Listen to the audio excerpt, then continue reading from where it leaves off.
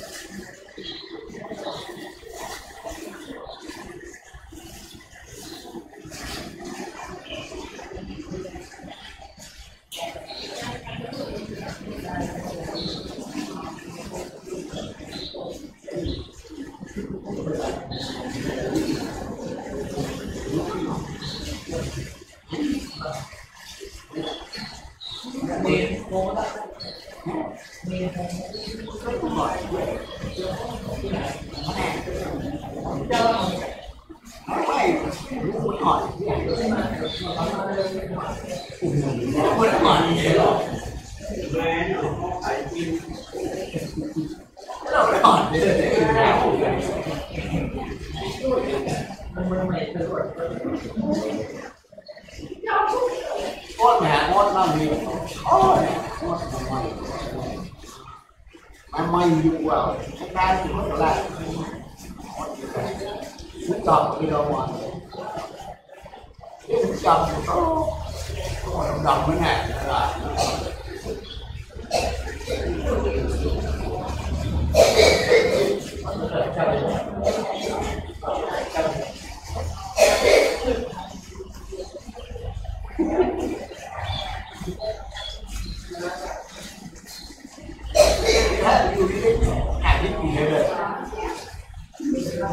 ôi cái đồ xong ngoài nào cả hả mà tụi em nó nói đó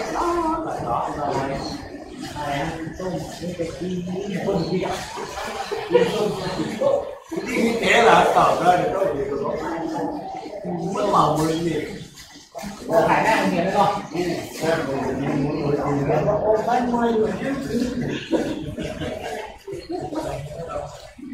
bác đây dùng cái này người đi bộ người phố nè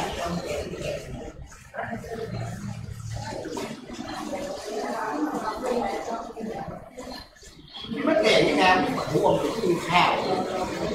chủ như cái mua vậy hả đi chủ này những cái nó khảo thì nó bơi từ đến nào mua không được bán ba củ đấy này nè ưa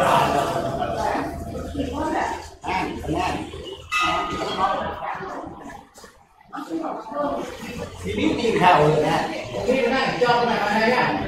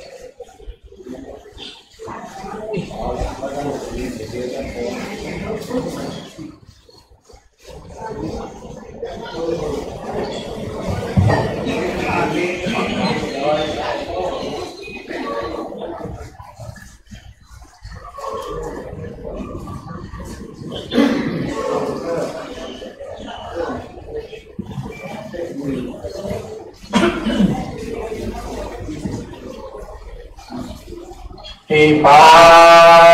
นังเยนะกานังลัมมังเยนะกาสายังปันติโตตังโอมะเกาเดจิตุงอมังธัมมังมุตตะปะปะชาอาลาตะนังกัปโลมานะโมตัสสะภะคะวะโตอะระหะโตสัมมาสัมพุทธัสสะปัญญาอุเปโตสุขโตวิลโกภัสสยสิโก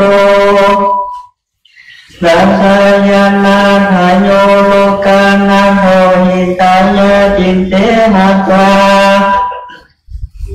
นาปะปุงสุวรรณดังนามานิหังสาหโมดุลาสัพพุริสัตตังไม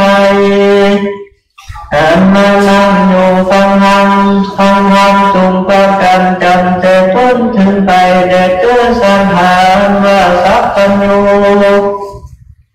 พระพุทธเจ้าตนเป็นปิ่นเกล้าที่โลกาจันเมื่อสร้างสมปันปาลามีแต่ก่อนมันนั้นมาก็ได้เพิ่มเขาจะเป็นมาสุวรรณสันได้ถึงโอนตะไลเป็นทุกข์มานานโดยติดข้าสมปันปาลามีท่านได้กระทำความเพียงยังเมตตาปาลามียังได้โลดพ้นจากอนตะไลทั้งหลายได้ถึงสุขสันต์การนังพระมหลวงยังนาสัมมาสัมพุทธเจ้าหักเทศนาไว้ดังเราจังได้วิสัชนาไปนาผู้มีปัญญาเบิ่งจังรู้ดังนิเตกิลาดังจังรู้มาเนอาทิเตกาเลในกาลอันผ่านล้นพ้นไปแล้วเสียงที่ละการนั้นวันนั้นยังมีบ้านอันหนึ่งเป็นบ้านพาเนื้ออยู่แดนพันคอไปนอกเมืองพาราณสีอันมีดีใกล้แม่น้ำอันหนึ่งชื่อว่านาทีโสสามันตาวันวานก็มีแลตัณหาในการนำเมืองนั้นยังมีผู้กะลาผู้หนึ่งแต่จากพรหมโลกแล้วก็ได้ลงมาเกิดเป็นโลกธรรมผู้หนึ่งชื่อว่าตุกุลกุมารวานก็มีแลนาแล้วยังมีบ้านแห่งหนึ่งอยู่ฝั่งจำนาหันและน้ำเมืองนั้นยังมีนางผู้หนึ่งแต่จากพรหมโลกก็ได้เอาตนลงมาเกิดเอากำเนิดเป็นลูกสาวเห็นไหนบ้างผู้นั้นชื่อว่านางปริกากุมารีว่าอันตะโตปะลังลำดับนั้นไปนาข้าทั้งสองใหญ่ขึ้นมาแล้วได้มีอายุได้16 ปีดังนั้นส่วนนั้นว่าทั้งสองพ่อแม่ก็มาเปลี่ยนใจว่าจนเอาลูกทั้งสองมือแก่กันว่าอันแรงเมื่อแล้วมาว่ากันเจ้าทั้งสองได้เป็นผัวเมียแล้วดังนั้นพวกกาลาทั้งสองนั้นก็บอกพวกเก่าโดยกิเลสและกรรมตัณหากับสังขารเมื่อดังพ้นยิ่งใหญ่ทั้งหลายในโลกคือบ่เอาเข้าไปโดยกรรมคุณเจ้าว่าอยู่กับกันบ่ได้เป็นดังพรหมทั้งหลายมวลหมู่อันที่อยู่กับกันในจันทราพรหมโลกคุณก็มีแลแท แห่งรักกันหนึ่งนานคู่กันลาทั้งสองก็บอกกระทำตามสังหารนั้นเป็นบาปคือบอกกษัตริย์ตัดชีวิตเต้าประกอบไปด้วยสิ่งนั้นห้ามเมตตาภาวนาไว้ใจก็ด้วยเห็นว่าเป็นอารมณ์มาที่เหตุตนแต่ผมมาโลกลงมาเกิดนั้นแล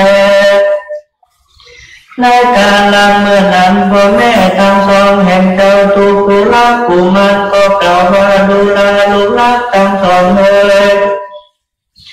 นอนเล่าสู่ทั้งสองเป็นผัวเมียกันแล้วเล่าสั่งบอกกระตั้งกันต่างหากกินสักอันเลยคือมีตนมาละเนื้อเบื่อปลาเลยยิงนกเป็นต้นสั่งบอกกระตั้งมันเป็นพลวะเนื้อเรื่องนั้นใดเกิดว่าเมื่อนั้นไปสู่จังเอาสั่งมากินมาเลี้ยงกันอันจะที่นั้นถูกกุลกุมารก็กล่าวว่าข้าแต่พ่อแม่ทั้งสองเลยนั่นเมื่อผู้ข้านี้บ่อยากจะกระตามกันสร้างสักอันแลเท่ามีใจใคร่บวชหรือพันวดเป็นที่อยู่ในป่าขอพ่อแม่ได้อนุญาตหรือเสือขาทั้งสอง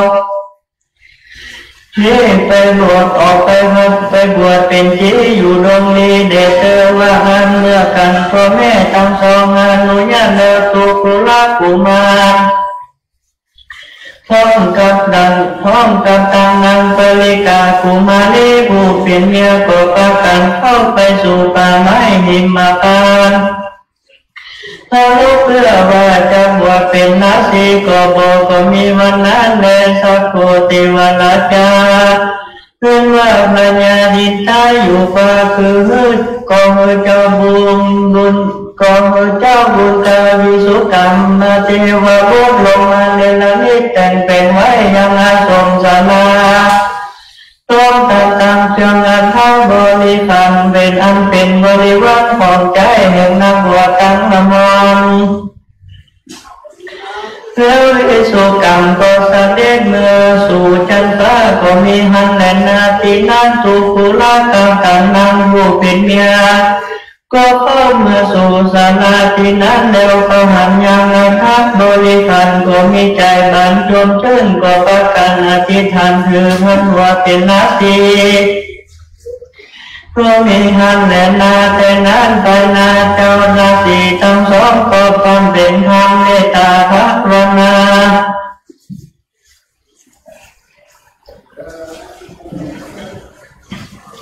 ยังคงมีหันอยู่ใจใต้น้ำอันในหลายปีได้สุขสวัสดีบขาดก็มีหันแลนาสัพโพธิวราชา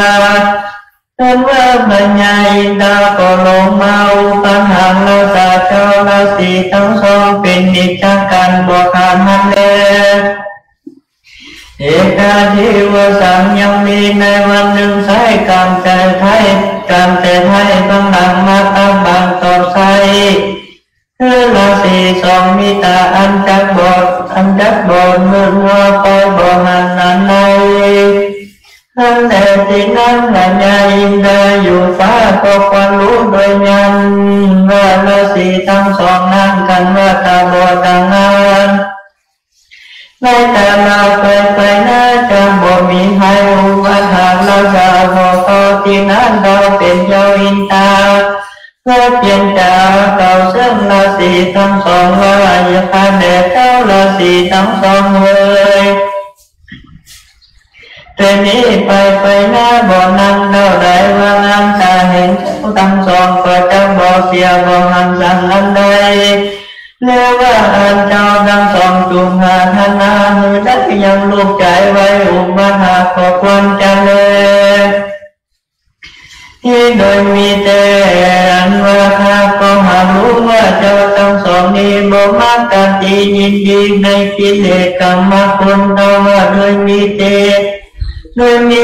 เมื่อนางวันลิการสินีกันว่าจงยังนั้นประกอบมุตุมีละดูเมื่อใดดังนั้น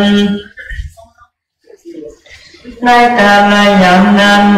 เจ้ากลัวมือลูกสะดือหรือว่าต้องโดยเห็นนางวันลิการสินีนั้นเจอเมื่อนางลูกผู้ใจหนึ่ง ก็หากชาวกรรมาปฏิสนธิกำหนดจะเลว่าหันเมื่อนั้นตุกุลกุมันได้ยินคำแห่งปัญญาอินทานมาใครที่ญาบอกเหตุกันดังนั้นในการลาไปนาในเมื่อนำปริกาสินิเกิดมีอุตลาดูดังนั้นเจ้าตุกุลกุมันก็มือกำลูกที่สะดือและต้องน้อยแห่งนำบริการและทหารในการนั้นเราพระพุทธสัตว์เจ้าก็จุดที่จากผมมาโลกลงมาเพื่อที่ส่วนกำเนิดในท้องนางผู้พระเสด็จบริกาสินีกันว่าได้10 เดือนบ่หวนในวันนั้นก็พระสุติพระสุดลูกแก้วเป็นผู้ใจมีรูปองค์อาจไพล้ำเลิศมีผิววรรณามีผิวพรรณวรรณางามพระเสด็จดังพังพาเหตุนั้นเจ้าพิตาสองพ่อแม่จริงใส่ชื่อแก้วเกศใจมาสุวรรณสังวานวันเดอัปปลาคาเกและแต่นั้นไปนาพ่อแม่ทั้งสองก็ยังดูเจ้าสุวรรณสังด้วยหันหามหัวมันและลูกไม้เจ้าก็จำเนินขึ้นใหญ่มาได้16 ปีก็มีหันและนายข้าที่ว่าสั่งยังมีในวันเดิมเจ้าทั้งสองพ่อแม่ได้ไปหายังหัวมันและลูกไม้ที่ในป่าใหญ่ลงนาจะพิพากมาสู่คืนยังที่อยู่เพียงหาด้วย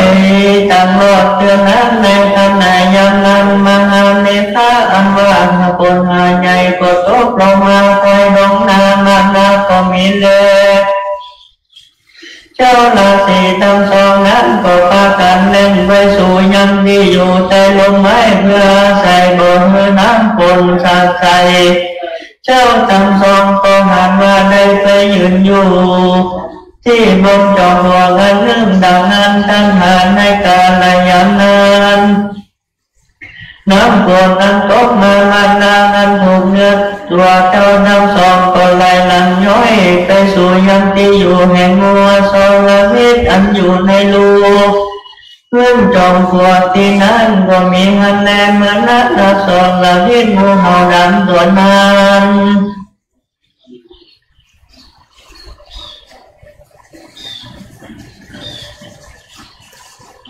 มันก็ได้สับกินเหงื่อใครแห่งเจ้าราศีทั้งสองดังนั้นมันก็คนิ่งใจว่ามนุษย์จะมากระทำร้ายแก่มันเป็นว่างูเห่าดำตัวนั้นมันก็โกรธเกลียดตามันดังมันก็รีบออกจากลูกมันบ่มาบ่จาแล้วก็หูพิษกาเขาใส่ยังดาเจ้าดังแล้วก็หูพิกาเขาใส่ยังตาเจ้าราศีทั้งสองก็มีหันแลนว่าเจ้าราศีทั้งสองนั่นก็มีตาอันมืดมัวเจ็บปวดมากนาก็พากันร้องไห้วิน้ำไหลด้วยประการต่างๆนานาเนื่อบ่อาจจะเป็นพ่อขึ้นมาสู่ทรงแห่งตนได้ก็มีหันแลนาที่นั้นมหาสัจเจ้าสุวรรณสารท่านอยู่ก็เพียงหาก็มาท่านหนิงใจว่าพ่อแม่ทั้งสองอันไปเมื่อเวรหาลูกไม้ในป่าตาหลันก็แน่ควรจังดาใครทำแล้วสั่งบอกที่ต้องมาสู่ดังอันจามมหาสัจเจ้านำเกินใจสันนั้นแล้วก็เข้าป่าเศร้าลงนาไปหาพ่อแม่ทั้งสองเจ้าก็ร้องร้องให้ไปตามอยู่ใจมันแน่ที่นั่นยาวราศีพ่อแม่ทั้งสองก็ได้ยินเสียงเจ้าตาสุวรรณสันหักร้องไห้หาดังนั้นก็กล่าวว่าตาดูแลเจ้าสุวรรณสังเวยลูกนักอย่าเจ้าอย่าได้เข้ามาในสถานที่นี้หากว่ามีองค์อะไรที่นั่นเจ้าสุวรรณสังก็จะทำพ่อแม่แห่งตนว่าเป็นสันไดอันจะที่นั่นยาวราศีก็กล่าวเชิญลูกแห่งตนในทุกประการก็มีหันเดินนาเมื่อนั้นกันเจ้าสุวรรณสังในคนไม่รู้แล้ว ว่าเจ้าพ่อแม่เจ้าทั้งสองได้ถูกต้องยังงูพิษงูเห่าดำตาพ่อแม่เตียงจักก็แต่บ่สงสัยดังนั้นเมื่อหาสัตว์เจ้าก็กล่าวซึ่งพ่อแม่ของตนว่าดูแลพ่อแม่เป็นเจ้าเลยอย่าได้น้อยใจไปเจอข้าหูเป็นลูกก็จะอาสาอุปถากเลี้ยงลูกพ่อแม่เป็นเจ้าจะแลว่างานเจ้าก็มาก็พาเอานาสีทั้งสองขึ้นมาสู่ยังที่อยู่อาสมบนศาลาก็มีหันในนั้นแต่นั้นไปมาหาสัตว์เจ้าก็เลี้ยงดูพ่อแม่ทั้งสองอันตาหางบอดนั้นได้อยู่สวัสดีหันแลจูพระโพแม่มีคนมาให้รู้ว่าเจ้านาสีทั้งสองนั้นมีกรรมวิบากอันห้องชาคือได้หูเห่าพิการหูพิษใส่ตาคือได้บ่เสียดังนั้นจากคนใครจะเก่าแก่บัด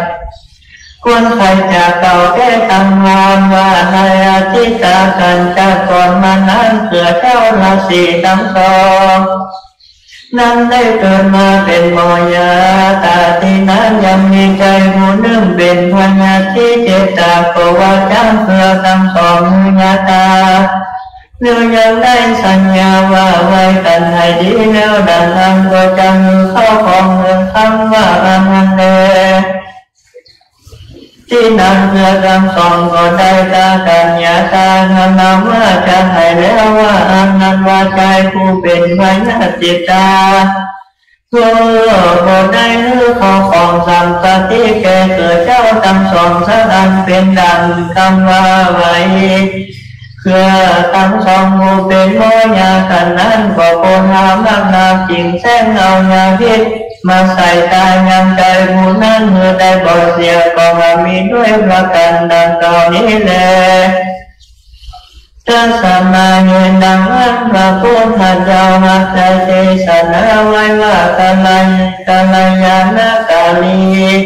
เพื่อลัญญาณังปาปกาลีจะปาปกังตีดังนี้ผู้กำลังยิงแค่ตั้งในจุมฉันนำยันเที่ยวไว้อย่าได้สัมผัสกรรมอันใดไว้กรรมนั้นเกิดจากกันกระทำกันสังกรรมเดียวไว้กับตนก็จะได้ที่ต่อใช้ได้สวัสดีนั่นแหละ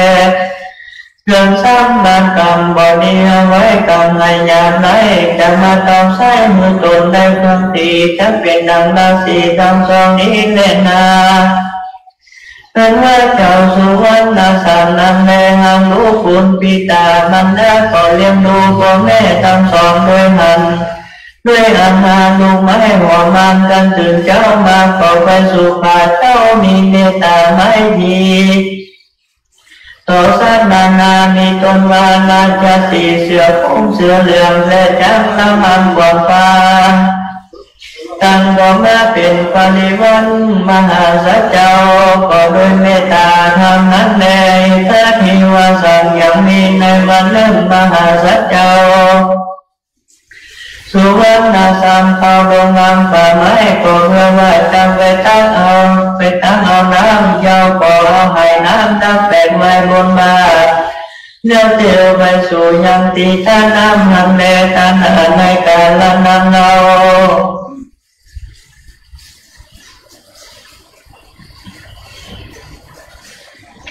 ยังมีหันยายักษ์ตนหนึ่งมีชื่อว่ากาเมลาอยู่ในเมืองกาลานาสีหันมันมีใจใต้กินจริงจิ้นความพันนามันก็ถือเอามนุษย์อันถูกไปด้วยยาพิษตั้งวันก็เข้าไปสู่กาลาเพื่อแสวงหาอาหารเกินไปร้อนอย่างดังนักที่นำแล้วก็หันอย่างยาวสุวรรณสัมร้องโดยกันหมู่เดียวตั้งในนาพระยายักษ์หันดัง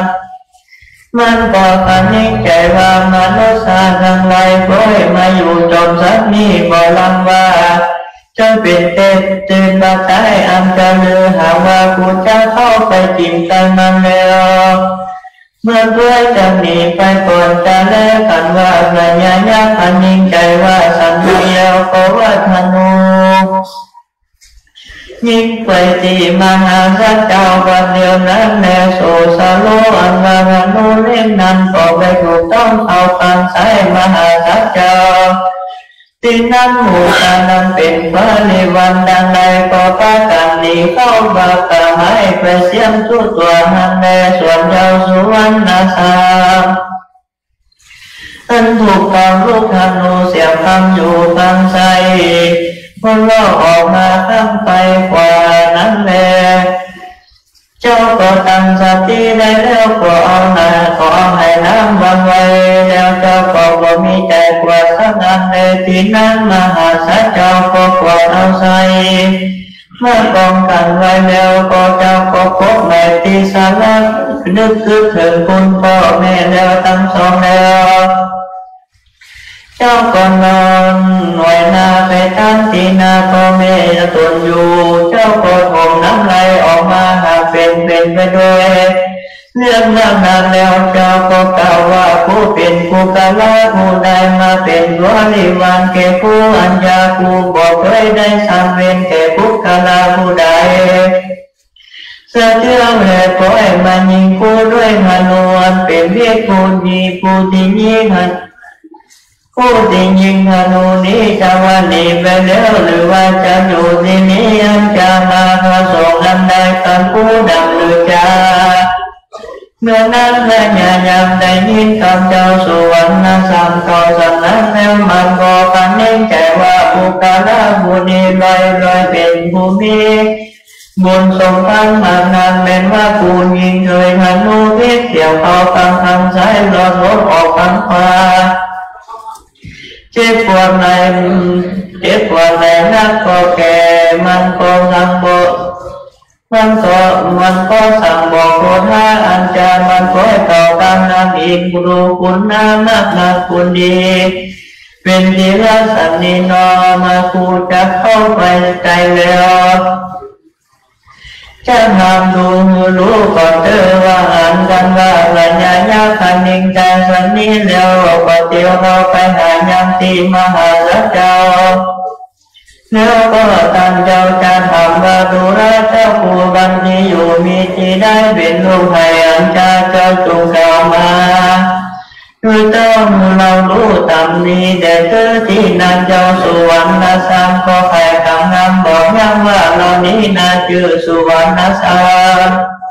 เป็นลูกแล้วแห่งตุกุลาสิกุลาสิเลตาลิสปนิกาสินีอันพ่อแม่ทั้งสองก็มีตาหักบอกข้าตัวใดเลี้ยงตาทั้งสองด้วยอันหาว่ามันในลูกไม่อันว่าลูกไม่ก็หาไว้อยู่ว่าโซเพราะว่าจะกินได้บวชไปรอด7 วันส่วนวันนั้นวันนี้ก็มีจะกินแล้วยันแลคันนี้ก็หามาตาเอาน้ำเพื่อเจ้าพ่อแม่ทั้งสองกันบ่มีน้ำจะกินบ่หลายวันแล้วพ่อแม่ทั้งสองก็จักตายไปแต่แล้วว่าแต่ท่านมายิงคันนี้มีพระสงฆ์อันใดอันหรือจะที่นั้นพระญาณามได้ยินก่อนมหาสัจเจ้าอยู่ต่อว่าทางนั้นแล้วก็มากินในใจมานานที่ตนได้ยิงยังมหาสัจเจ้าคืนนิ่งใจว่ากันเจ้านี้ตายพ่อแม่สองทั้งสองน้ำตาบอดก็จับตายไปโดยก็เห็นว่าตาหันบอดแล้วท่านจับไปในบ่อใดนั้นแน่ที่นั้นมายายาก็ทำมหาที่อยู่พ่อแม่มหาสัจเจ้า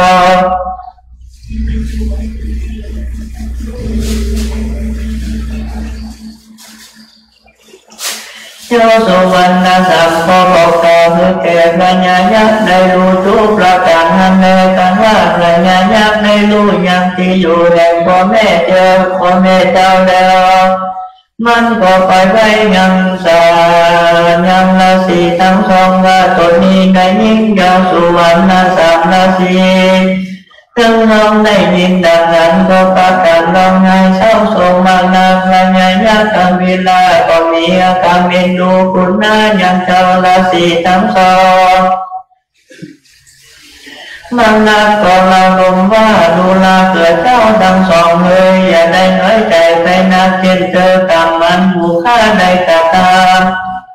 ยังเจ้าสุวรรณสารนันแลกาก็จะมากระตามโมกันหารักษายันดูเจ้าหลักเจ้าทั้งสองแต่งเจ้ายังเจ้าสุวรรณสารนันแลว่านั้นแล้วพระญายักษ์ก็จุงมือละสีทั้งสองเลื่อนไปสู่ยักษ์ที่อยู่เจ้าสุวรรณสามนอนอยู่ที่ริมแม่น้ำสมัทนาดีก็มีนั่นเลนาว่ากันว่าละสีไปรอแล้วจะดีเจ้าสุวรรณสามมันเป็นลูกของตนดังนั้นก็พากันร้องไห้ไปมาควรเริ่มสำเร็จได้ดูมังนางแล้วก็มือลูกไปมาตามเนื้อตนแห่งตนเห็นลูกตนก็ยังว่าอุ่นต้องมืออยู่ติดโจอันว่าทานและใจก็ยังโลภะใจได้แต่ลืมสิ่งไปแล้วเจ้าละสีทั้งสองก็มากระทำสัจจะอธิษฐานแล้วก็กล่าวว่าเป็นคาถาว่ายังจิตกาตังปุญญังไม่หังเจวาสัพเพนะเตนะสะเลนะวิสังสามาสาหัญญาปิทุติดังนี้เป็นต้นว่าพระแด่เทวดาเจ้าทั้งหลายคุณสร้างบุญอย่างนั้นว่าบุญทั้งหลายอันใดอันหนึ่งอันพ่อแม่ได้กระทำก็ดีกระทำบุญอย่างนั้นพ่อแม่มันแม่ได้กระทำก็ดีเตชะนุภามานิสงบุญทั้งหลายพวกนั้นขอมาขอได้มาตามทุกผู้คานได้ตกตามจะมากนานได้ระงับน้ำไม่ยังพิษอะไรนี่คือแก่เจ้าสุวรรณสามนั้นเป็นโลกภูมิกตัญญูกตเวทิตาต่อพ่อแม่มือได้ให้จากพิษมวลมีชีวิตขึ้นมาดังต่อแด่เจ้าตักสาบิงพันเนในขณะนั้นเรายังมีนางเทวดาเจ้าตนเริ่มอยู่จบด้วยกันมาทานาทีแล้วยังเคยได้เป็นแม่โพธิสัตว์เจ้ามาได้สัมจาก่อนแล้วนางเทวดาตนนั้นก็มากระทำสัจจานิทานก็เป็นงานหาว่าสัมปทานยหังปัญชามังธโนจิตังปตานิตาสีดันนี้เป็นต้นอาหารอันว่าคุณก็มาอยู่จบน้อยที่นี้ก็เหินนานมันละก็บ่หันปุกลาผู้ได้จะเป็นที่ลาในจำเลื่อนใหญ่แก่กูก็บ่มีแลจะมีแต่เจ้าสุวรรณสามตนเดียวนี้แลมีว่าคำสัจจะอันนี้มีเสียงแต่ดังนันว่าพิตั้งหลายกลุ่มนามจุงระงับกลุ่มหื้อระงับดับในไปจากตนเจ้าสุวรรณสามบัดนี้เจอแด่เจออ่านโดยเตชะคำสัจจะอธิษฐานแห่งเจ้าราตรีทั้งสองพ่อแม่ได้นำเทวดาตนนั้นเคยได้เป็นพ่อแม่เจ้ามาจัดจองสังฆาท่านว่าที่ทั้งหลายแห่งปืนนั้นก็มาลังเงาดังหายไปจากมหาสัจเจ้ามาเดียวนั้นแม่นว่าสุดแต่ลอยปืนนั้นก็หายไปเสียยังเล่นพอดูก็บ่หันจะแลกกันว่าวิเล่นลอยทั้งหลายให้แล้วดังนั้นเจ้าสุวรรณสัมก็ลุกมานั่งอยู่ก็มีนั่นแน่นาเมื่อเต้าแต่นานนั้นว่าแต่ละสีเจ้าทำทรงก็พ่อแม่นั้นบอกขอหันสักก็ต้อยว่าลวดเจนสองทันดีดังปกติดังเก่าก็มีวันนั้นแลขีญาอันบรมโพธิสัตว์เจ้าและละสีทั้งสองพ่อแม่กันว่าพ้นจากกรรมมันนั้นแล้วพญาทิตโตขึ้นมาจะต่ออยู่คันธละมหาสัจเจ้าสุวรรณสามโพธิสนาธรรมสังสมยังพญายักษ์กับปินาวาดุลาพญายักษ์เจ้าเอ่ยผู้กระตั้งแต่นี้ไปนาเจ้าอย่าในภาษาตัดจิเลนวานอันว่าสัตว์ทั้งหลายก็กว่าแต่เหมือนกันทุกผู้มีศีลห้ารักษาส่วนว่ายาคาผู้นั้นก็ละเมากรรมมหาสัจเจ้าจูพากัน แล้วก่อนทุลีต่อจากนางมหาสัจเจ้าขึ้นสู่ย่อมที่อยู่แห่งตนก็มีวันนั้นแลส่วนว่าเจ้าสุวรรณสามกับเจ้าราศีทั้งสองท่านเป็นพ่อแม่แห่งตนก็ประกาศขึ้นมาสู่ยังที่อยู่อาสมขอการทำเป็นสมณธรรมรักษาศีลภาวนาไว้ใจก็บังเกิดยังได้ญาณสัมมาบัติและอภิญญาท่านพระเสริฐมันในคันว่ามีอายุแห่งตนแล้วก็ได้เกิดในชั้นฟ้าลงมาโลพันพระเสริฐผู้มีวันนั้นแลที่นี้พระพุทธเจ้าก็จักชุมนุมมายังจะตถาอันนี้อันว่าทวิลาจักรวันนั้นใจคือหากมาได้มาหาอนันตเห็นในการละบัดนี้และนามว่าหลังเทวดา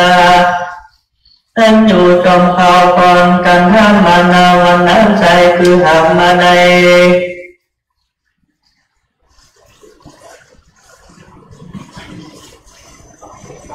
คือหากมาได้ดังวัตกรรมเวลาในการละบัดนี้และนาสุวรรณกุมารโลกานาโกอันว่าโยสุวรรณสามวันนั้นใช่คือหากมาได้แก่ตนผู้รัตนาคาถาในการละบัดนี้และนาท่านว่าจะตากาสุวรรณสามดวงพระเสริฐนี้ผู้กาลยิ่งใจผู้ได้มีใจศรัทธาได้แจ้งได้เรียนได้ยินได้ฟังก็ดีได้น้อมมานำมาถวายเป็นทานคำดูศาสนาพระพุทธเจ้าก็ดีอุตตมตานังหากเป็นยอดตานังประเสริฐจันตะฟังเกิดสวัสดีในจานนี้และจะนาเมนชาบุติสาสวนาคุบุญกุศลไปหาผู้อยู่ที่ตายไปสู่โคละโลกก็เตียนว่าจากสมฤทธิจุญยังจุภกันบ่ยาทะเลนิธิตังติญาอันเก่ายังสุวรรณสามมันเป็นทัสสะเจ้าทนสามมันยกแวกก่อนเก่าก็บังโคสมฤทธิ์เสด็จนมยังสาธุกลังกโรมาเสสาธุสาธุสาธุพระธรรมเทศนาชื่อว่าองค์พระพุทธสุวรรณสามมีเป้าแพทย์หมื่นในสิ่งเบี้ยวบรรจงนางสาวคณาหนอกคำนายสมอาจนางพงแก้วนารตะนางมูลนารตะนายวิเชียรนางจุรีวงตาเขียวนายแก้วนางน้อยสิงคำนางคำแด่นดวงเดือนนายปีชานางวันดีเตวิยะหนองแก้วทิพย์กันธานางสาวเหมยคุณตาศรีนายเพิ่มนางลำพรเรือนคำฟูอาจารย์สุพจน์วิโรจน์รัตโนดมนางสุภัทรศรีชมพูนางสาววิเชียรร่มโพภักนางอ้อนเมืองใจนางสาวจันทาชมพูศรีนางสาวจันฟองสุตาคำนายมนัสนางบางคำกองนายทวัฒน์ของเงินน้อยจันแม่นางพรฟันเฟินหาน้อยเลินอินยศนายวราของจำรูนนายประสิทธิ์นางปานีน้องถนอมอันนี้อ่านให้เรียบร้อยแล้วเดี๋ยวก็ฟันพร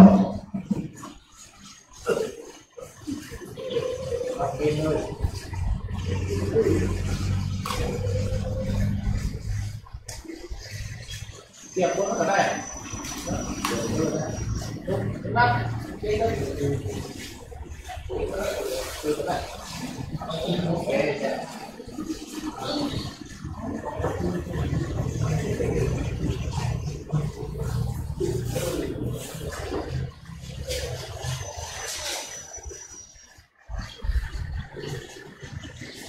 ยะถาวะริวังหาภูลาภณิปุเรนติสาคลังเอวังเมวะอิโตทินังเปตนังอุปกัปปติจิตังปฏิตังตุมหังคิปะเม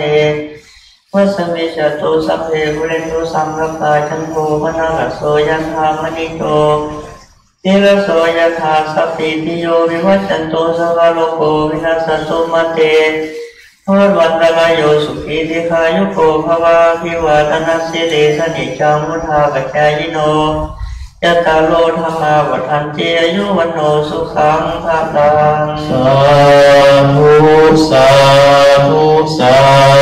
ธุ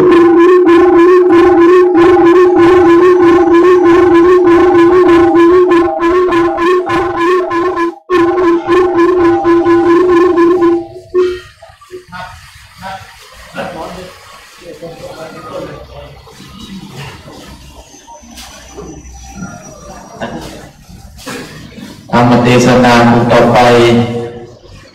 เทศนาโดยหลวงพ่อครูโสพลสุวรรณธรช่วยเจ้าวัดพระเจ้าศรีจอมทองเทศเนมิราช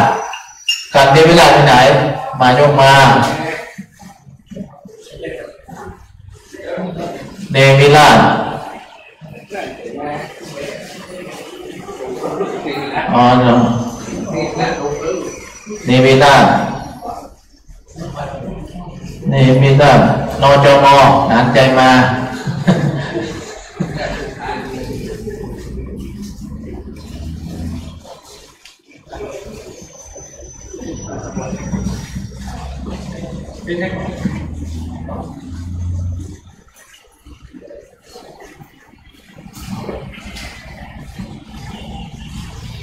นิพพา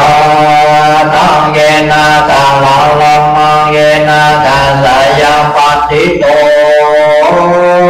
ตันโนมะกังโอเดเสตุธัมมังธัมมาหุธัมมาปะชาอาลาธนังกัลโลมานะโม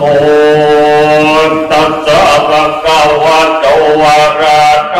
สัมมาสัมพุทธัสสะอาเตระวะกะระกะสัมเมติอิตังสัทธามิติลายังอุปาณิสัยยังเมวะเสวะอัปปะเวนะวิหารันโนจาริกันระมารโนปัตตาสิตาปะทุกัปปังอารปะกัตเทศิสากะโวดุลาสัพโพลิสัตทั้งหลายตั้งจิตใจดงเราวันนี้จะกล่าวยังกษัตริย์จัดกันวันที่อันมีชื่อว่าในมิลาชผู้มีพระญาเพิ่งจากเทศนาไปนานิโตอาทิเตกิลาภิกขเววิเตอรเตกิลิตานักกรานามาเทวตานามาลาจารัจกังกเรติภิกขเวดุลาภิกขุทั้งหลายตนเป็นสายอริยจักรเชื่อนักปราชญ์รงอย่าโน้มบนนานล่วงแล้วยังมีเต้าตนแก้วชื่อว่านาคลาเจ้าสวยพาลาใหญ่กว้างมีชื่ออ้างว่ามิติลามีสิทธิรักษาบอกการใดโอกาสกล่าวไว้ว่าโอ้จ้างปัจจัยการดับโอ้ว่าจุงใดประลงเกิดรอดกันว่าได้รอดตาหอนนะยังผมมังมีงอกคือรีบบอกมาไว้เด็ดตัวว่าอันตั้งแต่นั้นไปนา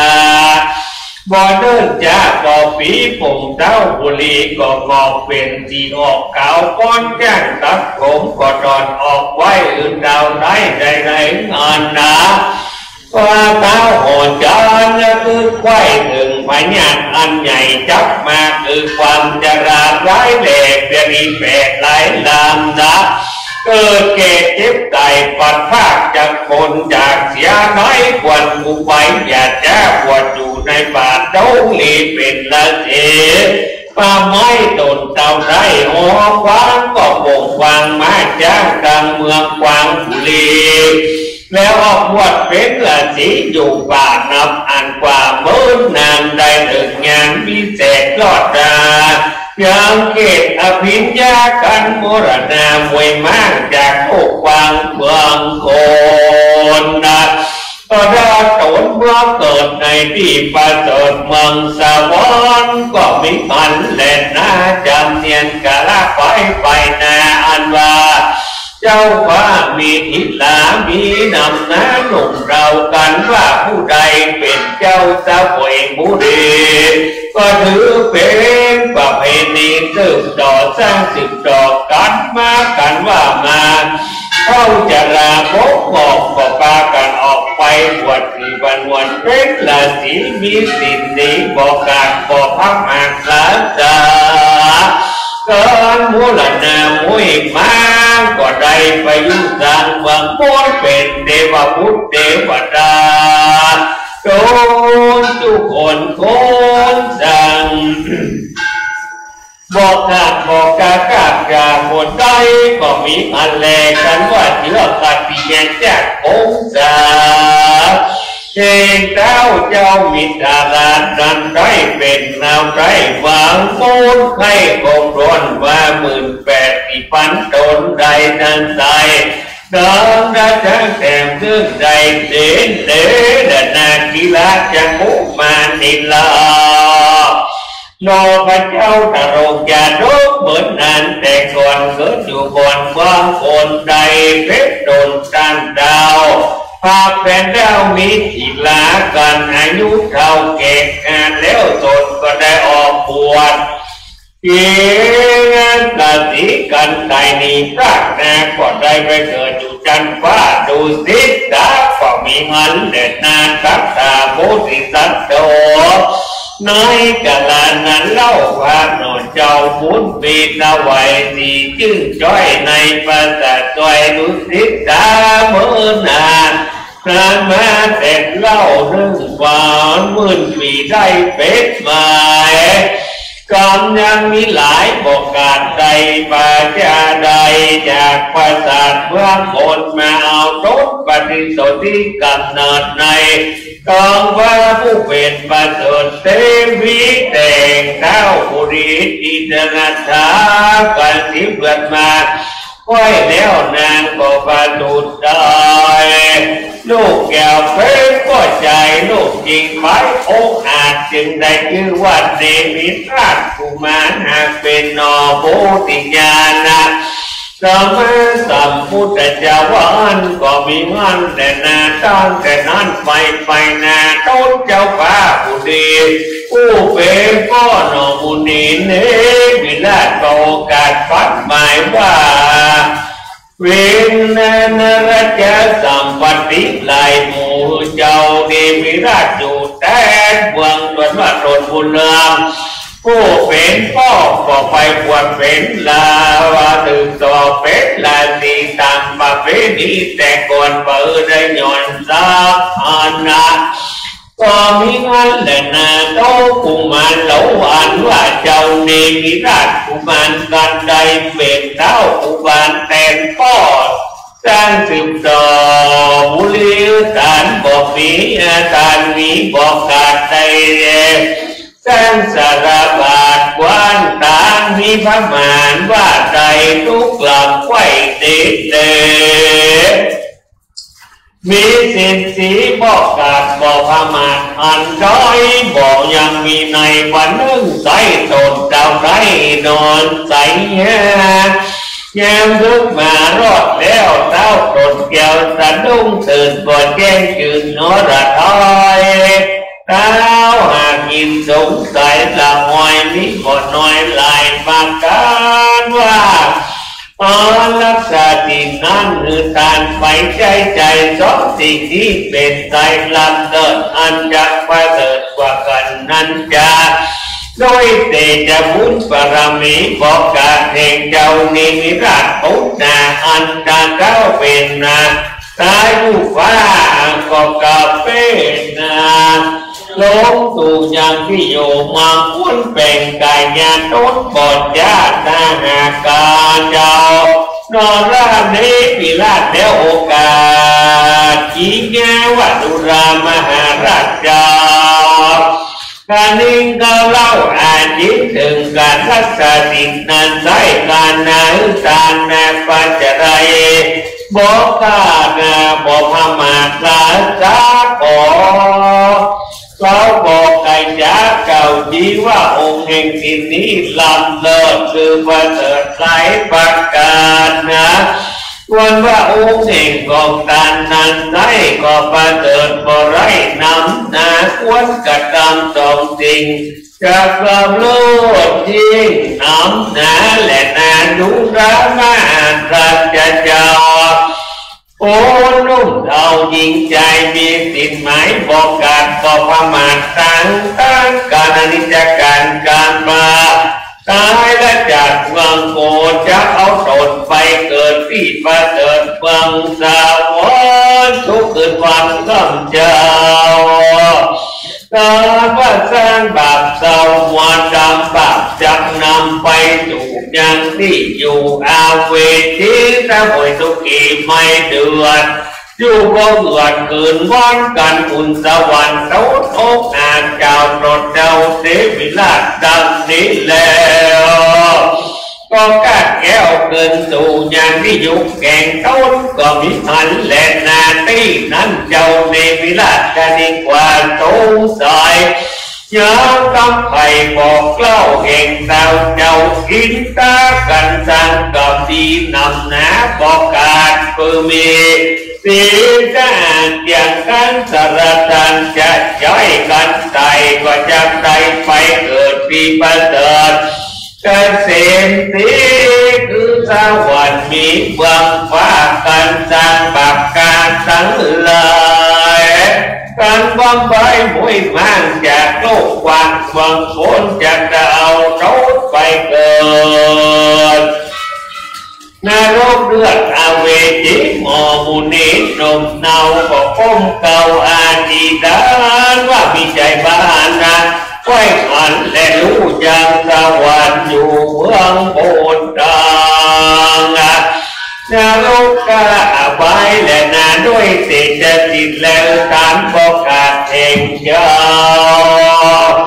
เนมรักบุญนะอ่านว่าอ่านบรรลุกรรมทีละอาจแห่งโตดาวไปยังอินตาก็สัญญาแข็งกระดังตดเจ้าจากเอราวันทุกกันตันประกาศก็โอกาสไปกำนัดคือเจ้าวิสุกรรมบุญกาเอาโลดจอนมาดังเอาโลดจอนแม่โมงคนอันเจอนอนทะรงทัศคนไปโจดยังที่อยู่เมืองสวรรค์ก็มีหันแหลกนากันเจ้าวิสุกรรมมาลอดแล้วยามเพียงแก้วมีติดแล้วก็ไก่มีแง่โอกาสอื่นเจ้านี้มีราชกินรู้ได้รับรู้ตามมีนอมุเดมีราชก็รู้แจ้งกานาว่าขาดความน้อยกว่าจำใส่บอกเก่าคนนาเท่าเก่าจริงใจรู้กับหมายทวนดี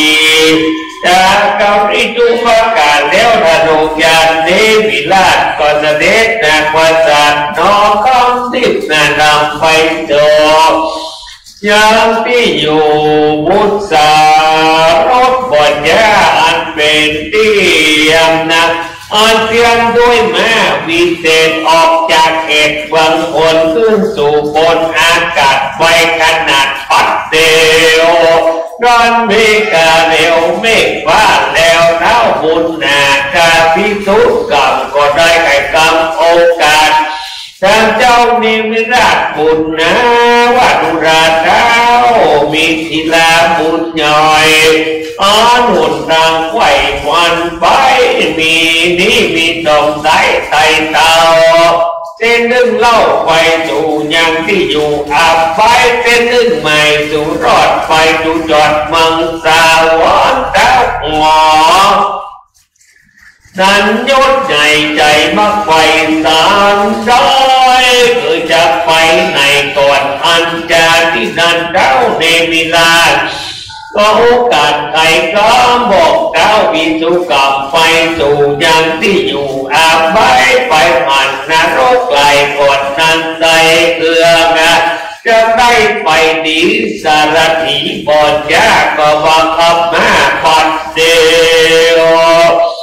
มาก็รีบเร็วไวฟ้องไปจุก้องอาเวทีก็อันนาเวตระในมอนใหญ่น้ำเดือดไฟตีฟองนะน้ำไหลนอกละหลาดร้อนบอกกาดสุดปีมันตัดตัวมีกรรมาเกิดได้ความนารงตูกอย่างที่อยู่อาบายอัศจรรย์เลยบนน้อยตายเลี้ยวกัดถ้วยขืนมาฟ้องก็ถูกกังขามาถูกกังขามัดไว้ฟ้องก็ถูกไม่ปักแต่งฟองอากาปากเล็กปากแดงก็กัดตึงกันว่าตกลงพื้นก็ถูกหอกฟ้องรองออกวายมีเลือดไหลออกมามากฟ้องก็อาปากเห็นลิ้นยาตาเป็นนะมือแก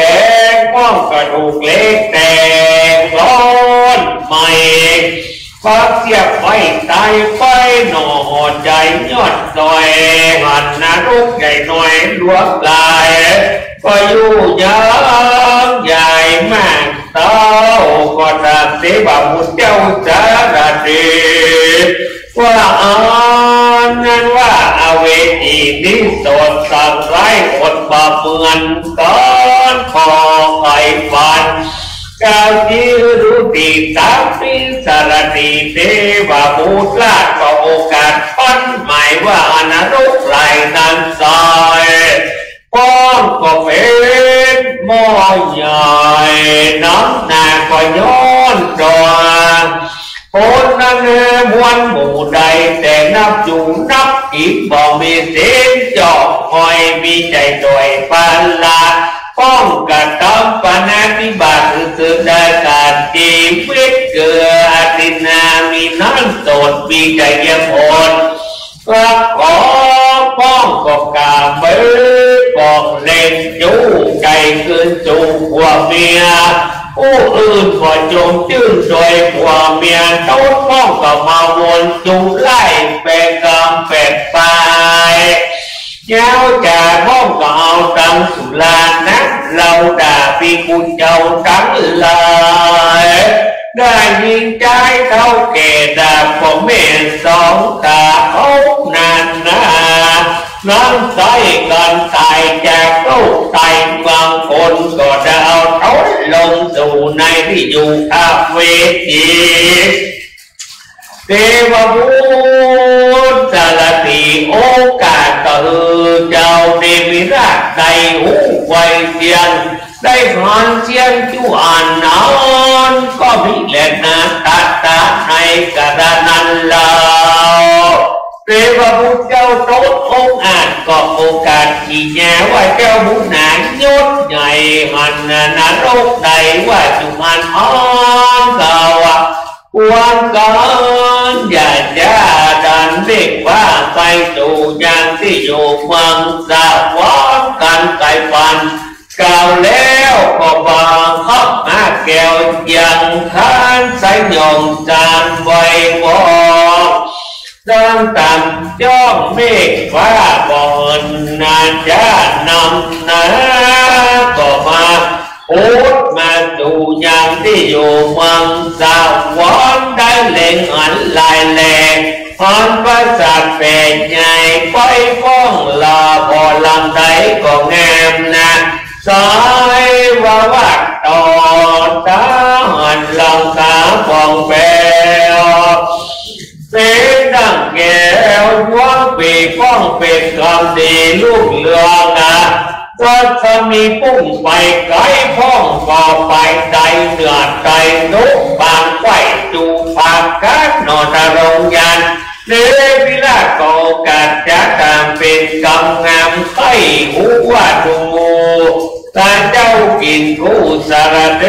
อันว่าเทวบุตรเทวดาเมวันโมอันมีลุ่มวางโมดแยมว่าเขาจุกวางคนลุ่มตายกาตาบุญไว้สั่งจ้าจึงได้แม้อยู่สร้างประสาทวังวังสวรรค์อันจะได้นานตลอดปีต้นองค์อ่านก็โอกาสไปก้าวปารุราเจ้า พอใจโน้มหนาวต้นเป็นเก้าวิศิลาอันว่าเทวพุทธเทวดามวลหมู่อันมีอยู่เมืองสาวรสุขเกิดวันค่ำเจ้าบ่ทุกข์โศกเศร้าภาคการได้การกันนี้ฝ่ายอ่อยก็ใหญ่หน่อยนาก่อนเนื้อกะลาคอยการบ่วิขาดเสียน้อยย่อมตกใจกูเชื่อดังไฟเรือกันหนิงมาย้อนเก่าจังไหลดันร้ายยามอยู่โรคใดเมืองโอ้บอกเมาโอนนะก็อย่าเว้นต่างบาปจูพักการเจียนยามเสียนศีลเจียงการ58ได้พบแขวนรักษาบอกโคตาคิวโคดใจประโมทอินดีคือต่างมีบอกกัดบอกพมานภาวนาการเก่าไกลกาลาภากาพรจากเมืองพุทธจึงได้เอาต้นอยู่สังสีประสัตควางเมืองสวรรค์จุกขึ้นวันบอกกาศในประสาทสามอุยสีสัมปติมีวิเศษหากเป็นติเตอยู่อันนะดังได้หันจากนี้และนาคัดขาในกระดานนั้นแล้วเทวบุตรเจ้าต้นองค์อาจก็ปาเจ้าเนมิลาดบุญนาพอสวรรค์ไปมารอบไวพอประสาทน้อยใหญ่นายละประสาทงามใจเยอะแล้วไวนาไปจู่ที่อยู่ธรรมสภาอ่านกินตาเป็นเจ้าน้องเป็นเก้าเจ้าจงมีเทวดารุงแวดล้อมเทวดาล้อมเป็นไม้กันนอทะรุงยันมารอดเขาได้ตอดตาหมานก็ปากันกับไฟเอาดอกไม้เตียนตามมายอดตังคงเก่าหัวจะยังเจ้าบุญมีแล้วจากกรรมในโอกาสคืนน้ำเหนืออาสนะก็มิหันและนาสักโกเทวตตาน้อยกระนานโดนดาวไตอินตาก็ไก่ปีญาโอกาสเดินเจ้านิมราโดนบุญว่าดุราเทวดาวันหมู่อันมีอยู่เมืองสาวรต่างค่อยหันแน่เจ้าอันเป็นพูดเงาโตนปูนนอนเข่าบ่ลืมปูนเมื่อก่อนยังเมื่ออยู่บอนมาบอดโลกาเจ้าได้บอกจะตอดเก่ารู้เก่าก้องตามนักจับนำไปส่งยูใดมาโปรดเมืองพุทธขอตาราพุทธหน่อยนาตะวยวิมานราชในสำรานข้าเจ้าอย่าไต่เต้าไว้หน่อยดินตาไก่ตันโตขอเจ้าน้อยนอทารุงานตะวยวิมานจันฟ้าในเกศลาเมืองสาวรนอจอมตามยอดต้อยก็เก่าต้อยขี้แย่ว่าดุราเจ้าอินสายยุดอ่านว่าสัมปติราชเมืองโบราณบทใจของตนสร้างไว้ตนเต่าไรบุญนากับตังเทวดามวลหมู่จักเป็นอยู่นันใจข้าบ่อาจจะกลับใจดังไม้เห็นว่าข้าเข้าของหลายวันผู้ได้รับมาจากกองบุญอันใดนุ่งสังก่อสร้างสืบต่อยาวนานจึงได้ช่วยบานชื่นจ้อยเมื่อสุดจ้อยไปดุ้มกันว่าขอบุญนำใจจะเทียบไรอุปมาดังเงาเราลานิเล่ายอมเตียดาเข้าตามตัวเฮาไว้บอกกาไก่คอยกัดบอกได้กัดเสียดินเล็ก กระทำตีดันใส่เตียนยอมจับใจช่วยบางสร้างบาปอาณานั่นเล่าจับใจโศกเศร้าเกิมกี้หน่อมุนิดหน่อยนักยังได้โอกาสสอนปานนะคือเจ้าสวรรค์มวลหมู่ได้รับผู้ก้องกรรมก็มีหันแต่นาโตโพธิสัตว์เอาอ่านว่าหนอโพธิสัตว์เจ้าวะบุญมีสำราญดียังหย่อนในที่อยู่มอนเรืองสวัสดิ์วัน7 วันนะอ่านได้ก็บอกเต้าได้อิจฉาจะอำลาคืนสู่ยังที่อยู่เมืองโอ้เทววิตนองค์อาจก่อรถลาดยังตานะทั้งเป็นงานพิเศษมาส่งเจ้าน้อยเนตรพอดเดียวย้ำก่อนเดียวบทจ้าลงจากฟ้าไปบนนะมาสู่เมืองคนลูกใส่ที่เมืองใหญ่มีกีฬาก็มีหันและนาที่นานาเจ้าเมืองมีกีฬาดุมเรารู้ว่าเจ้าโตมากระดุมรารับรอนนะยังเจ้าอ่อนด้วยอารมณ์แย้มสาธุการเศร้าสนันเต้าบุเรน้องนี้น้อยนักก็ลงอาจากรถปัดเดียวตรวจเทบบูนะก็จะเดียวเก่าถอยลาเจ้ายอดซอยคืนสู่ที่ยุคแห่งเท่าก็มีมันแหละนะตาตาในกระนังใส่ปฏิไว้พูดเดกันมาสู่รีเมืองกวางนะก็เก้าอ้างจากสอนเจ้านครมวลหมู่ได้ความรู้อยู่อ่อนว่าเมืองสวรรค์นั้นเราลูกข้ามเจ้าชวัดสะเดชวดนาลูกอเวจีนั้นสายร้อนเอาไปปืนวันเหตุนั้นจุงปากการเพียงจากยังต่อไม่มาจูบการทุกมามันคือการใจมีสิ่งไว้หักษาเมื่อวิทยาใหญ่กว้างดูไปอันทวัดจะดีเหตุเจ้าบุรีน้อยใหญ่ตั้งเท้าเจ้าออกคำมาแล้วคำประเสริฐทวัดจะดี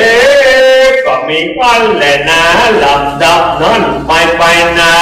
โอ้เจ้าฟ้ามุนีบรประเพณีแต่ใส่กันหันงอกได้มีมา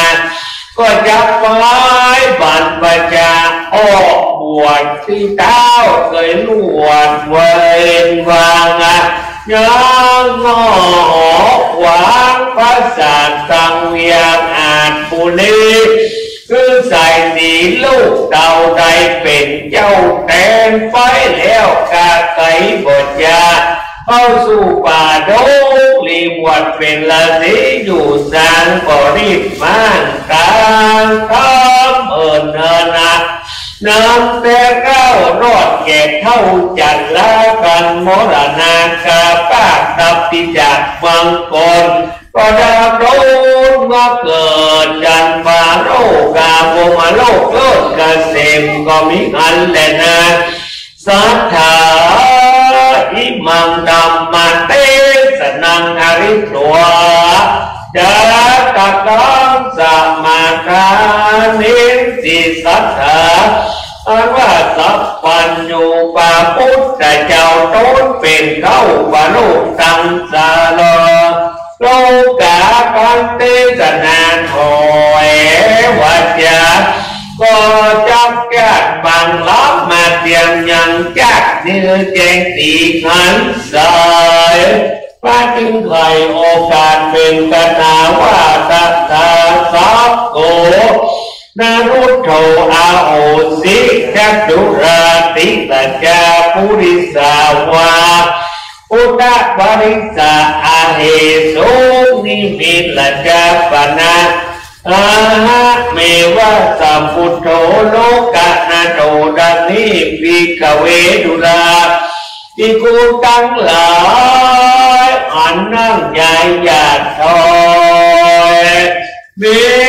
ศีลจ่อห้อยหักษาวันอันว่าปัญญาอินทานั้นซอยกาดมาดอยมหานุตรมนุทะเทระในกระบัดให้แลอันว่าสารถีนั้นสายงานมาได้มานันตะเทระในกระบัดนี้แดนาโพธิสัตว์อุตโตโลกะนาเตอันว่าเจ้าเนวิราชบุญนาภายในกระนันใจหากมาได้ตถาคตตนวิจิจังนิเพิ่งกับโลกต่างสามในกระบัดให้แดนาเสนาสนาปุริสาส่วนว่าเสนามาตั้งฝั่งใจลักกิ่งใจมีดวงลายนั้นใจแลกมาได้บริษัทตั้งสี่คือภิกขุเนวาสกาบาจิกาตั้งหลายในกระบัดนี้แด่ทุกเดปวัตตาทุกท่านทั้งหลายฟังธรรมอยู่ใดได้จำแต่เขาฝากเมื่อพระพุทธเจ้าที่นำมาสร้างสมบัติประกาศอย่างนาจิตญาตินันใจโพสใจควรใจมันดีอย่าได้หนีละคว้างเอาไปคือสร้างกับตัวเอาเป็นหัวเตียวต่อยคำปัสสะใหญ่สงสารเดิมดีปานเปลี่ยนแก้วดับเสียงเลี้ยวมันปล่อยก็อยากจะเด่นนะบุคลาผู้ใดมีใจใส่ศรัทธาในสร้างธรรมสิจักเป็นตานกับจูพระพุทธศาสนาหรือการทักษะศี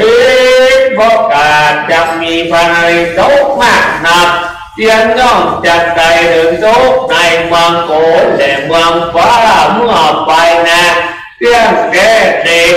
ก็เต้าแต่นั้นการทำนะถ้าสิจักแล้วอุทิศส่วนบุญกุศลไปหาญาณวงศาพ่อแม่พี่น้องอ่อนใจจากห้องเมืองโกลไปสู่ปรโลกนะก็จะมีในสงกว้างขวางมากนักก็อยากจะเด่นนาในทิศกักขิญาเอกนายังเนมิลาอานาเป็นดาจาพระพุทธเจ้าเป็นพระอธิการบารมีก็บังคมตรงเลสเดนมยังสาธุกรังกโรมาเสสาธุสาธุสาธุใบไหนน่ะใบไหนโอเคกินเลยพระนันเจมาพร้อมด้วยคณะกินเอาเดี๋ยวมาดูกินเลย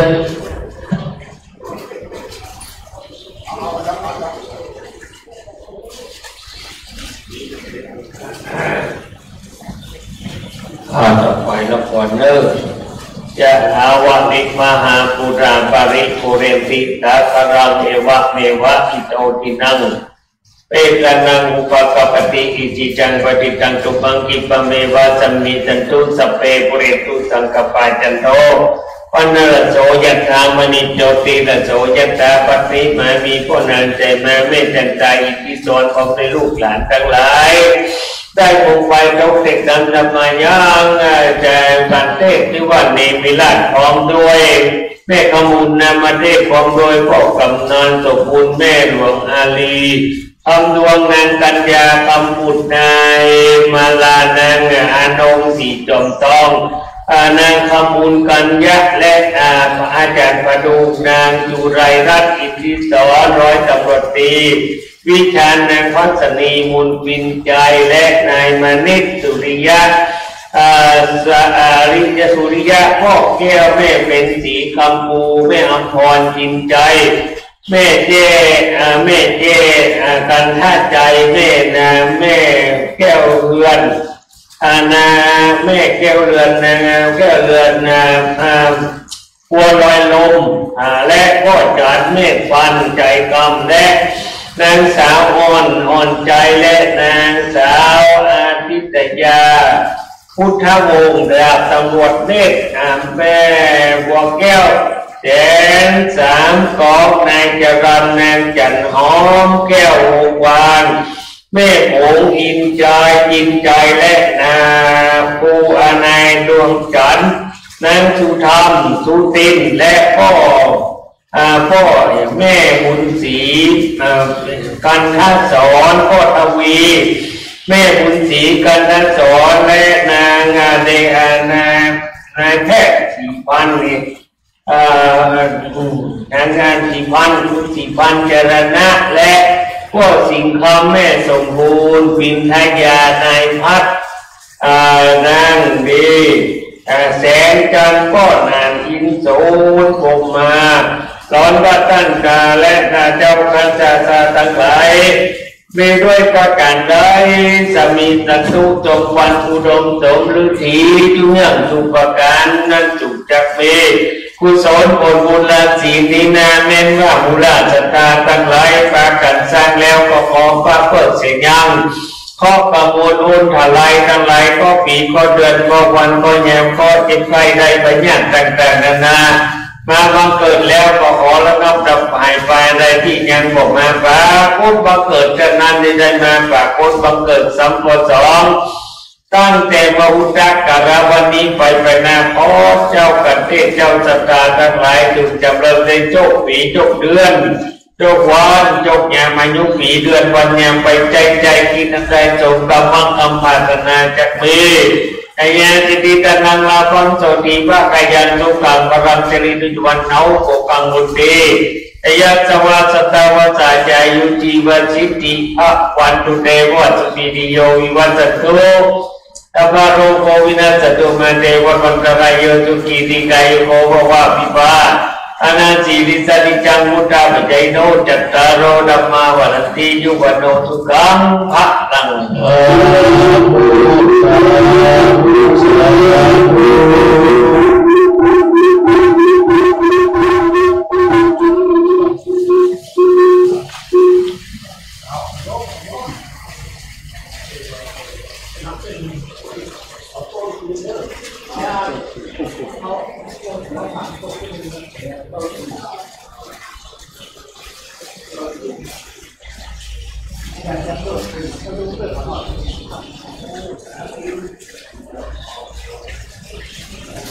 ต่อไปการมโหสถพระหลวงวัชรินทร์สุปินตาพระคณะคนหนันดีนันโตได้มาการแห่งอันคือปุริตักพออีเมืองมาพระคณะอันนี้ก่อนเอายกเลยเทศนาโดยสามเณรสราวุฒิโกฏโนเนนจี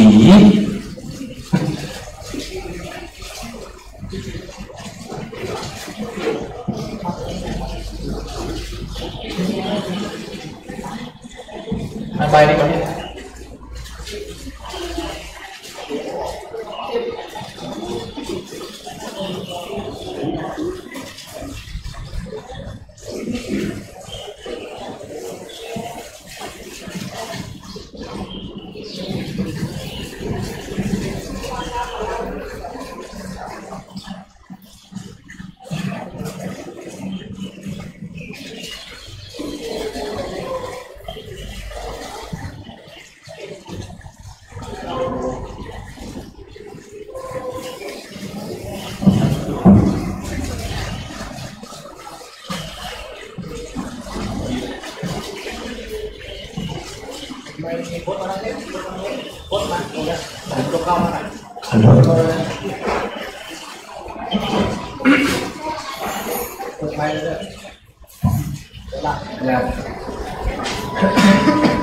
นิพพานังเยนะกาลังลัมมังเยนะกาสายังปันติโตตังโลมาภาโหเดสิโตธัมมังธัมมามุตตะปะปะจาอะลาทะนังสัพโลมานะโมตัสสะภะคะวะโตอะระหะโต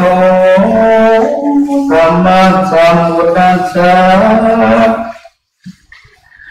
นามิตวากัจจิมภูมังนันโนวิญญาวิญโยบรมมัจจเนวินาโตนะอุปวาลันติติปัญญิเตนะอภินังปัจเจเวคิตาปามิมังธรรมาเตสนามิมังธรรมันเตสนาสัทธาเยตวันเนวิหารันโตลัมภากติสิสานโมดูแลสัมปูเลสาตั้งหลายผู้คงไปไปรอดมีเกี่ยวยอดในหลักการจริงการบอกการมีศีลสะอาดรักษาวัดนินานจะก่อในโลกก่อยังโรสนาจาอันมาตุนโองานอาติสนามีปัญญาเป็นรู้ดังนี้เดินในภูเก็ตเทตวันนาอันนามอันหนึ่งนามบุคคลอยู่นอกบนเมืองสาวัตถียตาและมีเมื่อได้ดังอันสถาในกาลายังนั้นแล้วอันว่าจะมีผู้ทั้งหลายอันมานั่งใหญ่เป็นหมู่พร้อมหน้าอยู่หลงทางคนมาจากตังเขาคอยมีบ่อน้อยหลายประการเพื่อจากมือประตุนทะลุยามเศษมาเตติสนาว่าอาวุโสดูแลตั้งตั้งหลายหนุ่มเทาเอาว่าพระเป็นเจ้าลาสามีพญาจะลาไปบอกอาจเตรียมกันในสองฟันก็ยิ่งมูทีของงาม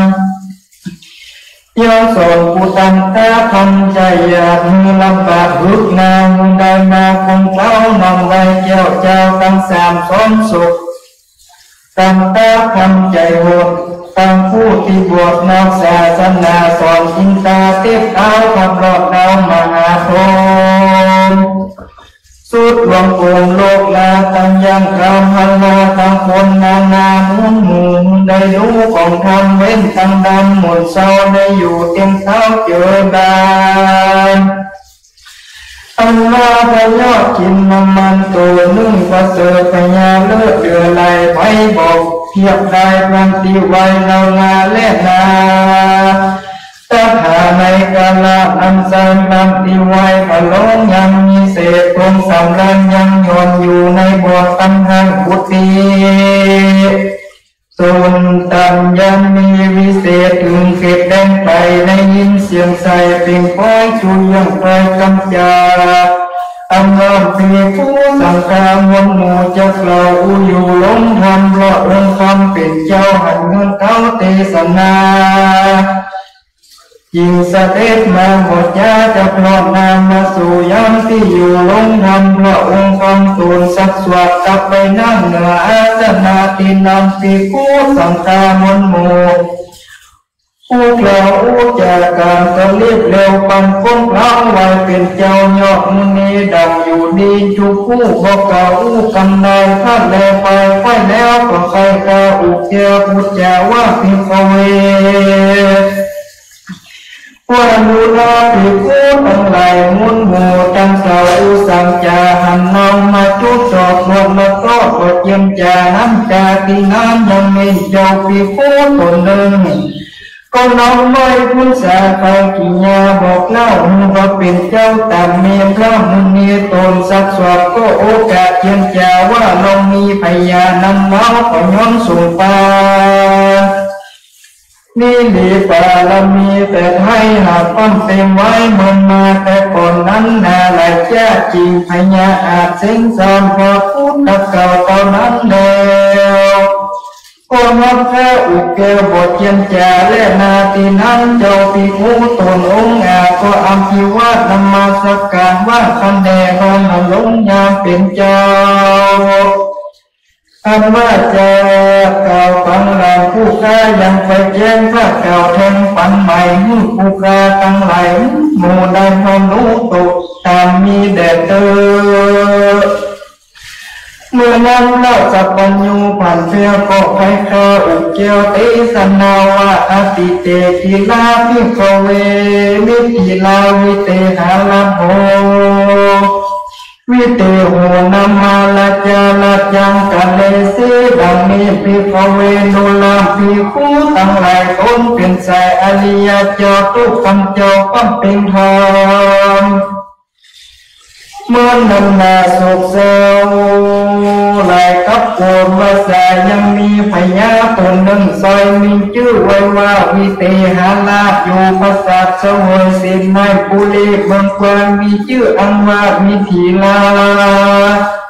ตนอาจารย์นี้ใจมีปากไว้อยู่เฝ้าสี่คนเล่าเป็นหมายย่อมรู้ไหลจุสิ่งพญายิ่งนำหนาชื่อเสนาการนั้นมาเป็นกอรู้แบบเบาของเนียนทัตตานั้นก็มีกุศลลาภเป็นสองรู้ยังของมันมีเหมือนดังที่ตาหันรู้จุอันโลกกายแห่งคนนึ่งใส่ชื่อกามินตา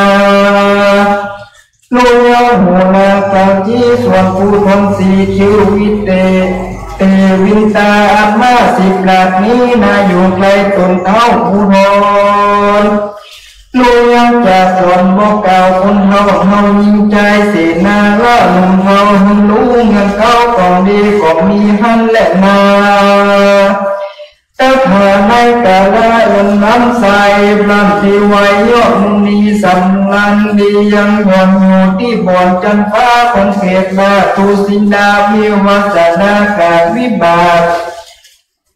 ทำเครื่องครัวตุนมนเศร้าบ่อนเงินเก้าเดิมมาตั้งวัฏฐาท่าพรงอเงินดังก่อนเริ่มตีหาลัศมีดูมนไม้นองพุทธมาชำดีบ่มีที่สังกาก็ได้กลับก้อยกาดก้อยกาดจากประสาทเมืองบนอมปฏิสนกำเนิดในตองนางผู้ประเสริฐอยู่สูงมานาพระมิยาเศรษฐีผู้ใหญ่น้อยนำกล่าวไว้ว่าสิริวันนะเศรษฐีน้องกุลีเมืองกวางนำกล่าวอ้างว่าปัจฉินาคามเจ้าตนงามหนอนลงมาเฝ้าตรงแม่ยำในวันตถาในกาลายำนั้นใส่ตนเท้าวิเตหาลาน้องรู้ภาษาใจสิญญามาละไว้ตีโกนั้นลุ่มเต้าก็คุมฟันหันอัศจรรย์ไหลหลากกำฟันน้ำหากสงสัยว่ามีกองไฟเรื่องลุงเปลวไฟพุ่งส่องแจ้งขึ้นสีแห่งภูเลลาสมีว่าดำผ้าตาสีแดงสูงก้มกำแพงเมืองใหญ่แจ้งเจียมไฟเสมอกันเต้าก็สังหันแสงไฟน้อยเต้าหอยพุดมาแล้วหอยหยาดลงสู่ยังที่อยู่เวียงใจเจียงต่อไฟกองใหญ่หันไปไฟโลกาพ้นนามุนหัวอันติวอยู่ซะโซนโมเลลอดไม้หวนเสียงไปยิงใจละจะมีเหลือแหลกไปตาแต่จักรวาลบ่มีในปันเกียบลายติดไทยมงบนยินตาตนเจ้าฟ้าลับแหล่งลานเทวดาตั้งไหลน้อมไม้โดยดอกไม้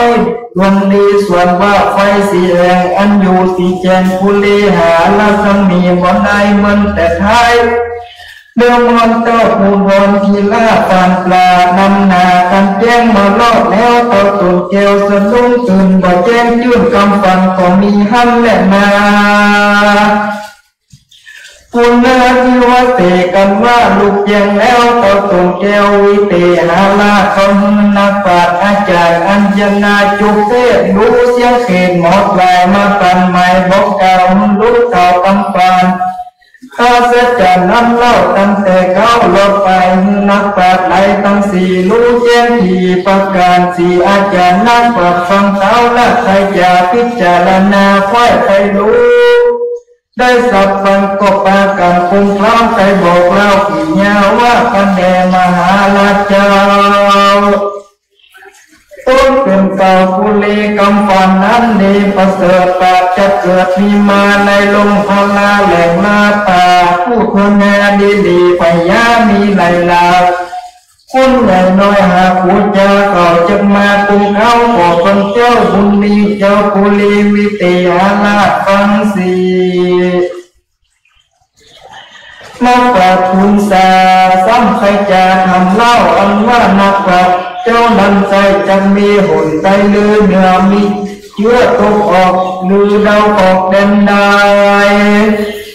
มีมาไว้หรือจานจากที่นั้นคุณเจ้าสีนักบาปก็โอกาสคุณสาวว่าคะแนนมหาลาเจ้าตนเป็นเขาเจ้าเมืองอันว่านักบาปผู้คนหาบ่เมืองเจ้าว่าที่นั้นพอมาเกิดเอากำเนิดเป็นมาขอเต้าบุญพายศใหญ่รู้แจ้งตามมีแด่เธอนักสมาสันเนกัน10 เดือนมาคอยจอดเจ้าละโตตึงแห่นังสุมมานาหนอนาก็พระสูติลูกเต้าบุตรมีลักษณะประเสริฐนำลำเลือดปิ้งแป้งดังคำแดงหล่อเบายังเมื่อเจ้าเกิดมาคุณยิงตาตอนให้ดูโลกตายคุณครูก็หันเจ้าคุณมาเกิดเต้าทนเลิกยิงตาจับหนอพุทธาน้อยนาฤทธิ์อาจเหนือคนจริงลงจากเมืองจันฟ้าสู่โลกนาโลกาคือเอายาววิเศษเจ้าน้อยเนี่ยมีบุญมีกันมวลบุญดีบอกแก้วก็เรียกอ่อยนาไปสู่ยังที่อยู่แห่งตนก็มีหันและนาส่วนบ้านสมมานาหน่อเน่าหันลูกเต้าถือไว้ยังต้นไม้ควรแอมก็จะกำงามโอกาสหาลูกแลกสายตาว่าดูแลเจ้าบุญหาลูกคอยอันของที่เจ้ากำไว้ถือดื้ออยู่ในเมืองแห่งเจ้าของวัดเล่าประเสริฐวิเศษเลิศได้ยาสั่งการตัวแม่ถือไว้หากเป็นต้นไม้ดีๆจูงใครว่าตีบอกแม่รู้แม่ตำลา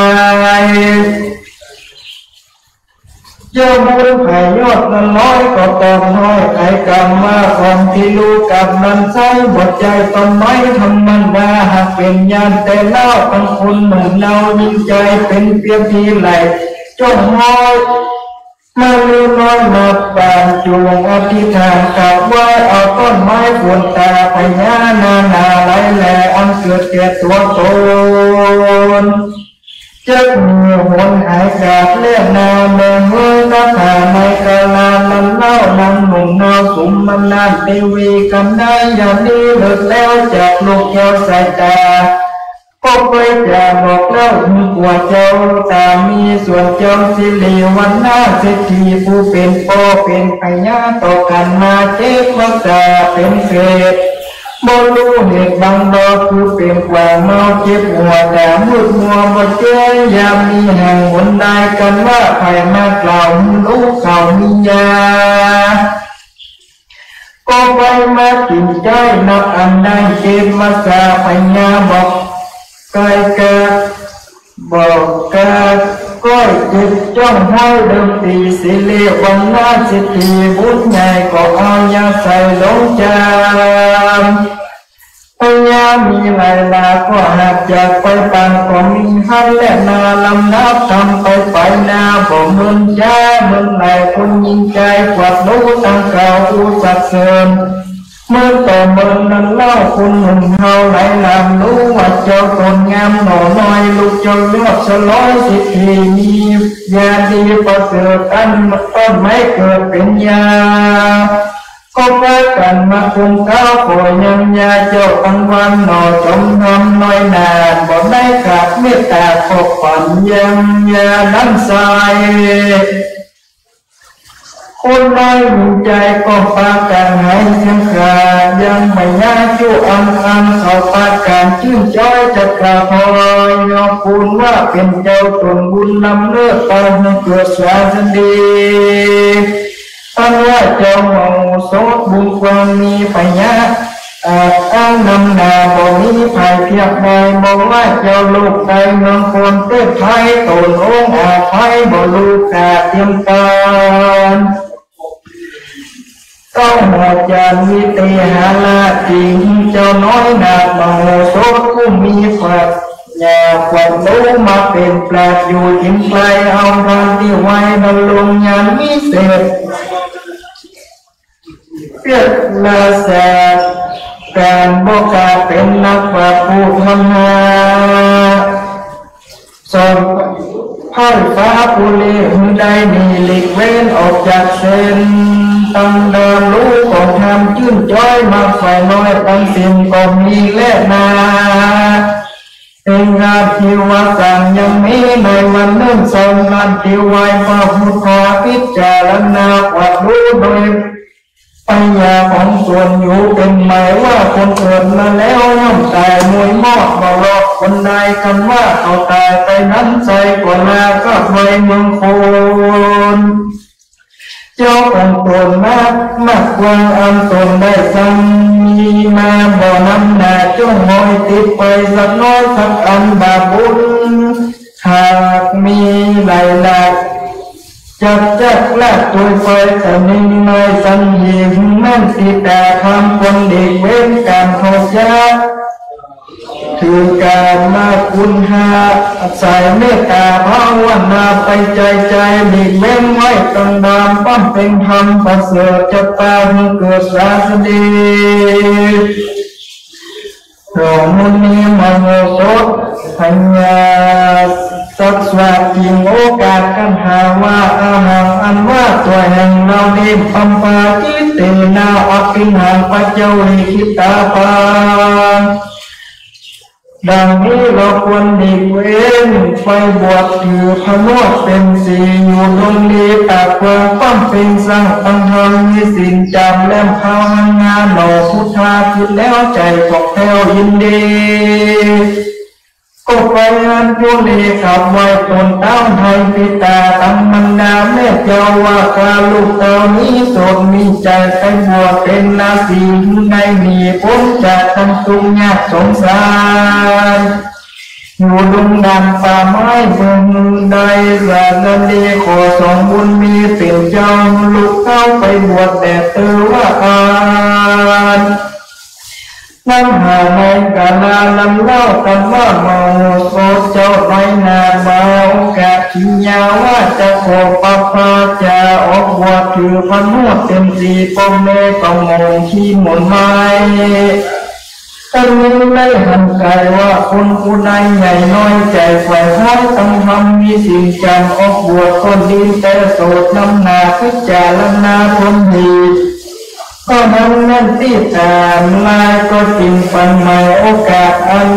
อนุญาตสามีก็มีห้ำและนากันว่าพ่อแม่เจ้าทั้งสองอนุญาตสงปันขาดไปดีหนอมุนีหมอโมโซอันมีใจมาโคตรให้บทตัวอธิษฐานทั้งหมดเป็นสีลงนามียอมปากอันทำบริการแต่ประการแล้วไปสู่ดงดันป่าไม้นมไว้ปูชาภาวนาคำเจ้ามีสิ่งบอกเรากับตนโยมไปสนตะกวันนับอันทับอาตั้งเมืองนานก็ได้ถึงอภิญญาสัมมาวัตทั้งสี่ตั้งแต่ใจมึงจันฟ้าคงมาเลิศสายสีก็มีหันและนาที่เขาเวนดูลาที่คู่ตั้งหลายคนเป็นสายอริยะจัดและเสียงชาปัญหามนุษย์อันว่าคนนำนาหนุ่มเข้าใจบ่เศร้ายินดีศรัทธามีออกบวชแล้วรวดปฏิบัติยังกลมว่าศรัทธาบ่มาสัตปัญหาคือว่าเป็นอริยะจัดกิเลสมันอันหุดนาตั้งตันหาตัวห้อยอย่างใดจงห้อยอินทรีโลภะมียักษ์ลายปวดให้ยังไม่ไปในจุงมีใจตั้งมันโนเนื่องกับสันติอันเลื่อนมีกรรมฐานปฏิญาณมันแก่นหันตัดแม่สองหามวิริยะสัมโพชังคาสัมมามัตเตี้ยงสัจธรรมบิดเบี่ยงไปมาอันเลื่อนมีปัญญารู้แจ้งรู้ยังแห่งของธรรมลูกกองดาบุญวันปฏิบัติยังกิจวัตรมันมีแห่งธรรมะเจริญสีอันประเสริฐก็เป็นของดีเลิศบรรณาและนาตุงเหภวันตาตั้งตังไรหนุ่มทองอยู่เฝ้าฟังธรรมจุงมันจับชื่อ อย่าได้สูญหายว่าคนยิงใจหนุ่มเท้าใจหมดเศร้ายินดีถือความประจำมีออกบวชแล้วรวดพันธิบ้านยังของวัดนาสละตนาบังโลกใจอับทุกตั้งทำก็เป็นกุศลกรรมมาคงบ่อาจทั้งขนาดหาเล่นหาอัฏฐาอันอาจารย์เจ้าแต่ทอยไปบอกไว้ว่ากัจจิมุกุมังมโนวิจาวิญญูก็มีดังนี้และนาพิเขาเวดุลาภีผู้ตั้งหลายหนุนพาวันว่าเศรษฐีเจ้าต้องครองน้ำใจคือหากมันในปัญญาสิ่งสุดโทธรรมะและนำตีมหามายาตั้งเป็นพ่อและแม่แห่งความตัณหาสัตตาไม่การลาบันนี้และนานว่าปัญญาวิเตหาลาบันใจคือหากวันในประกาศลุกกาลูกายิงในกาลาบันนี้และนานว่าเจ้าหมอสดใบนาบมีปัญญาฉลาดนำนาในกาลาบันใจคือหากมาได้ผลนำมาขัดกาตนเป็นที่จังที่เพื่อแก่โลกทั้งสามในกาลบัดนี้และนายูผู้กะโลอันว่าผู้กะและมีใจตั้งหลายผู้กุมใครฝ่ายห้อยใครยื่นใจเจอบานตั้งรังธรรมศาสนาเจ้าพระพุทธเจ้ามาคงเก้าโยตันก็เป็นบุญสารอันประเสริฐได้เมื่อเกิดสวาสดีเรื่องยากามวลหัวอันตายไปสู่โลโลกนาในขุนนาเสาเจ้าตั้งหลายได้โยมโยหายยังทำโมสนาเจ้าอุติสัมบุญเจ้าอาจไปหาเตรียมย่อมเป็นบุญนาขอแผ่วได้แล้วยังกำผาธนาตั้งจักป่าพ้นจากกันทุกข์ยากจงประกาศแม่นาขีญาอันเก่ายังโมสนาเจ้าโอโสธนาก็กายองปัญบารมีก็บังคงสมเด็จสเด็จอันธรรมยังสาธุกรังกโรมาเสสาธุสาธุสาธุคิดไหม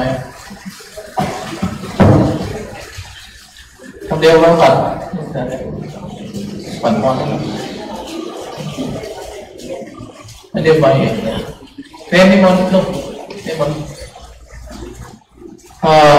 การเทศมโหสถเทศนาโดยสมณเณรสลาพุทธโกฏโนพระราชเจ้าสีจอมทองมีพระนามดีแม่ตอนนันโตพระวัชรินทร์สุปินตาพ่อสมศักดิ์แม่โพพินกรัญญาแม่อุ่นนรตะพ่อจันแม่วันตุ้งปามาพ่อคำแม่สมเป็นใจพ่อสมบัติแม่จันทาก้อนสุรินทร์พ่อสัมพันธ์แม่มาง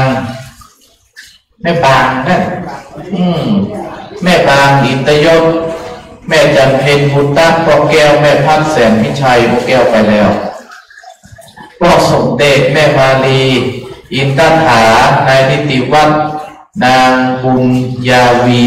ยศถามีที่มดพ่อตามทิพย์กันทาดาบตำรวจบุญศรีนางปิมปาอินทยศพ่อพงศกรเรือนแก้วพ่อทองคำแม่จันทาทิพย์กันทาพ่อบัญชัยทินวาพ่อหลวงวัชรินทร์สุปินตานี่เป็นเจ้าภาพเอาเข้าประเคนเลย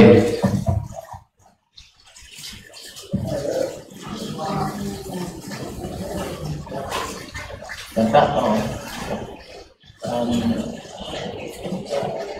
ให้สองผู้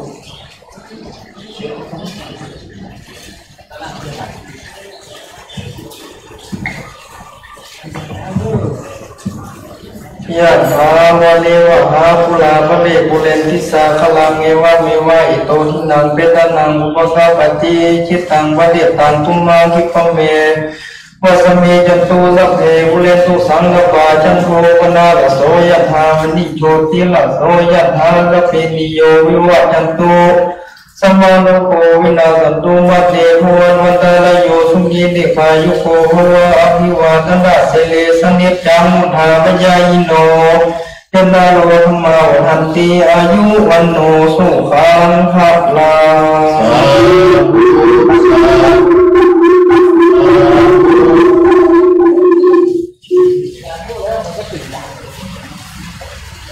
อยู่ใกล้กองใกล้เรียนกตีเนอะทั้งนอก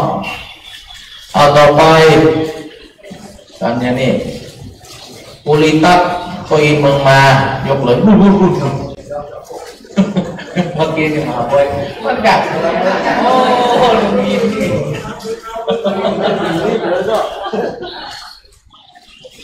โคอินเมืองมาพร้อมด้วยคณะ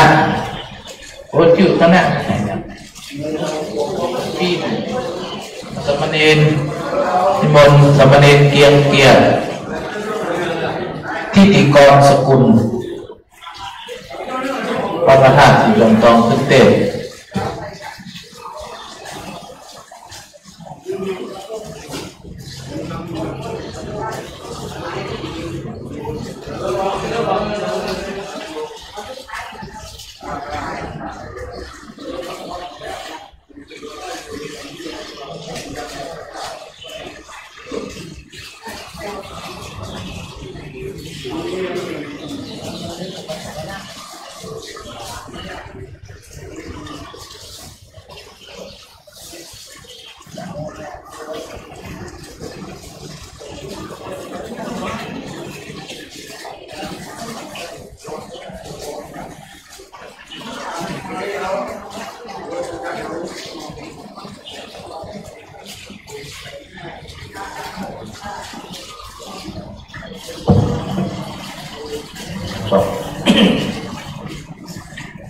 นิพพา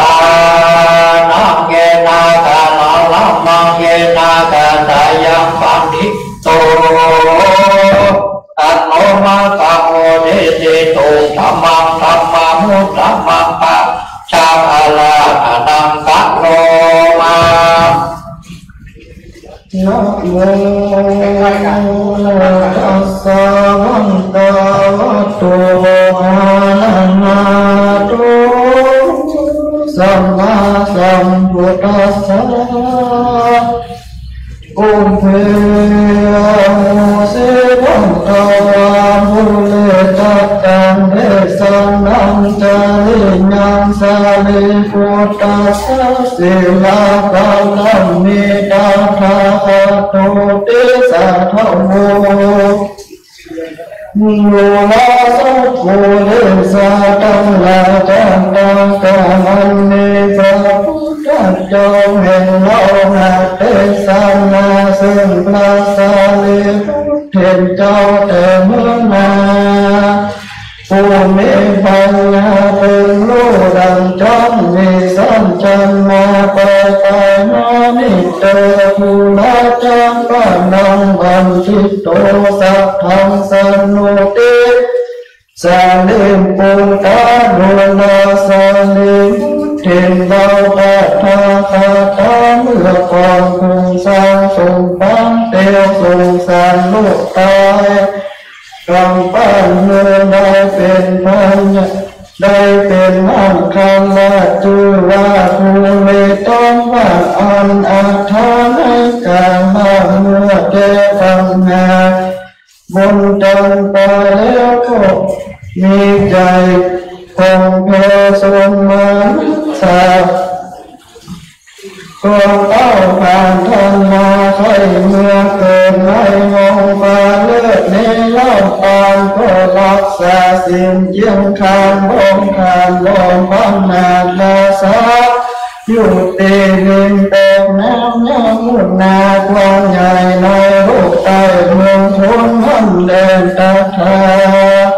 ในกาลามันน้อยยังมีการรักเศร้าจืดเมษาตาการตาเราสมมาผู้นาผู้เป็นลูกลานับดังตามันโลดตามันก็สอดเล่นหันยังกูเลตันหันเลโซโพธิสัตว์โตลังลาโลโพธิสัตว์เจ้าโพธิตันนักขันนักปัญญา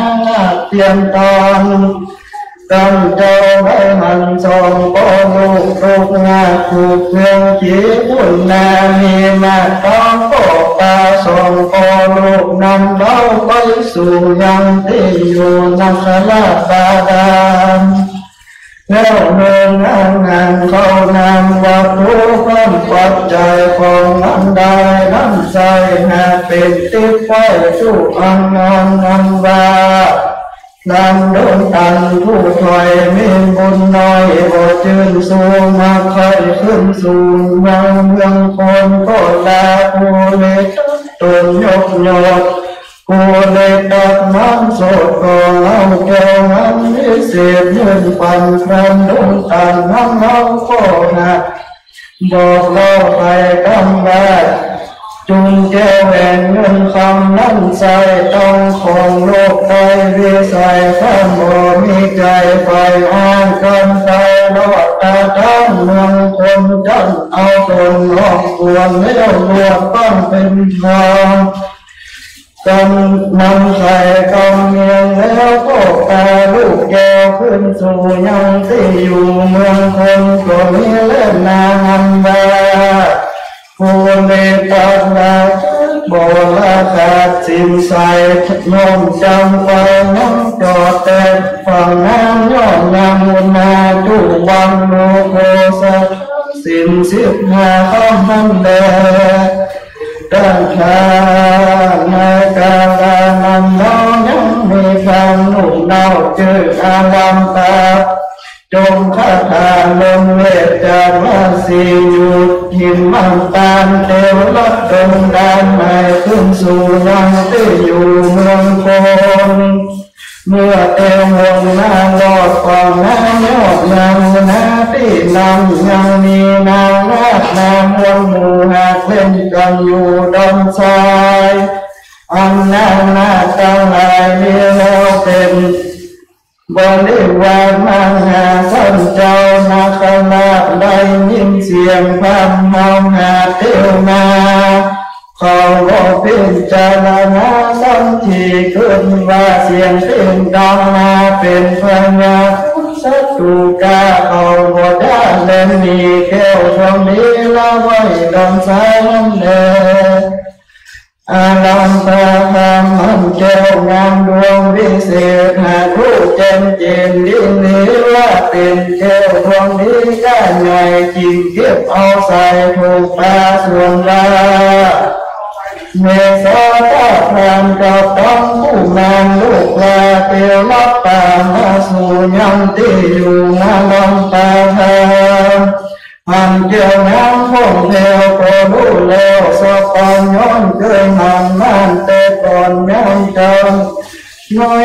อ่อนนักนักละใครโอกาสวางความมันวิจัยทำใครได้จริงเข้าไปใครแล้วจะทำว่า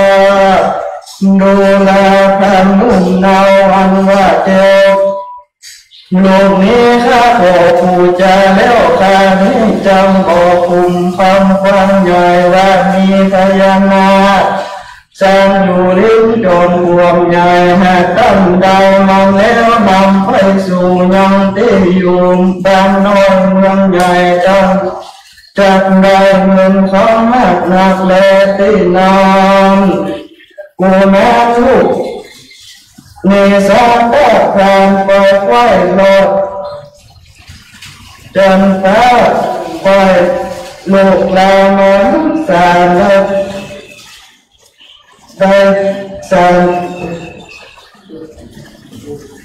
พันพ่อตนกระต้องการโลชอบพิจารขอบสินทองมีกำไฟกำเมียนตั้งตัวว่า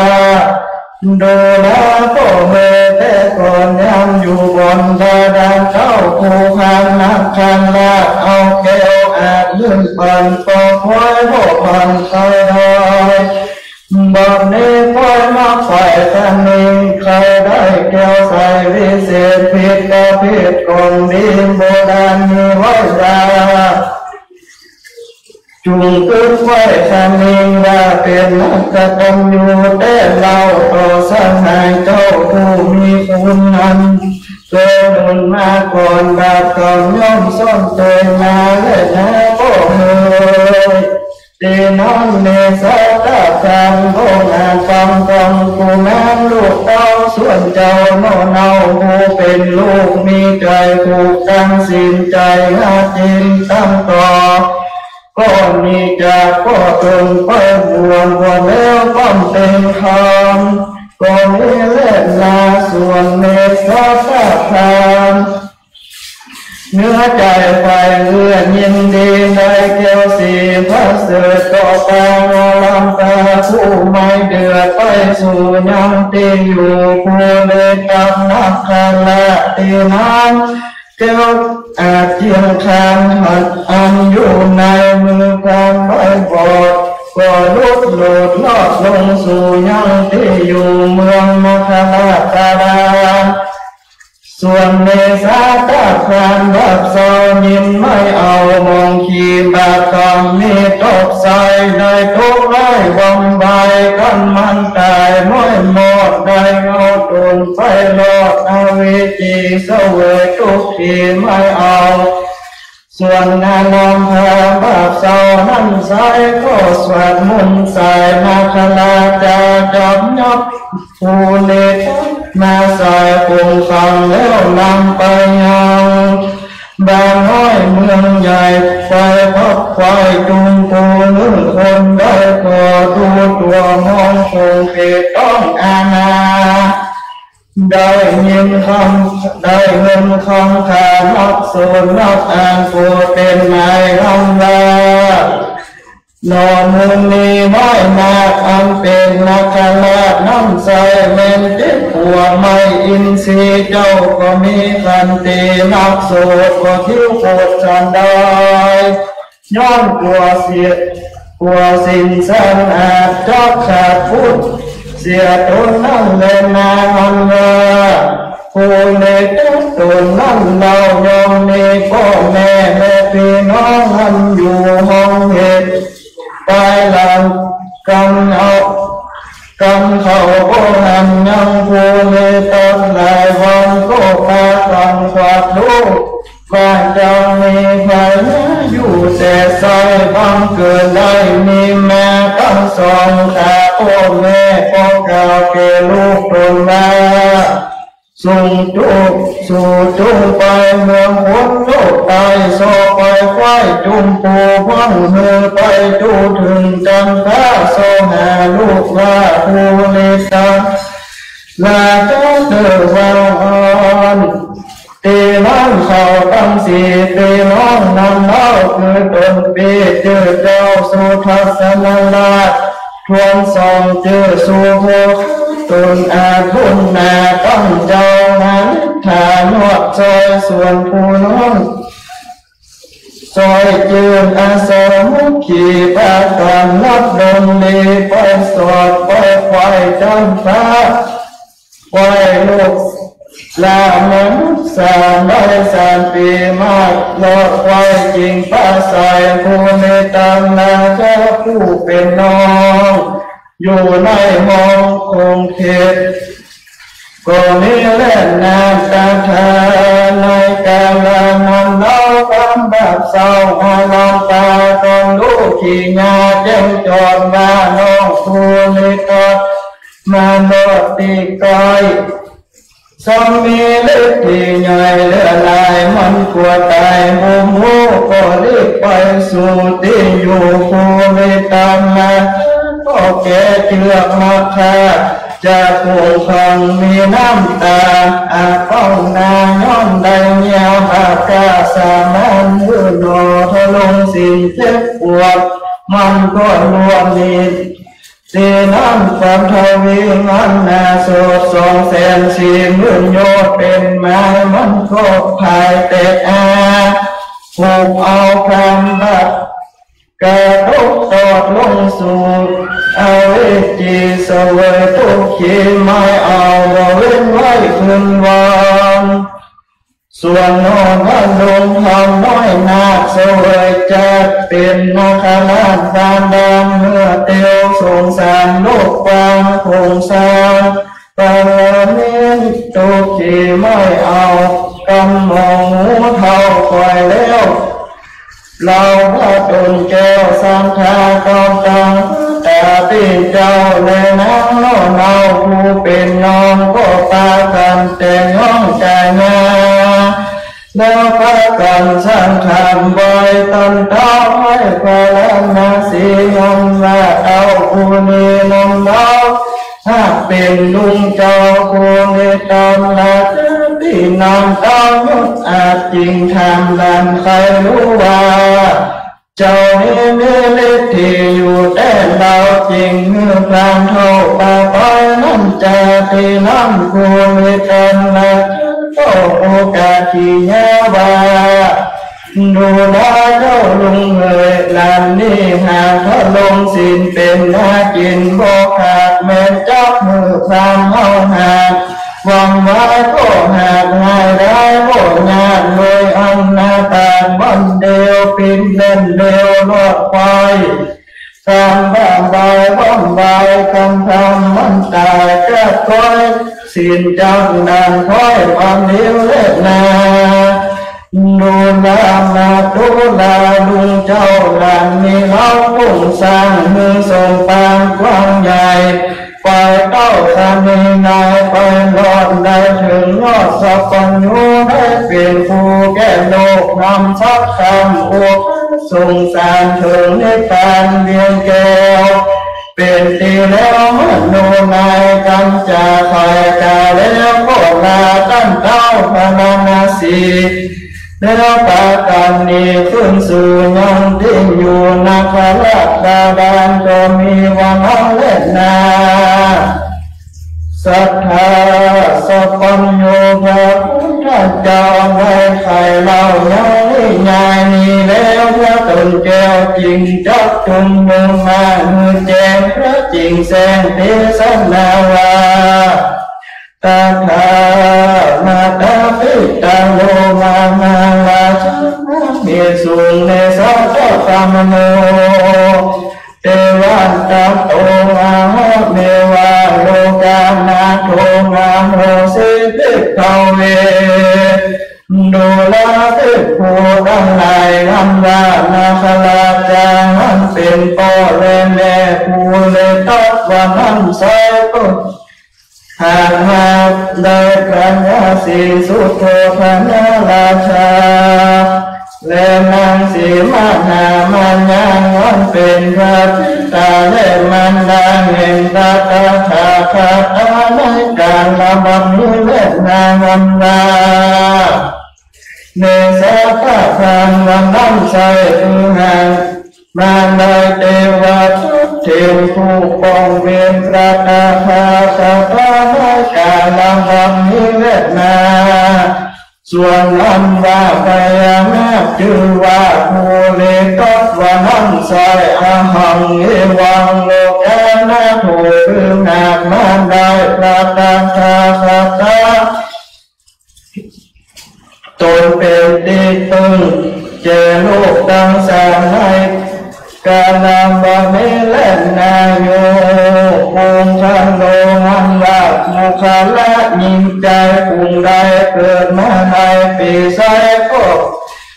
กำเนิดไว้พรานธาตุโพธิปันเราอันเป็นที่พระพุทธเจ้าตัดปัญญาเตเลต้องหัวตีงานจบมาเกิดเป็นคนได้เอาวิญญาณตนเข้าไปสู่ยังที่อยู่ไม่ใส่หันมีงูและที่เสือลอกสาอยู่ในกูเจียมจากกันไปมาว่าดูแลผู้เหยเรานี้จับมาอยู่รวมต้นเจ้าทั้งสองตีนี้บ่ได้จะเลยมีราชัวพญาพญา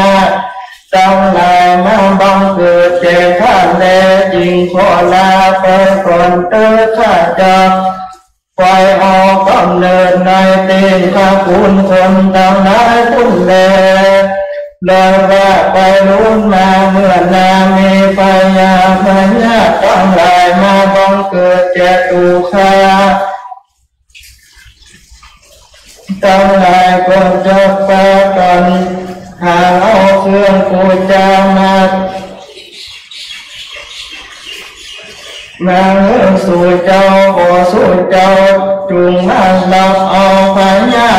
ของบาปทั้งหลายคุณนี้คอยจิตเติมว่าอันเลวจึงได้เอาวิญญาณแห่งตนมาเกิดเอากำเนิดในครับมันดาแห่งตนจึงได้เกิดมาเป็นหญิงใจทั้งหลายวันนี้เลิศนาคนเกิดปีไซอุดามานำยอดตามแห่งตนเลื่อนได้สร้างทำภูเลตัดตามเป็นธรรมจาตาแห่งตนและสร้างดอกไม้เงินดอกไม้คำเป็นยอดตามแม่นพัฒนาเราสุขสร้างประการคือสุขในเมืองผลโลกลาทรงวันมีนายจำฟ้าเมืองสวรรค์สุขเปลี่ยวนิรันดร์ของเพลก็รอดเพียงแก้วเล่นราบตามจุ่มมือตามย่านได้ขาดมีสิ่งสร้างหาภาวนาค่อยใจใจก่อนจะดังหักไฟตาธนาก็อยากจันเลนิติต้องที่ยางอันเก่ายังคูในตักอันยอนแวดก็บังคมทรงเดชเสด็จปัญญาสาธุคังกะโลมาเสสาธุสาธุสาธุ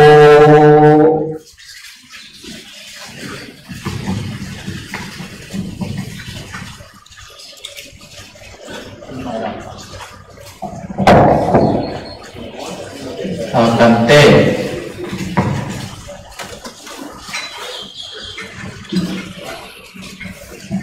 ทำบุริตัสโดยสามเณรเกียงเกียรติวัดพระธาตุเจ้าศรีจอมทองวรวิหาร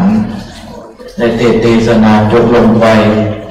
พอมีพ่ออินเมืองมาพ่ออินนางพินเมืองมาแม่จันตาหน้ารังสีแม่โบเขียวกันเพชรนักเฝ้าดงวงมึก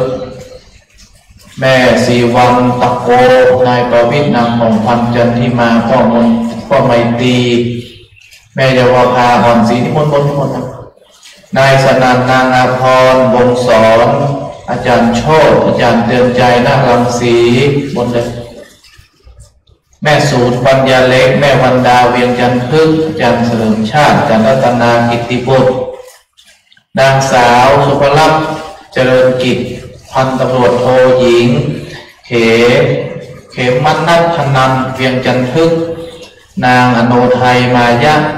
ร้อยตำรวจเอกเฉลิมมายะนางสาวจันจิราเวียงจันทึกนางอุไรศรีพยัคฆ์พันธ์พยัคฆ์พันนานายอินนางบุญศรีถามมีก็เดี๋ยวจะถามมีเนี่ยฐานีใช่ไหมธีรพงศ์อุ้มจิตไพศาลสุทธิดาแก้วตาจันทร์สมเพชรนางธิติรัตน์โตเจริญพงพันธ์อย่างหมอสุรพงศ์มาเนี่ยวันนี้สุรพงศ์อย่างอุดมวงศ์มึกมี2 อันครับนางฝนแขกมัทุราศัยกันนิกาชัยมณีอันนี้เป็นเจ้าภาพเอาทุกคนบัดบอล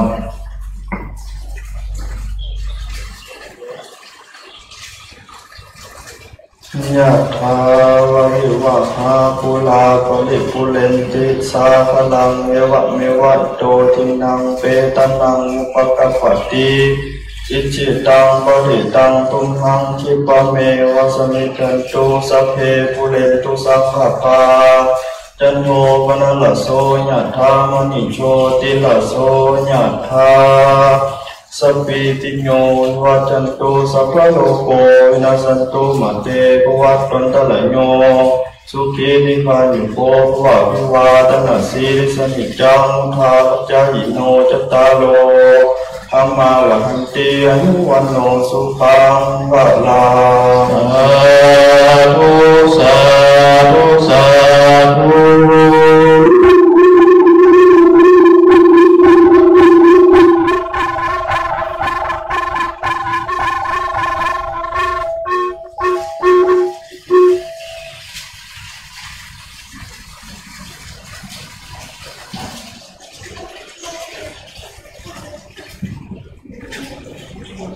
ธรร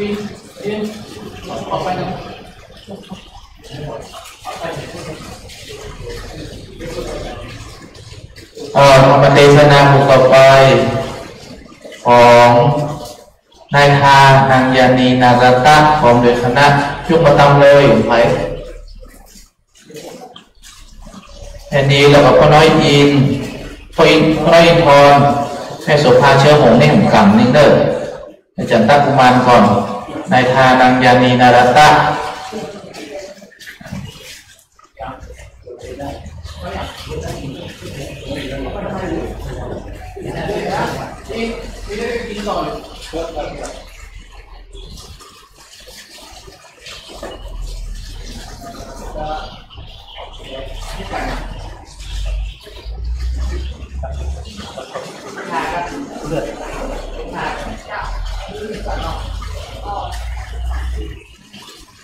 บอลที่บอลท่านพระอาจารย์สราวุฒิขันติโกพระธาตุสีจอมทองวันนี้พระธาตุเมาหมดโดยเกี่ยวคนเดียว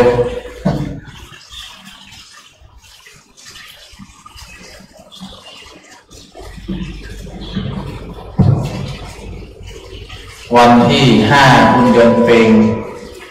ทำไปไหนก็มาอยู่วัดอย่างเพชรไปอยู่บ้านวัดมีทุกเจ้าเนี่ยตนสองตนสถานเขาคนเป็นมาอยู่กันในวัดบ้านอื่นเมืองอื่นเพื่อนไม่เอาอายเพื่อน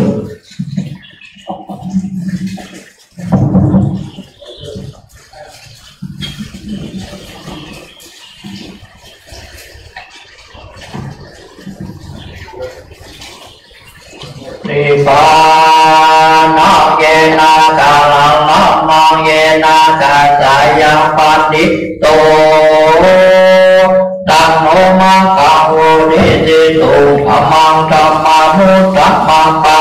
ชังอาลาตะนังสัพโลมานะโม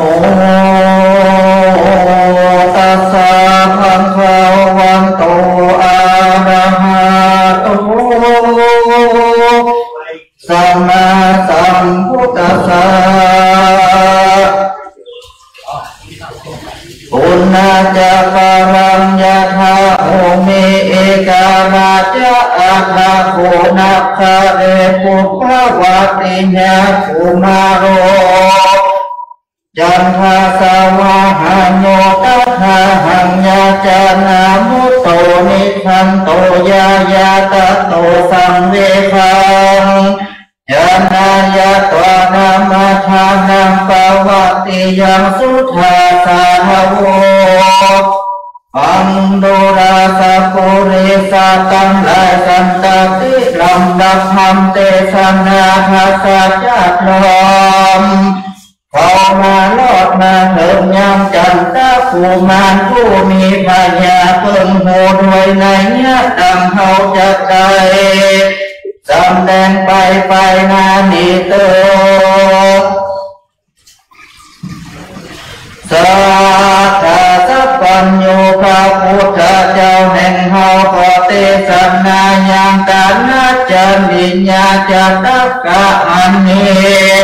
แก่มหาสาวกเจ้าทั้งหลายอันมีมหาสารีบุตรเป็นเจ้าเป็นประธานมหาสารีบุตรดู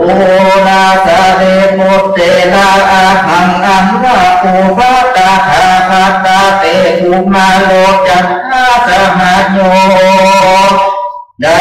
เกิดมาเป็นจันทภูมานวันนั้นก็ได้เป็นลูกแห่งพญาเอกราชาตนหนึ่งก็เสวยเมืองอุปาวาติราชตานิยาธาและมีในกาลเมื่อใดดังอันตถาในกาลเมื่อนั้นอาหังอันว่าอุตถาคตญาสมุตโตก็ออกมาจากคนที่ปุจญาณนั้นโดยบุคคลทั้งหลายพอมาเป็นอันอุปลุกอันมีนันนานาก็เพื่อคนทั้งหลายจะพร้อมกันนาอุสาราจะพิเศษคือมหาสัจเจ้าเป็นพญาแต่พ่อตนนั่นแหละสังเวชจัน นนาเยตวานาเมื่อนั้นมหาสัจเจ้าขอบังเกิดสังเวชใจว่าดังนี้จะเลืออันว่าการเกิดมาแห่งสัตว์โลกทั้งหลายนี้เตียนย่อมมีอันตรายหลายประการต่างทางสันนิโนวัดนี้ควรคูตั้งเป็นอย่างตาหน้าปาลเมตามอันประเสริฐบ่ได้มาบังเกิดในวัฏสงสารนี้แต่ดีจะแลมหาสัจเจ้ามาห้ามเปิงดูด้วยพญาทิพย์หอละใจแห่งตนก็มีดังนั้นก็คงอาจจะญาอนาถคนตั้งได้แต่งเป็นงานสาราความตกการหุบหลังคือที่แต่ประตูเวียงทั้งสี่แห่งแน่ทำกลางเวียงหลังหนึ่งประตูคุมน้อยแถมหนึ่งหลังแล้วก็สละใจเข้าของมือเป็นตาลวันละหกแสนคำเป็นนิรันดร์บอกขาดสักเตื้อก็มีหันแน่นาสาธิพุทธโดราสาธิพุทธเถระในกาลนั้นพญาพารานาสีนีได้ชื่อว่าปุปาวาติราชธานีก็มีในกาลอันคำล่วงคนไปแล้วเมื่อก่อนนั้นแลเมื่อนั้นยังมีพัญญาตนหนึ่งชื่อว่าเอกราชาก็ได้เป็นเจ้าพัญญาเสวยราชสัมปติอยู่ในเมืองอุปาวาตินครก็มีแลสาธาในกาลเมื่อนั้นโพธิสัตว์เจ้าขอได้จุติจากจันทราลงมาเกิดเอาปฏิสนธิกำเนิดในตอนแห่งนางโคตมีอันเป็นอัคคมเหสีเตวีแห่งพญาเอกราชานั้นกันว่าได้10 เดือนมาหอดแล้วนางก็พระสูตรได้ลูกแก้วเป็นใจก็มีผิวพรรณวันหน้าอันงามเป็นดังพระจันทร์วันเดือนเป็นนั้นแลเตจนาอันว่าคนกำไรมีภาปิญญาตั้งสองพ่อแม่ก็ไม่ใส่ชื่อมือแก่มหาสัจเจ้าปานนั้นว่าจันตกุมารว่าอันก็มีมันแลนาลำดับไปนาเนเจ้าหนอราจันตกุมารจำเดินทางขึ้นใหญ่มาก็จักหมูยันโหเตียวไปมาได้แล้วนางอาคามาเหสีเตวีผู้เป็นแม่ก็สัมภาสุได้ลูกชายแถมคนคนตั้งหลายก็มาเกิดบ้านใส่ชื่อว่าเจ้าสุริยากุมารว่าอันทับแต่นั้นไปนาปีไปนาก็สัมภาสุได้ลูกยิงแถมคนหนึ่งตีนางคนตั้งหลายก็มาใส่ชื่อว่านางแก้วยาสะเสนากุมารีหันแลโตทักนั้นไปแถมน้องใจต่างแม่แห่งเจ้าจันทกุมารก็เกิดมา2 คนผู้หนึ่งชื่อว่าปัจจเสนาผู้หนึ่งชื่อว่าสุโลวัคกุมารแปลว่าในเมื่อเจ้าจันทกุมารจำเริ่มใหญ่ขึ้นมาได้16 ปีแล้วเจ้าก็ไปเงียนเอาศาสินที่ในเมืองทักกะศิลากันว่าบัวละมวนแล้วก็ขอคืนนาหันแลเมื่อนั้นพญาเอกราชาก็เมื่ออามาตั้งหลายไปขอเอาลูกสาวแห่งพญาผู้หนึ่งมีชื่อว่านางแก้วกุมารีมีหัวโฉมงามหน้าตาอันงามเป็นดังแม่นคำนั้นแลก็เอามาตั้งไว้เป็นอาคามาเหสีเตวีแห่งมหาสัจเจ้าจันทกุมารแล้วก็ยังได้ไว้เป็นที่มหาอุปราชาพุทธในภูปาวตินครก็มีมันแลนาอันปะภาเกแต่นั้นไปนานจันทเตวีก็มาบังเกิดได้ลูกชายผู้หนึ่งคนตั้งหลายก็มาใส่ชื่อว่าเจ้าวาสุรากุมารก็มีแล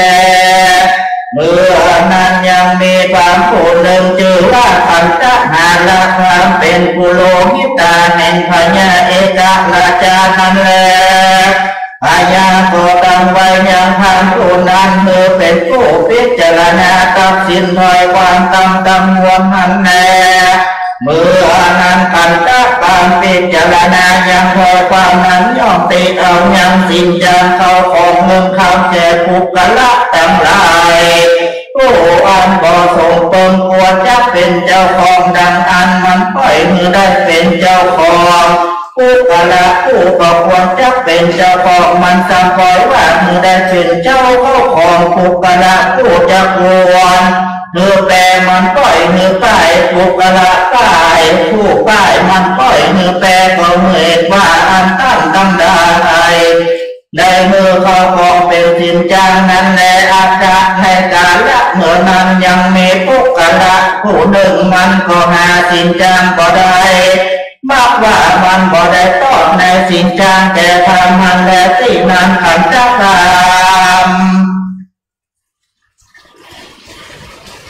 ก็รวดตัดสินกำมือมันใต้หนีไปมันก็ไปหายังเจ้าจันทกุมารอุปราชาในแล้วแอกมนตั้งที่หนึ่งก็มันก็ไวมหาสัจจวะเทวะข้าแต่มหาอุปราชาเป็นเจ้าส่วนอันว่าขันธหารับบางผู้นั้นกินสินจางเอาเขาของตั้งตักกำลังแกมันปล่อยเมื่อขาป้ายสันนี่แหละขอมหาราชเจ้าจุกยักเป็นตีต้นแก่ข้าเตอว่างานแล้วใจผู้นั้นก็ยอมเมื่อไว้มหาสัจเจ้าก็มีแรงในกาลเมื่อนั้นมหาสัจเจ้าก็เราลงใจผู้นั้นแล้วก็เข้าเมื่อตื้อสู่ที่พิจารณาโดยต่อยกรรมแล้วมหาสัจเจ้าจำกัดอุปราชาก็ทำอย่างมติกิจกรรมอันนั้นแล้วก็ผู้แจ้งสู่ประการจริงแต่งตั้งเพื่อแก่อุปราชผู้ใดควรแปลก็มือแปลผู้ควรป้ายก็มือป้ายด้วยยอดธรรมมหาสัจเจ้าจันทกุมารก็ใส่สินใหม่แก่เขาสักนั้นแลในเมื่อนั้นคนตั้งใจก็มือสาธุการแก่มหาสัจเจ้ามันแลสาธุการลังอันว่าเสียงสาทุกการอันนั้นก็ดังไปทั่วบ้านทั่วเมืองก็มีแลที่นั้นพญาเอกราชาได้ยินเสียงสาธุการอันนั้นตาก็ถามไปยังคนตั้งหลายว่าเสียงอันนั้นเป็นเสียงสัมจาคนตั้งหลายก็ไว้พญาว่าเทวะคาแดมหาราชเจ้าในวันนี้เจ้าอุปราชาจันทกุมารได้มาตัดสินถอยกรรมอันเป็นยอดอันควรนักนาคนตั้งหลายก็รวบมือเสียงสาธุการใจว่ามันตั้งสุตวาราชาส่วนว่าพญาเอกราชาก็มีอาจารย์ทำไว้ยังเจ้าจันทกุมารอุปราชาเมื่อเป็นผู้พิจารณาตัดสินถอยคำตั้งมวลเพื่อแก่บนตั้งหลายก็มีแต่วันนั้นแลเมื่อนั้นคันธหาราคาผู้นั้นก็ถอยเสียจากลาภสักการคือมักว่าบ่ได้นับบ่ได้กินยังสินจังรางวัลเหมือนแต่ก่อนก็มาหันแลแล้วมันก็แอบตัดหมายมันแก่เจ้าจันทกุมารอุปราชาที่ใจแล้วมันก็แสวงหาอันจะพามหาสัจเจ้าเสียด้วยอุบายต่างๆหลายประการก็มีแลเอตากาทิวาสังยังมีวันหนึ่งยังพญาเอกราชาก็ได้ความหันว่าตนได้เมื่อเกิดในเมืองฟ้าอันประกอบด้วยนางพระเทวกัญญาทั้งหลายนางแวดล้อมทรงเสพบูชาโดยพิพาตุริยะตนตีหาจำพวกอยู่ในวิมานทองอันงามมากนักก็มีแลโสภาพวกจิตว่าพญาตนนั้นก็สะดุ้งตื่นลวดจมชื่นกำฝันก็มีใจไฟพันไปเกิดอย่างที่ในเมืองฟ้าจริงมีอาจจะยาไปเรียกหามายามขันทหารละทำมาแล้วก็ถามว่าตุลาอา จากเขามีใจมาใครเมื่อเกิดในจังฟ้านักแลท่านก็ลงจุงบอกกล่าวยังอุบายอันจะใครเมื่อเกิดในจังฟ้านั้นแก่เราเตือว่าอันหันแลตาสมิงคาเลในคณะนั้นพันธะนาละธรรมผู้อาฆาตในมันมหาสัจเจ้าสันนานมันก็ประเนงใจว่าผู้จะหาอุบายอันจะคาเสียยังมหาสัจเจ้าปากมีแลกันว่ามันประเนงใจสันนั้นแล้วมันก็มาเอาตามพญาว่าเทวคาเลมหาลักเป็นเจ้าเห็นแล้วว่ามหาลักเจ้ามาว่าใครเมื่อเกิดเมืองฟ้าแต่ดังอันก็เพิ่งสลัดใจยังอาติกะวัตถุละอันศักดิ์สิทธิ์แล้วก็บูชาหลายนอกเวียงโดยเครื่องบูชาอันนั้นมีต้นว่าลูกชาย4 คนลูกหญิง4 คนเมียฮัก4 คนเศรษฐีผู้มีเข้าของ4 คนทัดแต่นั้นก็มีสัตว์4 ตีนอย่างละ4 ตัวมีตนว่าจังแมงวัวควายอย่างละเท่ากันนั้นเสียมและขับแต่นั้นสุกละและสุนัขก็ดีแม่นว่าสัตว์2 ตีนก็ดีมีต้นว่าเป็ดไก่และนกทั้งหลายก็ดีก็มีอย่างละ4 ตัวและอันนี้ได้ชื่อว่าอาติกานาวัตถุและอันนี้ก็จะว่าได้เมื่อเกิดในจังฟ้าสุคติสวรรค์บยาจะแลราชาอันว่าพญาเอกราชานั้นก็หากว่ามีพญาอันตุนจามากนักก็มาใส่ใจว่าคันดานาลาคำผู้มีพญามากโดยแต่นั้นคำทักนาละคำใจบาปมันก็พาลูกและเมียเห็นตนเสียพญาบอกหูขอด้วยเหตุว่ามีพญาอันตุนจานั่นแหละ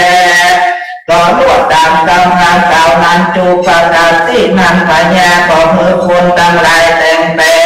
ตีอันจะปูจายันด้วยเลือดคอแห่งมหาสัตว์เจ้าและลูกเมียกองโดยสัตว์ตั้งหลายก็มีมันแล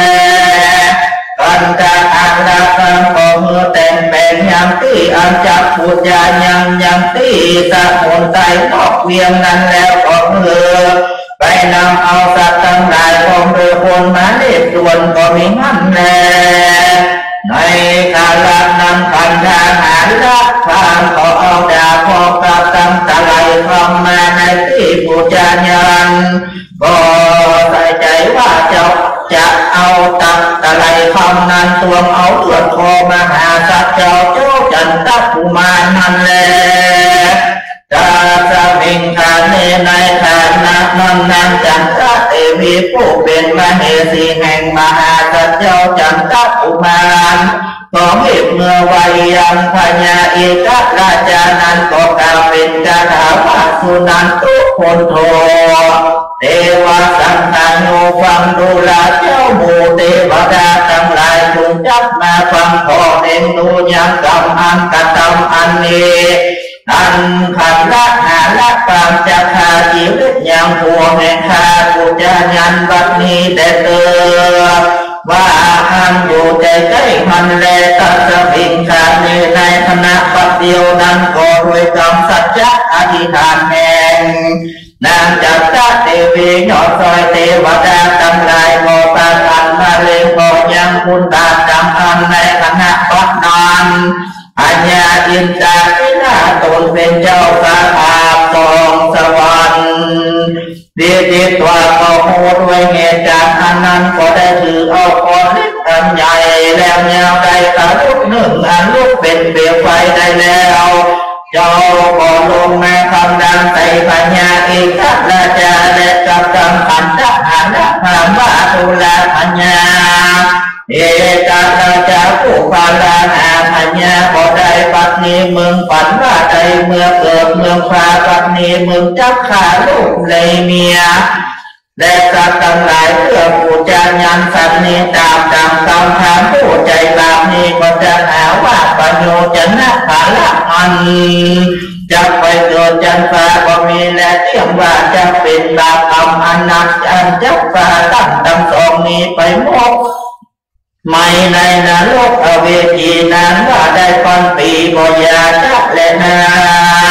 และปัญญาอินทราธิราชก็ถือเอาคอนเหล็กอันมีเปลวไฟลุกแดงนั้นก็ลงมาทำลายก็บังเกิดโกลาหลแล้วเขาทั้งหลายมวลหมู่ขอบตากันเขามาสู่ยังสถานที่นั้นแล้วเอาไม้ก้อนก็เอาก้อนหินก้อนดินแล้วก็ฟาดปาลุกตีไปยังที่เจ้าขันธ์หาละปาลาผู้อันใจอยากจะก็ถึงการละวินาศจิตหายตายไปมันแลก็เต่าแต่นั้นคนตั้งหลายมวลหมู่เขาปากันเดินเปล่าเตียนกันว่าดูแลเจ้าเมาตั้งหลายอย่าได้ไว้ยังพระญาเอกราชาผู้เป็นโอภาสลาผู้นี้เตอเฮาควรจักมันเสียบัดนี้แหละว่าพันคนตั้งหลายก็มีมือถือไม้คอนตอนดินเข้ามาบอกจะตายจักคาตียังปัญญาเอกราชาผู้นั้นแลในการละนั้นเจ้าจันทผู้มารก็เล่นออกมาจากที่ปันตนาการได้แล้วเจ้าก็มากอดเอายังก็แห่งตนไว้ก็เพื่อว่าก็เมื่อคนตั้งหลายนะก็ตนก็มีแลสาเพจนาอันว่าคนตั้งหลายก็กล่าวว่ากันมหาสัจเจ้าจันทกุมารก็มือคาสัตย์ใดดังนั้นตูคาตั้งหลายก็เท่าว่าจะไว้ชีวิตพญาในสิ่งเดียวแลตูคาตั้งหลายก็ยอมเธออยู่กองเสวตสัตว์อันเป็นดาวพญาแก่ผู้ค้าทั้งหลายนี้แต่แล้วโมตูค้าทั้งหลายก็มือมันได้อยู่ในเวียงที่นี้จะแล้วว่ามันแล้วก็พากันหอบเอาเครื่องพนักอันเป็นดาวพญานั้นออกเสียแล้วก็เหลือไว้มันลุ่มพาอันเก่าอันออกและมีพระปกหัวอันเจ้าออกอันยอมด้วยขมินและก็กระทำคือมันเป็นคนอันตำจ้าจันตาละก็คือมันไปอยู่บ้านจันจานขอบริมเมืองก็มีวันนั้นแลตาสมาเหตุดำอันโยปุกโลอันว่าภูขาทั้งหลายคงได้นับว่าควรเสพด้วยคนทานอันมีใจบาปหยาบจะปัญญาปัญญาเอกราชาผู้นี้เสกโภคากับด้วยปัญญาธรรมใจบาปหาปัญญาบ่ได้ก็ยังปานได้ถึงทุกขเวทนาบ่เท่าแต่นั้นก็ยังได้ก็กลายเป็นคนจันตาทัศนาติจักดิธีบ่ได้เอวังก็มีดังกล่าวมานี้แลนะในการละเมื่อนั้นคนตั้งหลายก็มาประชุมจุ่มนุมกันตั้งเสนาอามาตย์ตั้งหลายมวลหมู่ก็ป้องกันโอสลาจาพิเศษเอามหาเจ้าจันทกุมารเมื่อได้เป็นพญาแทนก็ตนก็มีวันนั้นแลนาหังวิปานิทาหามินาเปปุญญามิโภชนังทักกินายาอัตตวาอปัสสะปะปัจจลติญาโยดังนี้สาเหตุพุทธตุลาสาเหตุโมเทวาเทระอังว่าภูพระตถาคตเมื่อปางก่อนเป็นเจ้าจันทกุมารกันว่าคนจากพญาอันตั้งจากพานันกันว่าได้เป็นเจ้าพญาอยู่หมู่ยังบุญและบาปเจ้านักแล้วทักกินายะอัตตัวนากันว่าบริการเตื้อภูพระตถาคตพอก็กินอย่างข้าวนางโภชนะอาหารมีพระมารได้หามุกวันก็มีแลดานข้าเจ้าว่าจะมือตานในการตานสิ่งเดียวดังอันบ่มีแม้นว่าข้าวนางโภชนะอาหารอันประเภทอันหมู่ก็ควรหากพิจารณาแล้วกันเขาน้อมมาถวายมหาสัจเจ้าจันทกุมารดังอันปัญญาจันทกุมารก็น้อมถวายทานนึกแก่ทุกขละตนควรทานอันนั้นแลมหาสัจเจ้าจริงจักกินเมื่อไปรุ่นก็มีทุกวันมันแล การว่าวันใดพอได้มือตานเจ้าขอรวดบอกกินยังเข้านาโภชนะอาหารนานขมันว่าใด5-6 วันก็มีหันแลดูแลสารีพุทธเละตูคาถาปานันกระทำอันยากหนักดังอันก็เห็นว่าจะเหือเสียงตุกสุดตุกในวัฏสงสารแล้วก็เพื่อว่าจะเหือได้ถึงอย่างนิพพานอันหลังนับดับเสียงอย่างกิเลสตัณหามานะทิฏฐิตำมวลแต่ดีๆและยักษ์หาพานิโจนามาคัตวานาปันธาสัญญาจะยังอันซื้อเอาของแท้ของขายอันย่อมนานก็เอาไว้มากหลายนาคาตะโกมหาโหติในเมื่อไปขายของกาอันใดในต่างบ้านต่างเมืองก็ได้เข้าของอันมากนักญาถาวิญญาอันนานและมีสันใดการนางอันว่าการอันนี้ประเด็นตินางอันว่าผู้ขละผู้ใดหากได้เนื้อของการประเดสังแก่ท่านผู้อื่นอันเป็นผู้ควรทักการนั้นมหาพลังก็มีพละอันมากนาสักการจะพิกว่าอันตนจักขินนั้นแลโภชนังอันว่าเขานางโภชนะอาหารอันตนควรกินนั้นมันขอเท่าเป็นลามปัตตะอาจงสิ่งเดียวก็เมื่อแนวยังประโยชน์หน้าภายนาดังสักอันเป็นดังโภชนะอาหารอันใดเมื่อตานนั้นก็เพื่อจะบังเกิดเมื่อได้เป็นพระอานิสงส์มากนาคือว่าจะได้เสวยยังญาติสัมปติติอันมีในเมืองฟ้าและเมืองคนมีพญาเจ้ากวัตติราชเป็นตนแม่พญาอินทราธิราชตนเป็นเจ้าภาคาสองสวรรค์และสัมปตินิพพานเป็นที่แล้วมีมหาเนรความธรรมเจ้าแต่จริงและตัสมาเหตุดังอันตานังอันว่าตานันผู้ขละผู้ใดมีพญาภาธนามักใครได้ยังสัมปติติอันในจันทราและเมืองคนพองกับมหาเนรการเป็นที่แล้วก็เพิ่งสลักใจเขาออกมือเป็นการแก่ผู้ขละผู้อื่นอันควรนับออกยังของตานอันนั้นแต่แลอันว่าตานอันนั้นสัตตะโภโภ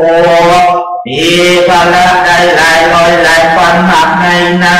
บในเจ้าตั้งหลายก็อาจจะนับด้วยกำลังแห่งตานาเจตนาอานิสัมสักอันเป็นทิฏฐธรรมเวทนิยาอุปาลติเวทนาตานิยาและอัปปลัมปลาเวทนิยากรรมลิสติก็เกิดมีพละกรรมอันอาจจะกรรมจูตนตัวไป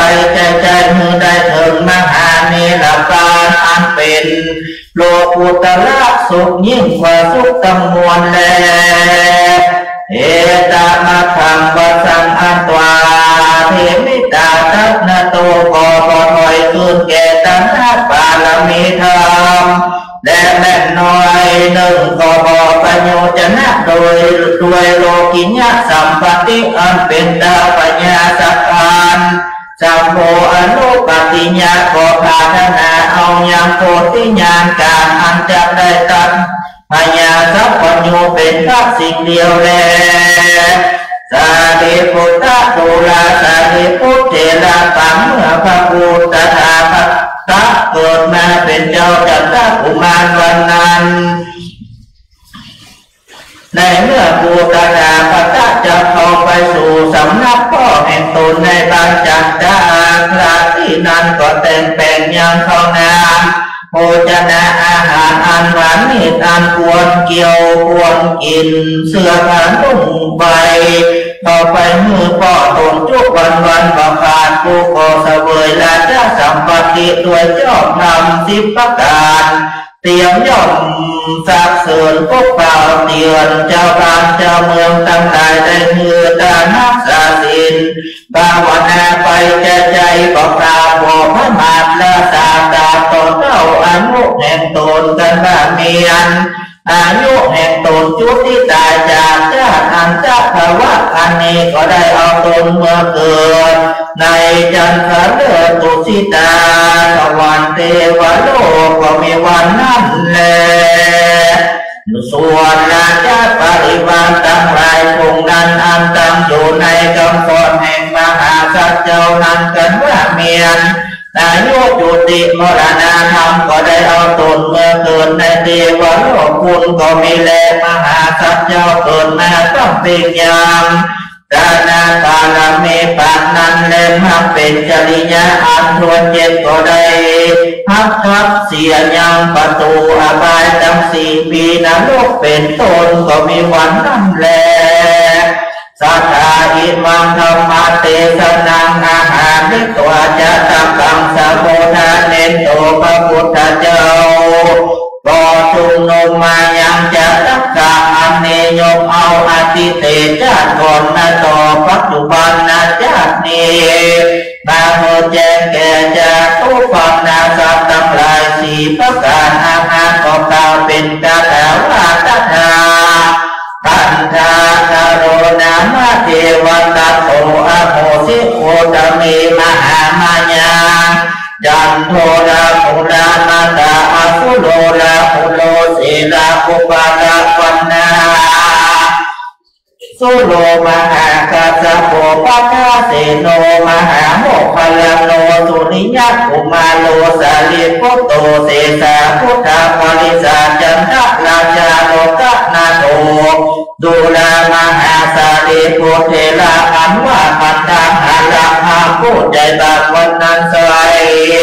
คือหากมาได้เทวตัตเตระในกาลปัจนี้และนาอันว่านางโคดามี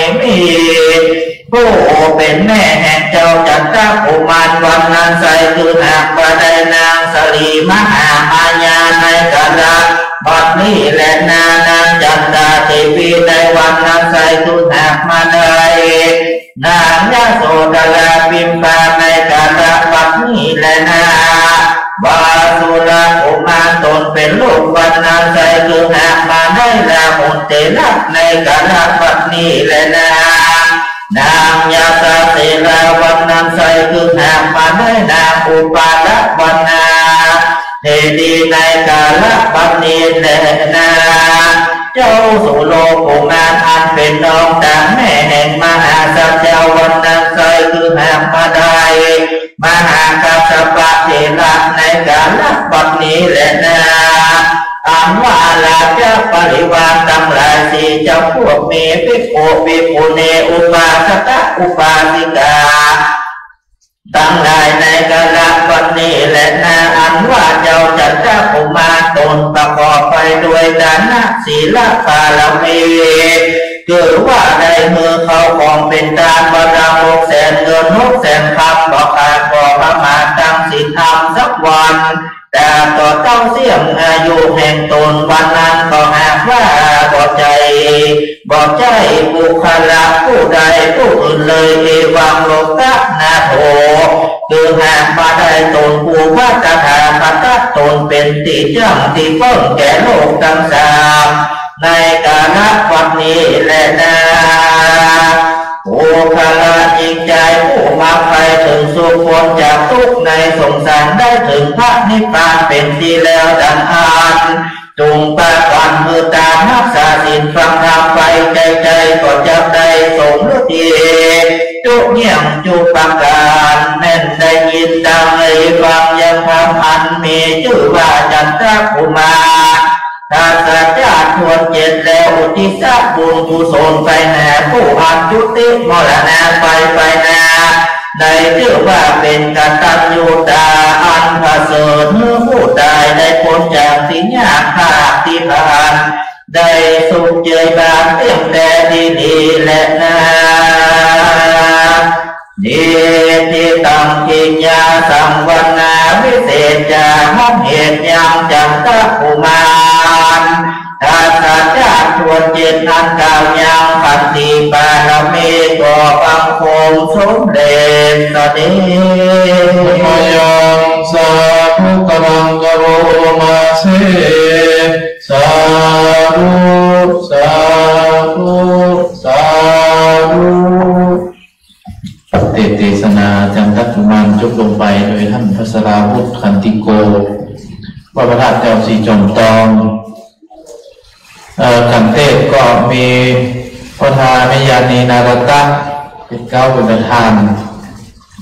พร้อมเลยนายสุพจน์นางแก้วปันมานายนพกรนามเทพวงเล็บแดงพ่อน้อยบุญช่วยพระราชนีสุปินนะจันสัญญาจันสุพรรณาคมชนะนางยัดฟองเรือนคำฟูนางมูลกรสุรินทร์อาจารย์ประวิตรกรสุรินทร์อาจารย์ศิริสอนกรสุรินทร์แม่มาลีที่สอนอาจารย์เลื่อนอาจารย์อรุณกันทใจพ่อสวัสดิ์แม่บัวคำโกชกรรมนายธวัชชัยนางสิริพรเครือแก้วช่างแก่นพร้อมโดยนายแก้วนางบรพินเท้าบุญเรืองแก้วผาวงตายไปแล้ว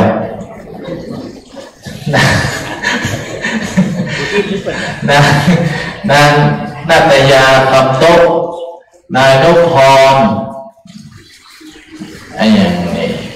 นางรัตนกรปันทะนายประเสริฐนางแก้วเรือนบุตรนายมนุษย์นี่เนี่ยนายมนุษย์นางรัตนกรแล้วก็นายนิมนต์นายสมเด็จใจมณีร้อยตำรวจเอกชยุทธศักดิ์ลุจาภาสังฆรักษ์ยายทานางทองสายชมพูศรีแม่เมธนีนางเมธินีดอกปัญญาเรือนแม่วันดีพ่อแก้วแม่เฉลียวอันนี้ปู่แม่เวทท่านพ่อครูวาตายไปแล้ว2 คนนางนวลตามาใจนางพัชรินศรีวิชัยนายสุทธิโชคนางรติรัตน์แก้วอย่างนี้แก้วผ่าคำนายสมบูรณ์นางปริมธรรมดานายเอกภพอาจารย์ดุจิเรศกันทัพนายไพฑูรย์อาจารย์กัญญาใจหนิมร้อยเอกพงศักดิ์นางเพ็ญทิพย์ใจมณีอันนี้เป็นหมวดคณะนี้นิมนต์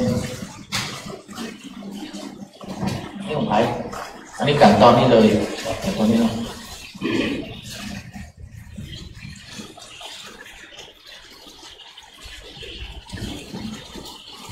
ตั้งใจรับพรยาวทาปฏิวหาภูราปริปุเรนติสาคารังเอวะเมวะอิโตทินังเปตานังอุปปติอิจิตังปฏิตังตุมหังทิปะเมวะสังกิจันตุสัพเพปุเรนตุสังกปะจันโทปนารโสยะถามณิโชติตาโสยะถาสปีติโยวิวาคันตุสัพพะโตโควินาสตุมาเตภวัตวันตรายโยสุขีติคายุโภภวะอภิวาทนาสีติสานิจังพุทธาปัจจายโนจตารโอธรรมาวัฏติอายุวันโนสุขังภะลังสาธุสาธุสาธุ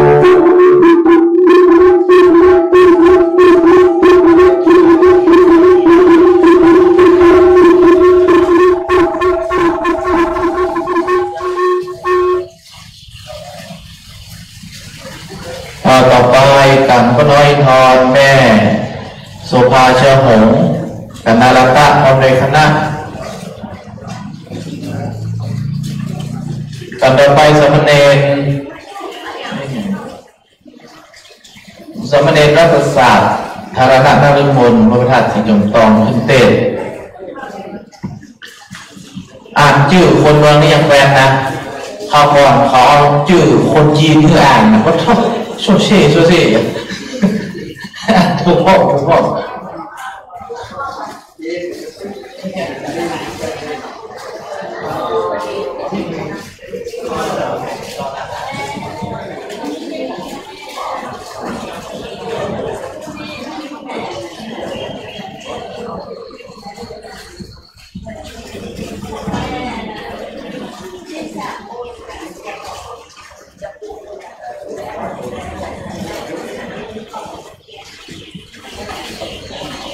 เอาศรัทธามากันแล้ว สุดท้ายไปสันตะลองมาละเอามาแล้วเดี๋ยวก็พ่อน้อยมาเดี๋ยวมนใจมน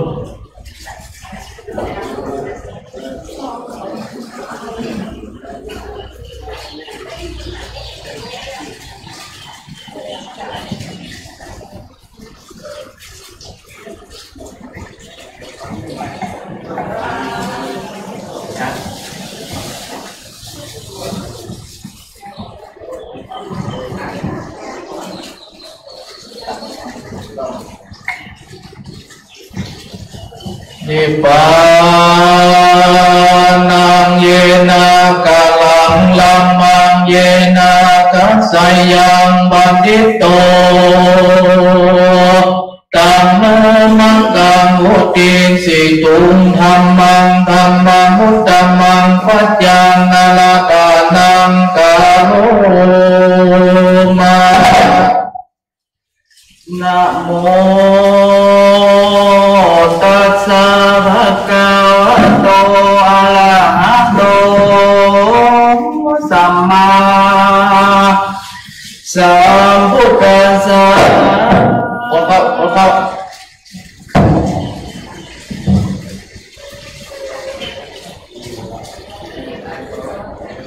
อาทิเต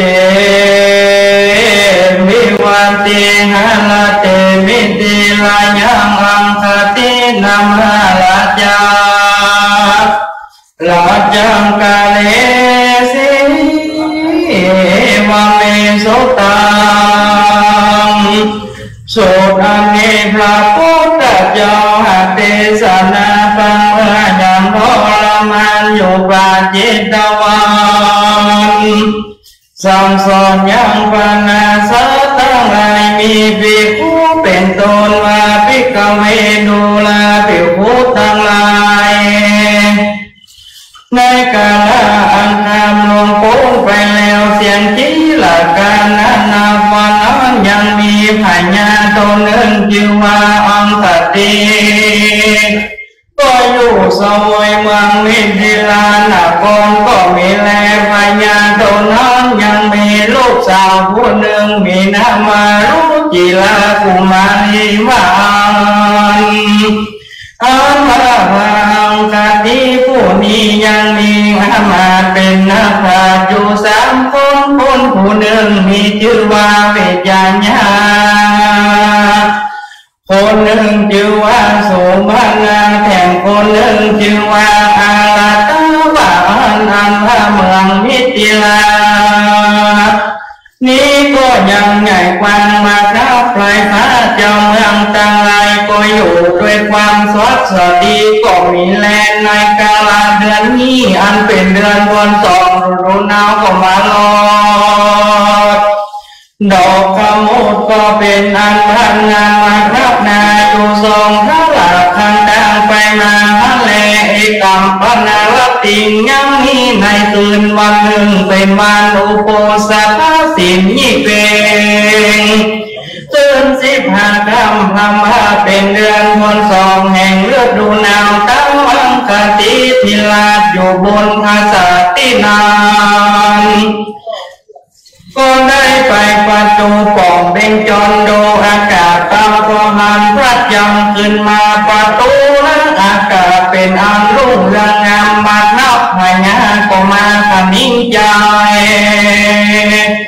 ว่าการเดินรูปดูนาวมาลอดดังนี้ควรจับกับกรรมอันใดอันหนึ่งเพื่อเป็นจิตยาดังจุปีมาหันจาวาอังคติขมิ้นใจสามีแล้วก็เรียกแห่มายังอามาตั้งสามเลเดนอนภรรยาก็เขียนยาก็ด้วยอามาตั้งสามน้องมาโอนโต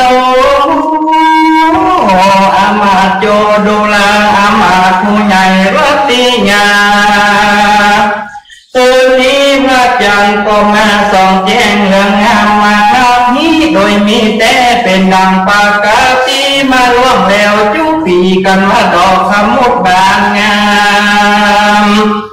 และหันพระจันทร์เต็มดวงแล้วก็ยังเข้าฤดูหนาวดังนี้ เจ้าเราทั้งหลายก็มักจะประกันจงยืนยินดีและมักว่าจะได้กระทำซึ่งการอันใดอันหนึ่งในมักนี้แหละนะอันนั้นก็มันกะลาอันนั้นก็มาลดแล้วและเจ้าเราทั้งหลายปล่อยมาจะกระทำอันใดจะเหลือที่นั่นมาภูมิจิววางอาลับตาก็ยอมมือขึ้นไว้ทูลสาว่าพันติฆะเตมังลาจะเป็นเจ้ามันเมืองวิติลาแห่งเรานี้หมู่ปลาโยธาเสนาอามาก็หากมีมากนับประปวนจะไปกระทำซื้อหาเอาอย่างบ้านน้อยเมืองใหญ่ตั้งไรมาน้อยอย่างไรสมปานมหาลาจะเตอว่าเตนันสมมานาอามาก็โอกาสตุนสาวาแต่มหาลาจะจอมันมาการหันไปโลกหาเอามาหน่อยเมืองใหญ่ตั้งไรมาไว้มากนับนั้นป้อนดังผูกขาดคนนิ่งใจไว้ว่าเป็นการอันลำบากแห่งมหาลาจะมากนับแลเข็มพาการเรื่องราวอันว่าเมืองมิติลามานี้ก็มีอาณาเขตกว้างๆมาครับอยู่แล้วแลดังผูกขาดตอนนิ่งใจมากันลุดดูนาวมาโลดดอกสมุดบางงามวาจังก็ส่องเจงสายมาทักสำเนก็ห่างสมควรว่ามหาราชเจ้าอยากได้คืนอ่านยังการทั้งหลายนั่นเตือนเราควรจะเลี้ยงไผ่ฟ้าเจ้ามังตั้งเสนาอามาเมืองเขาทั้งหลายได้กินอิ่มสนุกยินดีแต่แล้ววางอันสอนมามหาราชเจ้าก็ฟังนุนทีขอก่อนควรจะแลเต้นานกาลาเมจยาอามาก็เก่าตามโอกาสตุนสาวะแห่งมหาราชเป็นเจ้าอันมาเมืองมิติลานี้เราลุงเรืองมานับอันว่าดอกขมุกก็เป็นนานบานงามพระจันทร์ก็มาเต็มดวงแถมพระกันหึงหลุดรู้นาวก็มาลอดแล้วดังนี้เป็นดังผูกขาดนิ่งใจว่าเจ้าเราตั้งหลายมีฐานะเป็นเขาเป็นผาทางก็สมควรพึงจัดตั้งสติปัญญาหากความรู้ใส่ตนเงินสมดังพระจันทร์เต็มดวงงามมานับงามแลที่นำปัญญาห้องคติก็ทำยังอามาตวิจัยวานุละอามาตอันว่าการเรื่องนี้เราควรจะไปเสาแบ่งงานใดที่ใดยาเราจะไปเพื่อทำไถ่ปัญญาได้ให้เสียงยังความสารังสังกาปัญญามิติลากันว่าได้ฟังอามาตมาโอกาสนั้นก็มีใจใกล้ไปหายังผู้ที่รู้อัตถธรรมหันแลมเหมือนมันมีใจหาอามาตก็ไว้สาพระญาว่ายังมีอาเจหลักกาเป็นผู้รู้จิว่าคุณโนก็หากว่าอยู่ในส่วนรุดให้ยานที่ป่ามีกระยาวันน้ำพูดแลตามพุทธวจาอันว่าปัญญาอังคติกันมาได้ยินกรรมอันนั้นก็มีใจจงชื่นยินดีมาเต้าก็ปงอาญาอาณาแก่ในสารที่เนื้อหางดังดายังลาจะลบเล่มพระเสดกันว่าบัวมวลแล้วก็ปาปาลิวางนวลหูเข้าไปสู่ยังที่อยู่อาเจวะแกก็มีฮันแลกันว่าไปรอดแล้วดังนั้นพระญาคติก็ไว้สายังอาเจวะแกว่าพันเทวะก็ว่ามาพูดเจริญเป็นหน่วยงานนิยาปัตตะตั้งสี่หาพญาปัตไตแถมหาการนึง เจ้าผู้ยังเลี้ยงอินทรีย์บ่ลำบากในหูตาเจ้านั้นหากยังเต็งใสเป็นดังปกติดังเก่าจะเลิกตีนั้นเจวังแพ้ก็ต่อคอยเจียนจาวันดูแลมหาราชเจ้านี้ก็เป็นประจำอริยปัตตะตั้งสี่บททุกยากลำบากสันใดอันที่จะไปหายังเขาบินดีบาทนั่นแหละทางพากันหึงกันว่าอินทรีย์ตั้งหกมีวัญญามุตาเป็นต้นก็บ่ถอยเสียยังอันนี้คือว่ายังเจงใสเป็นดังปกติดังเก่านั่นแหละดูแลมหาราชเป็นเจ้ามีจิตเจตพระทรงใดว่าแล้วว่าปล่อยมาสู่ยันติโยอังอัญญาจาตินังพญาอังคติก็ใครเฮาเก้าปิญญาก็เป็นกะทาว่าการทำวัมโมกะทำธรรมังใจยังอัตตาปริธรรมดังนี้ดูแลเจวะกะปุโรตานี้หากพระทรงใครรู้ยังปัญหาธรรมะพันตีก็ได้เจ้าโกโตเกิดมาในกัสปะโคตมะโยบุคโลอันว่าทุกลาผู้มีพญาณละควันเพิ่งจักกรรมซึ่งอันใดจาที่อันจะเป็นกุลเป็นบุญเธอแก่พ่อและแม่ปู่ย่าตายายบงยาบงสาพี่น้องและผู้มาจารย์สมณพราหมณ์และพโยจะแก่บ้านเมืองอัจฉาพญาอังคติทำปัญหาซึ่งอาเจวะกะก็มีแลนี้โดยมีแต่อันมาปัญหาตั้งหลายผู้นี้ก็เป็นมหาสิกขาอันเลิกแลกมาครับแลแต่ว่าเพิ่งดีกวันไปไถ่ทำซึ่งพระพุทธเจ้าอรหันตเจ้าและสาวกเจ้าตั้งหลายม้วนหมู่ควรเป็นลูกศิษย์พระพุทธเจ้าเก่าอันใดบัดนี้พระอังคติถอยมาทำปัญหาพรุ่งนี้กับโดยอาเจวะกะผู้อันบวชนอกศาสนาถือเอามิจฉาทิฏฐิสามีอันหาในกาลนั้นเจ้าอาเจวะกะกันว่าได้ยินพญาธรรมดังนั้นก็ขันต่อกรรมไปว่าดูแลมหาราชเจ้าพาลังอันว่าพระธรรมกริยาอันกระทำยังควรแก่พ่อแม่นาทีก็มีแลกุตโตมาตาอันว่าพ่อและแม่ปุญญาตายายน้องมุงสาพี่น้องของบ่มีในโลกนี้และโลกหน้าผู้เป็นอาจารย์ก็บ่มีแลผู้จีผู้กะโลอันว่าผู้กะลาผู้ใดในสั่งสอนให้เราในรู้ความดีก็บ่มีแลผู้ต่างอันว่าสัตว์ต่างหลายเกิดมานี้ก็หากว่าเสมอกันเสียงแลอันว่าจะพบย่ำยังผู้มีศีลธรรมก็หาบ่ได้และดูแลมหาราชดังที่ภาวะอันว่ากำลังกายานั้นก็บ่มีจะแลอันว่ากรรมก็ดีผู้มีเพียงคนนี้ก็หาบ่ได้แล้วในโลกนี้นายตานิยาภูตานี้อันว่าสัตว์ต่างหลายเกิดมาอย่างใดก็หากว่าเป็นดังนั้นแล้วเจ้านี้โยอันว่าตายเหลือต่างหลาย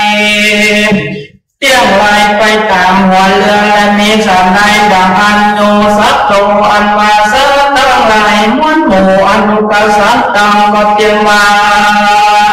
ตามสันนั้นแลจันตสิทธิกัมพิเตเสียงกับต่างหลายอันใด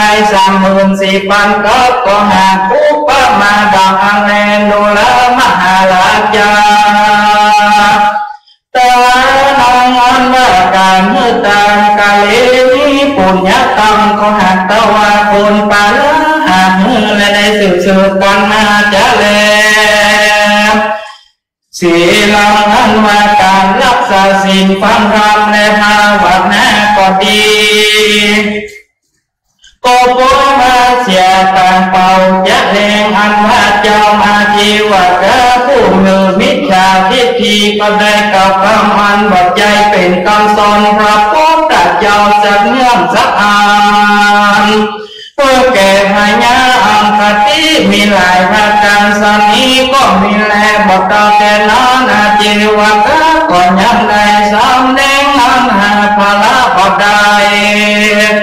ด้วยปากพระกรรมอันเป็นตั้งบาทน้ำจริงกล่าวเป็นกัทวาสติเมสกัตตะกัญญาอติวะโกปิโนเตโจปะกเวอุปจาพระนี้เป็นตนดุลามหาราชิเมสัตตากัญญาอันกัญญาเนื้อตัวแห่งสัตว์ทั้งหลายก็ดีผู้กะโลอันมาผู้กะลาผู้ใดได้มาเสียยังคาตั้งสี่เป็นต้นก็จะได้ชื่อว่าพระเสด็จในกาลนั้นอามาผู้ชื่อว่าอารัตก็กล่าวว่านี้โดยมีแต่ในกาลมาจากอันวังแล้วก่อนนำมาก็ได้เกิดเป็นคนยังได้ปูจาเจติญาธาตุแห่งพระพุทธเจ้าชื่อว่ากาสปะโดยดอกไม้อนุจาตัวหากมาได้ดอกเสียงเทศและในเมื่อเสียงเทศอายุแห่งตนก็ได้เกิดมายังตระกูลพวกทางวางได้เสวยกรรมวิบากได้เป็นคนตัวกลายอยากเห็นใจมากนักกันว่าตาจากญาติเป็นพวกทางวานั้นแล้วก็จริงได้มาเกิดเป็นอามาตย์แห่งพญาบัพนี้และนาทัพสมิงการนี้ในการนั้นยังมีใจผู้หนึ่งมีชื่อว่าปิจกะอันอยู่ในเมือง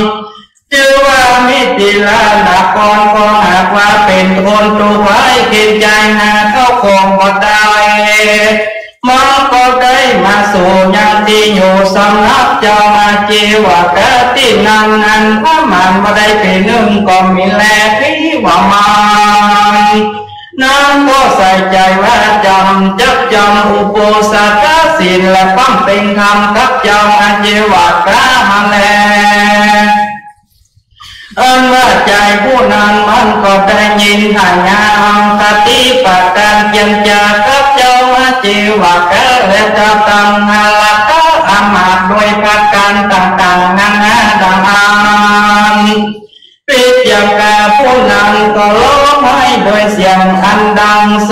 ละเจอันว่าหายาอังคติก็จริงได้ทำใจผู้นั้นว่าดูแลใจเก็บใจเลยมึงนี้ร้องไห้ความด้วยเหตุมีเงื่อนใดตีน้ำใจผู้เก็บใจก็ไปหายาวาเจวะเธอแต่มาลาเจอเป็นเจ้าเธอก็มาลาทุกข์เธอได้ยังจะโหลังก่อนนั้นว่าจะได้เกิดเป็นลูกเศรษฐีผู้นึงกันว่าก็แม่ตายก็ละเข้าของสัมปติมากนักนาเธอก็ได้รับยังเข้าของอันนั้นและก็ได้เป็นดีมีเข้าของมากนักอยู่ในมังสกัสสะนครผู้แลถ้ามีเมื่อก่อนก็ยินดี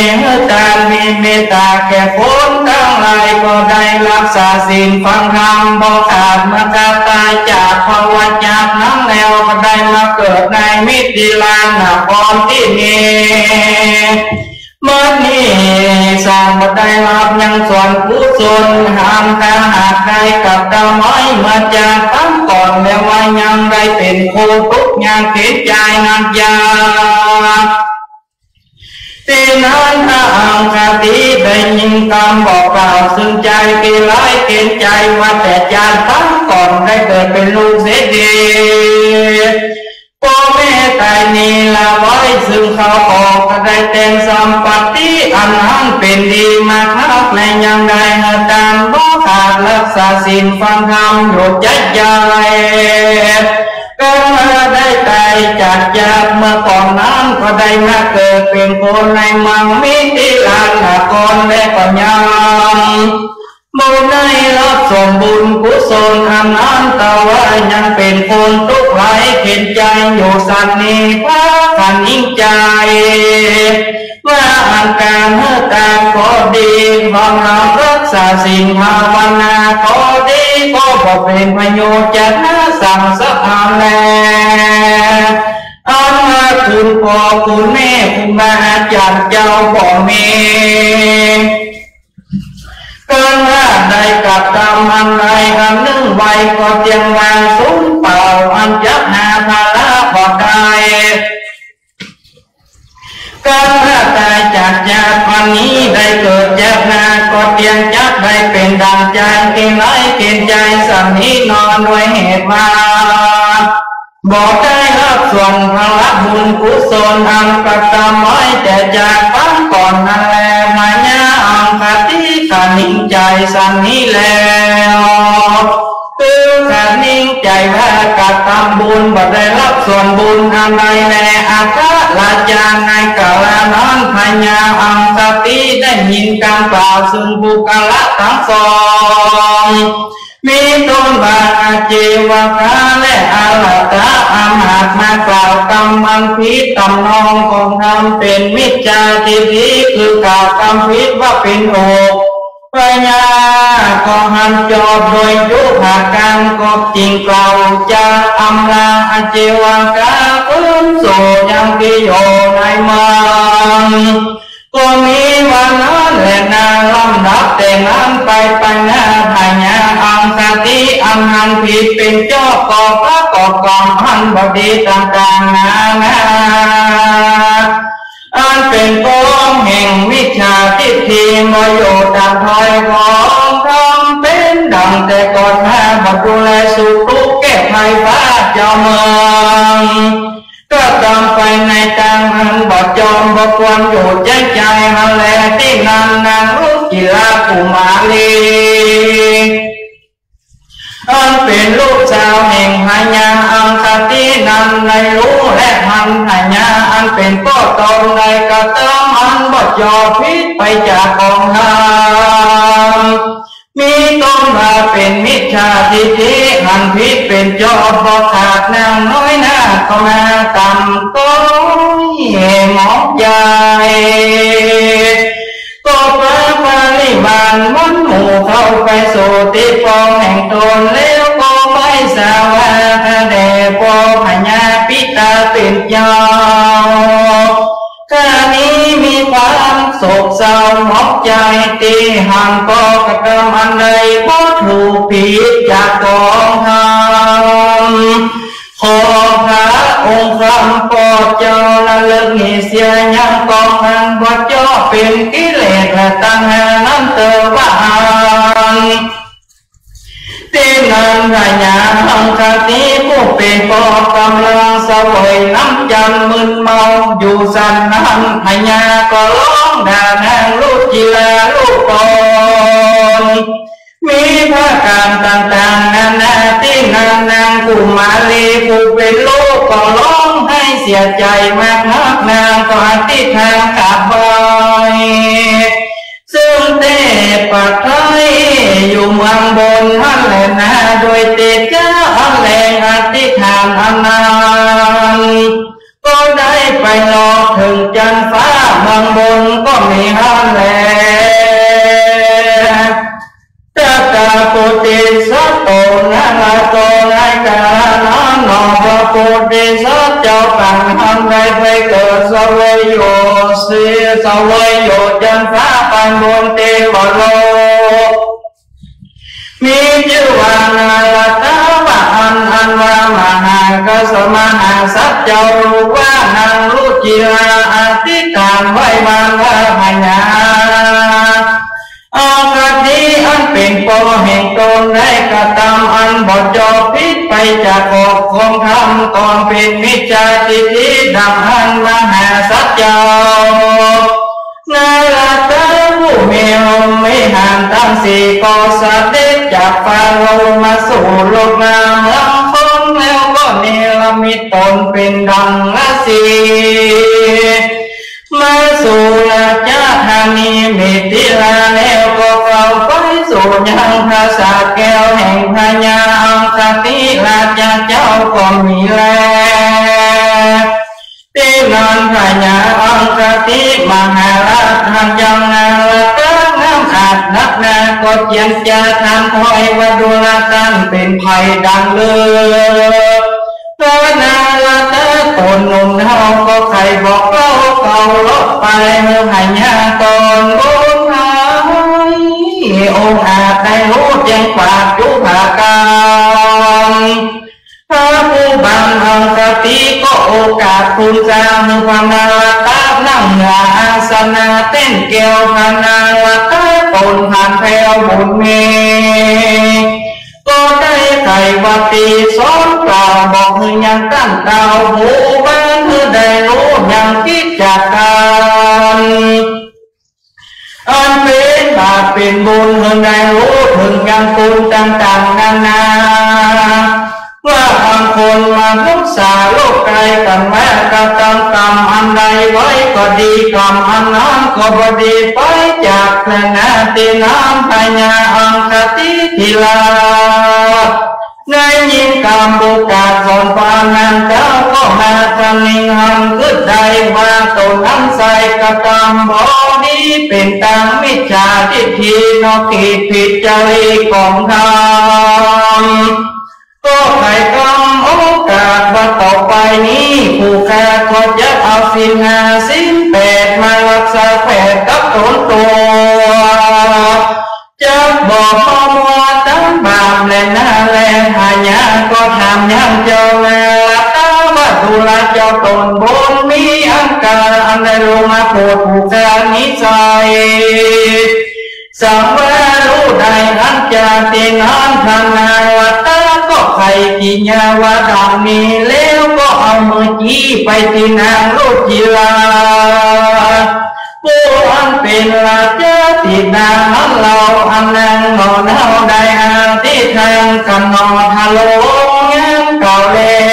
วก็ลาพระตนเกลขึ้นสู่ไปยังที่โยมพรหมโลกก็มีวันนั้นและนาทีนั้นพญาอังคติก็สักเสริญยังแล้วลูกจิลาว่าเป็นผู้กดดันโยตั้งต่อพ่อแม่ยังไม่ได้ลงเป็นมิจฉาทิฏฐิพิษไปจากกองทัพนั้นแหละแต่นั้นไปนาพญาอังคติก็ตั้งอยู่ในศีลธรรมบอกขาดบอกหามาต่างกันกันได้อันนี้จะกันตายจากเมืองคนก็ได้เอาดงไปเกิดจันทร์ฟ้าเลิศเทวโลกเมืองบนเป็นเทวบุตรเทวดาตนวิเศษก็เมวันนั้นแลนะพิกาเวดุลปิบุตรทั้งหลาย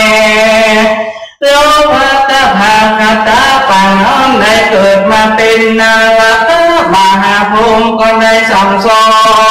นยังว่าอย่างอังคติอันได้ไปสมาคมกับคนปลาหาพญาบดายเป็นดังคนตาบอดนั่นแลล้วนได้เป็นมิจฉาทิฏฐิหันพิษเป็นจอมดังผู้พมา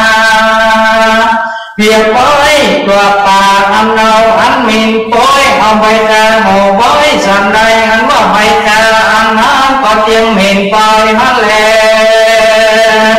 เติร์สมาเหตุดังอันคนดังหลายวันหมู่อย่าเลยไปสู่คนอัตตาเสมอดังตาบอดอันจะเป็นหนทางไปสู่นรกอบายตั้งสี่นั่นแหละเหตุนั้นผู้มี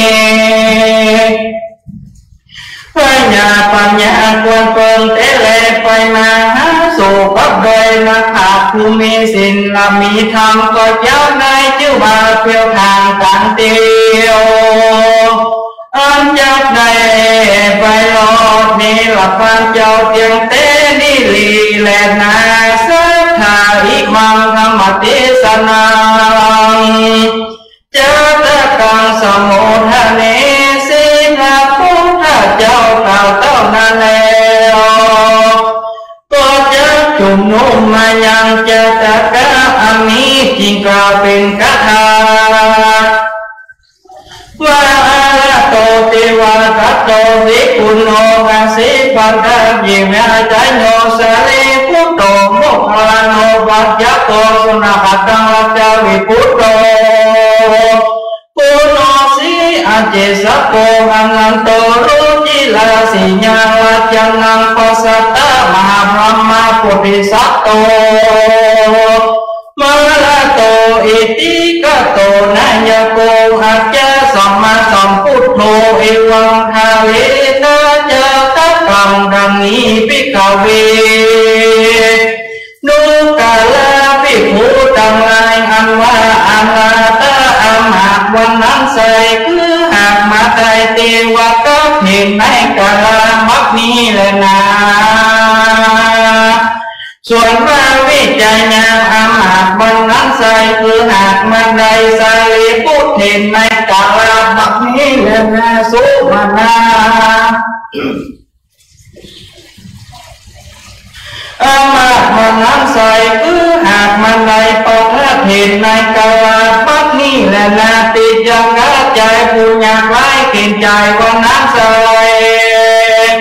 คือหากมาได้มาหาโมกาลเห็นในกาลมักนี้แหละนะส่วนว่าอาจีวะกานังใส่คือหากมาได้สุนัขตะในกาลมักนี้แหละนะส่วนว่านางรุจิลาผู้เป็นลูกสาวแห่งพญาอังคติวันนั้นใส่คือหากมาได้นางอุปนาวันนาเดลีในกาลบัดนี้แหละนะส่วนว่าพญาตนจือว่าอังคติตาวาดยศองค์อาจมีทิลานั้นใจคือหากมาได้มหากษัตริย์เทวเจ้าในกาลมัดนี้แหละนาโกดิสัตโตส่วนอันว่าเจ้านาวัตตนองค์อาจเสด็จลายญาติมาสู่มังคนมาสอนตาไทยพญาอังคติอันเป็นเจ้าเมืองมีติลาเฮละเสียยังมิจฉาทิฏฐิวันนั้นใส่คือหากมาได้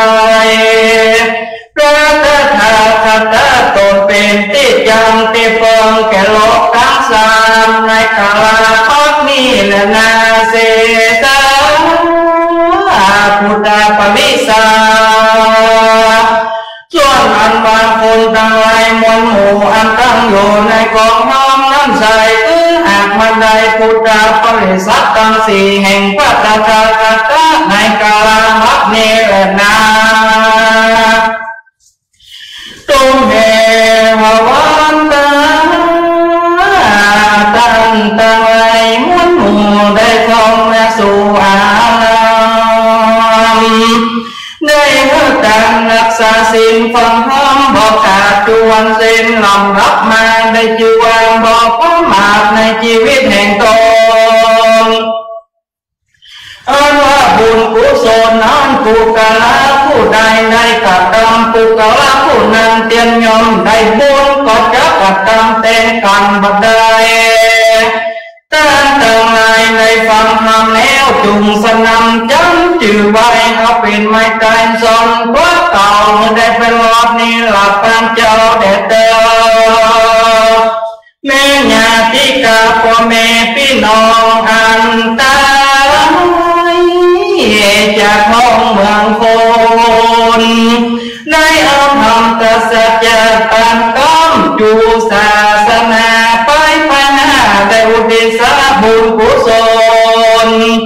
ไปหาผู้อันตายไปนาเจียนยอมมาจากใดภาระอานิ ทรงนักนับอันนาอันจากในบนจากตีทุกอย่างได้พาจากเทวาได้สอบใจบ้านปัญหาบ่อยากจะเล่นนาละเธอจะตะกองหักคำบังกี่ยังเต่ายังนาละเธอมหาโพอันเต่ายังมองหูปิกาปามีทัศยาควงแปดอันมีนัยยะมหาสันนิบาตก็บางคงสมเด็จสเด็จอัตมยังสาธุกลังกโลมาเสสาธุสาธุสาธุธรรมเทศนานารัตะเทศนาโดยสมณเณรรัตศาสตร์ธนนฤมลเจ้าภาพกันเทศมีป้าน้อยอินทร์แม่โสภาเชื้อหงส์แม่จันวิชัยชาตินางศรีลาคำแปลงนางเพ็ญนามสกุลอย่างโอ้อาจารย์สมพลศรีจอมทองอารีรัตน์ร้อยตำรวจตีอินสงนางสายทองสุปินนะนายแก้วนางหนูนายสมบูรณ์นางบุญศรีธารรัตน์นายยิ่งนางนาคุณตาศรีร้อยตำรวจโทกิติพงศ์นางมาลีเท่าวงศ์นายวิทยานางวาสนากุหลาบบานนางจันสมมหามังนางต้อยเชียงใหม่ป้าน้อยอินทร์เอาที่มีเจียแล้วอ้าวจะไปเรียนไหนเรียนไหนล่ะพี่โมดกับพ่อลูกมั้ง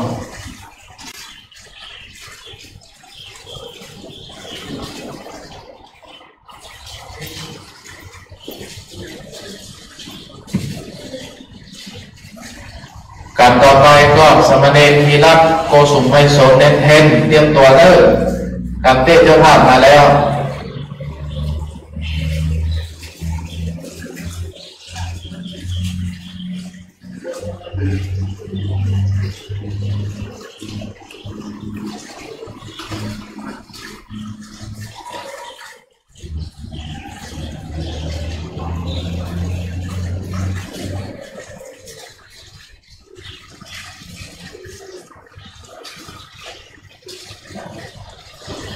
ยะถาวาลิวะหาปุราปริปุเรนติสาคลังเอวะเมวะอิโตทินังเปตานังอุปกปปติจิตังปฏิตังคุมหังกิปะเมวะสมิจันโตสัพเพปุเรนตุสังกปาจันโทปนะระโสยะถามณิโชติระโสยะถาสปิติโยวิวัจจันโตสัพพะโลกวินาศตุมาเตภวัตตันตรโยสุขีติกายุโกภวะภิวาตนาสิริสนิจังพุทธาปัจจยโนจัตตาโลธรรมวัฏันติอายุวันโนสุขังภะลังสาธุสาธุ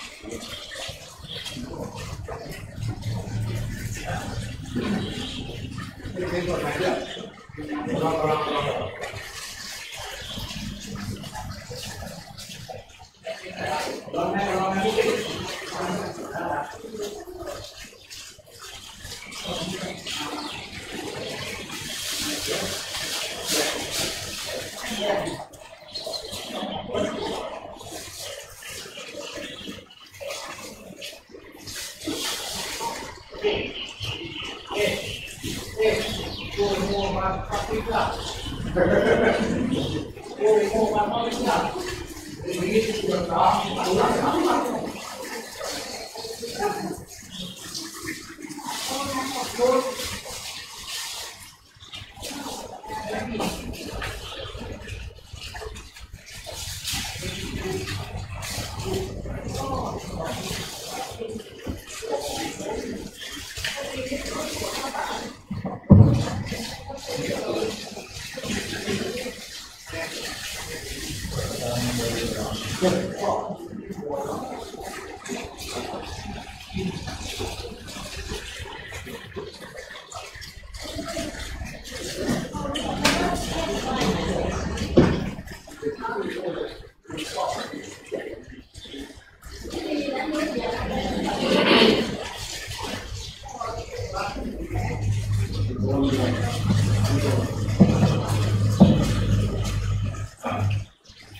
นิบา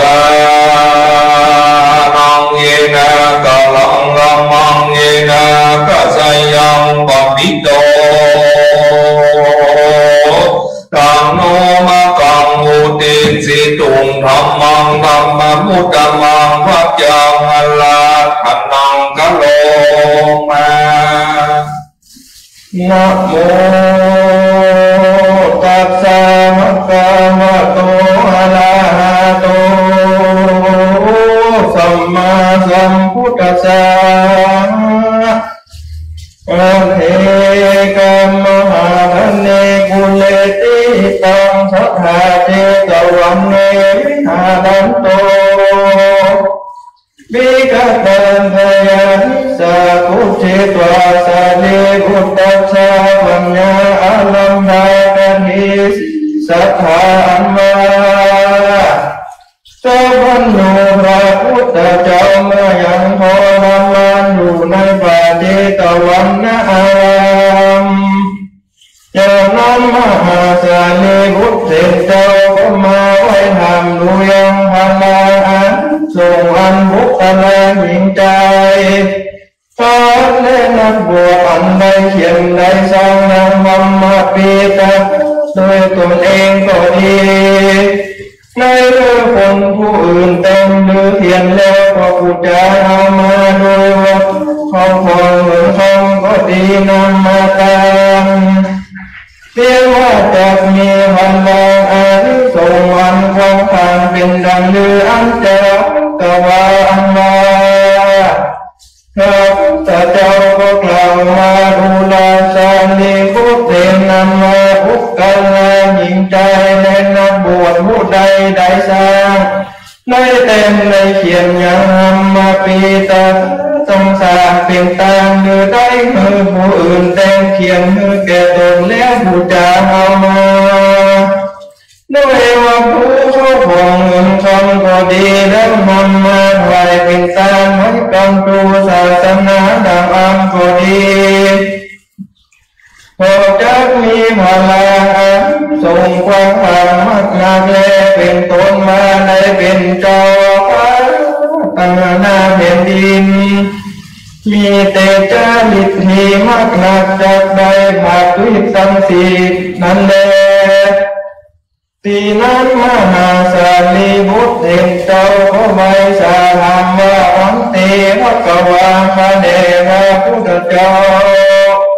ในเทศนาธรรมปีตกะในกันฟ้านำยังมีพลังอันทรงเท่าใดนั้นจะดังสุตวาอันว่าพระพุทธเจ้าได้ยินกรรมมหาสารีบุตรมาไว้สาธรรมดังอันเธอก็ไข่แค่หุกแก้วเทศนาวาโยราสาลีบุตรเห็นบุคลาผู้ใดในสร้างอย่างธรรมปีตกะตั้งสามเป็นตามก็จะมีพลังอันทรงกว้างขวางมากนักหนาเรียมย่ำจำได้เกิดในพระคุณอันพระสืบเป็นดีมีเข้าคนสัมปติมากนักมีตนมาเกิดในพระคุณเต้าปัญญาเรียมย่อมมีอายุมั่นยืนยาวมีวันหน้าอันงามเป็นที่หุ่มรักแต่คนทั้งหลายส และเมื่อมาเกิดอยู่ในจำปาเตียนยอมจังได้เป็นใหญ่กว่าเทวดาทั้งหลายนั้นแลบ่เต้าแต่นั้นเจ้าแม้นว่าได้สร้างอย่างอัคระธรรมตัวหนึ่งก็ดีแม้ว่าบทหนึ่งก็ดีลิขิตตาในเต็มในเขียนก็ดีในมือผู้อื่นเต็มเขียนมือก็ดีอย่างอัคระธรรมมาปีตะกะตังสามปินตามดังอันก็ดีบุคลาผู้นั้นจากใดเมื่อเกิดเป็นเทวบุตรเป็นเทวดาอยู่ในจันทร์ตาวติงสาต่อต้องนานในก็ส่งไข่ตาติลำดำขึ้นไปทลาดต่อเต้าถึงจันทร์ตั้งบุกก็มีแลแม้ว่าเกิดอยู่ในมนุษย์โลกเหมือนคนก็แจ้งประกอบไปด้วยปัญจลักษณะงามเป็นที่ถูกเมื่อคนใจแก่คนและเทวดาทั้งหลายทุกเมื่อก็มีแลจักหนึ่งมองไปด้วยสัมปติเขาของเหมือนคำมักหนักแลรู้ราสาลีพุทธเห็นบุคลามิงใจผู้ใดได้สร้างธรรมปิตกะเป็นตาดังอันก็ดีจักมีพลังอานิสงส์นับได้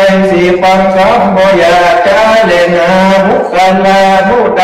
สร้างธรรมปิตกะตั้งสร้างเป็นตานั้นกว่าบ่หนจักในเกิดในที่ไรสัจจะเตียนยอมเกิดในที่ดีมีจันทร์และเมืองบนยมพระเสด็จดูพระการบูลาสาลีเทียนเยสัตตาอันมาสัตว์ทั้งหลายอันเกิดมาในจตินี้บ่ได้สร้างธรรมปิตกะตั้งสามเป็นตานบ่ได้ก็ทำบุญรักษาศีล5ศีล8บ่ได้ฟังธรรมเทศนาแห่งพระเจ้าหมอแก้วเจ้าตั้งสามเป็นตีเพิ่งบ่ได้สร้างอัคระธรรมเป็นตามสัตว์เตื้อก็ต้องหัวเมาก็ตามกาอยากจะดูใจเนสัตตามาสัตตาคงนั่งกันมาตายจากมนุษย์โลกเหมือนคนก็จำได้นอตนไปเกิดในนรกคุณเสียงแลดูลาสาลีบุตรเห็นผู้พลามีใจผู้ใดมีใจเลื่อมใสในศาสนาทัตถาคตต่างอันยังเชื่อในกรรมในรักษาสิ่งฟังธรรมมรัดในสองตัดไหลปิตกะตั้งสามปินตานดังอันก็ดีผู้พลาผู้นั้นได้เกิดมาในจตินาก็จำได้เป็นปัญญาจะกวัติละได้ผ่าแปดวิปังสีและอันนี้ก็จะเป็นกับโดยสิ่งอันอื่นก็บ่มีแล้วขอด้วยเหตุพลังอันทรงอันได้สร้างธรรมปิตกะตั้งสามเป็นตามสิ่งเดียวนั่นแลแม้ว่าบุคคลาหญิงใจทั้งหลายผู้นั้นอันตั้งใดสักเสริญยกยอโดยยังปัญญาก็ดีนั้นไล่สั่งวันนาโดยเขาของเงินคำก็ดีก็โดยเตจาภลากุศลอันใดสร้างธรรมปิตกะตั้งสามเป็นตานแม้ได้รักษาสิ่งฟังธรรมพระตถาคตเจ้าแต่หุ่นหลังมานั้นแลสัทธาสัพพัญญูพระพุทธเจ้าก็เทศนาเป็นกัทาวาอานิเตโพลานะโพธัมมาสัมมาสัมพุทโธโลกาโธอุปติดังนี้เป็นต้นนูราสาลีบุตรเห็นในกาลเมื่อก่อนอันคามล่วงพ้นไปแล้วเสียงจิตการนักบันนานยังมีพระญาตนหนึ่งชื่อว่าโพลานะโพธัมมะก็มีแลอย่างนั้นพระตถาคตก็ได้เมื่อเกิดเป็นอมาตย์ผู้ใหญ่แห่งพระญาตนนี้ข ก็ได้สร้างธรรมปีตกะตั้งสามเป็นตาแล้วได้ตั้งกำพาธนาไว้ว่ากันเกิดไปจะทิใดไปนาโอ้โหตัวแห่งชาได้เป็นปัญญาเสวยเมืองที่มีเตว่าอันหันแลกันว่าสุฟังอายุแห่งตนทุกตีตายจากจะอันเป็นคนก็ได้เอาตนเมื่อเกิดในจำฟ้าเตาวติงสาสะเวสัมปติติในวิมานคำพระนานพระมานมาได้หมื่นปีก็มีแล้วอันนี้ก็ด้วยเหตุมายาเมื่ออยู่เมืองคนได้สร้างธรรมปีตกะตั้งสามเป็นตานั้นแลก็เต้าแต่นั้นไปโดนได้มาหลงเกิดในมนุษย์โลกเมืองคนก็ได้มาเกิดในขักุลเต้าปัญญาเป็นใหญ่กว่าคนทั้งหลายในเสวยเข้าของสัมปติมากนักแลอันนี้จะเป็นโดยบุญกุศลอันอื่นก็บ่มีแลก็ด้วยเตจักพลาอานิสงส์อันใดสร้างธรรมปีตกะตั้งสามเป็นตากัมจูศาสนาเมื่อก่อนนั้นแลดูแลสาลีบุตรเถนบุกลายิงใจกลุ่มใดได้สร้างธรรมปีตกะตั้งสามเป็นตากัมจูศาสนาพระตถาคตพระราบต่อเต่ามาปันพระวัสดังอันบุกกันมาหญิงใจคงนั้นก็จับบ่ได้ไปตกที่ไหลสะเตือแต่เลเมนว่ารับอยู่ก็เป็นตื่นก็เป็นและก็มีเพียงที่มาบิดเบียนเตียงย่อมมีอายุมั่นยืนยาวใดเสมอสุขมากนักแต่จาติมีและจาตินาบ่อยากจะเลนานาสมาเหตุดังอันบุกกะลาหญิงใจคงได้ได้สร้างธรรมปีตกะเป็นตาเตื้อดังอันก็ควรได้คงไว้สร้างเป็นตาแต่แลก็ด้วยเหตุมาวานานิสงส์ความหวังมากนักดังอันแลก็เป็นดังพระตถาคตเมื่อก่อนนั้นคงสร้างสงปานปามีก็ได้มือธรรมปีตกะเป็นตาเนื้อพุทธเจ้าตนหนึ่งนั้นก็ได้ตั้งยังกำหาธนาไว้ว่าเขาได้เป็นพระโพธิญาณพุทธโลกโลกาไปหน้าเธอก็โดยเตจ้าพลานานิสงส์อันพระเสริฐล้ำเลิศกว่ามุตาทั้งหลายทั้งมวลนั้นแหละจริงได้มาเป็นพระสัพพัญญูพระพุทธเจ้าพุทธโลกโลกาในกาบัดนี้แลดูลาจารีบุตรเห็นยังมีบุกกันนาบุญนึ่งมักใครไปสู่นิพพานลิงลีบในมือบัดโพเขาของเหมือนคำเป็นตามักนัดอำนัดทางขยะบ่ได้ก็เรียกว่ามีวันละอันส่งความผ่านมักนักแลวันละอันนี้ส่งอันนั้นปล่อยนางว่าพวกเขาได้สร้างธรรมปีตกะเป็นตาเตื้อแลก็ด้วยเหตุมาอันจารุณาสาลิเห็นก็ด้วยเหตุมาสัพพะทานังธรรมะทานังจินนาติตังนิโยบุคโลอันว่าบุคลายิงใจคงได้ได้สร้างธรรมเป็นตาดังอันก็ดีโสบุคโลอันว่าบุคลายิงใจคงนั้นยอมได้เมื่อการอันเสดยิ่งกว่าตาทั้งหลายโอ้พระไม่ดังพระจันทร์อันมีสมีลุ่งเหลืองงามมากนักกว่าแสงหิ่งห้อยสันใดโอ้พระไม่ดังภูมิตาธรรมนั้นยอมพระสึกกว่าตาทั้งมวลนั้นแลพระสัมมาบัณฑิตโตนิเหตุอันบุคลาผู้มีปัญญาควรคงไฟสังธรรมปีตกะต้องสร้างเป็นตาแต่แลตุมเนภวันตาตังวันหมู่ได้ฟังธรรมปีตกะตั้งสร้างดวงพระเสริฐนี้แล้วจงสนำจำเจอไว้ใน โนวิธีจิตแล้วปากันมือตายรักษาศีลฟังธรรมภาวนาไปอย่าได้ขาดอย่าได้มาหาดลายสักปฏิบัติตามกฎธรรมตถาคตไปใจพอจักได้เข้าใจเนรปันหลงดังกำมัดกำบาดพันนาจุยิ่งจุรักกันบ่อยากจะเลนาอิติมุตตะปะกาเลนะด้วยพระการดังกล่าวมานี้แลนิตังยิญญาสังวันนาวิเศษจาห้องเหตุอันกล่าวแก้ไขยังอันส่งปิตกะตังสามอันโยแผ่ก็บังคมสมเนสเดชอันธรรมยานสาธุกะลังกะโลมาเสสา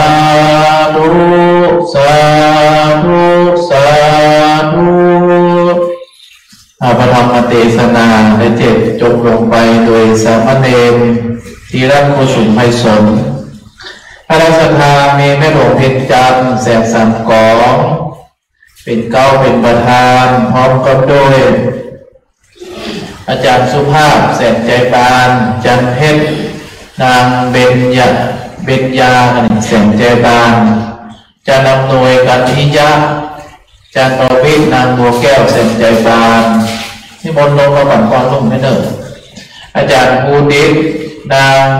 นายภูดิษฐ์นางเพ็ญศรีแสนใจปานนายปรมัตถ์นางสาวกนิษฐาแสนใจปานนางแสงเดือนแสนใจปานนางลำดวนมาชัยนางกิตติพรอุเสนนายบุญปั่นศรีพิชัยนางศรีพุทธแสนเมืองมูลอาจารย์ทิพาทิพย์เจริญนายปันนางอมรอุ่นใจจินนางสมบัติบุญมาเชยนางศรีพันธ์อุ่นใจจินนางขมลวันทิติคำยวงแม่มูลปัญญาเรือนนายรัตนางสมมาชัยนางยุพินใจสารนางมาลีอแก้วนางคำแก้วของมาแม่แก้วมาใจเรือนเอาเข้าประเคนเลยเอาไปลงเข้าไปถ่ายเลย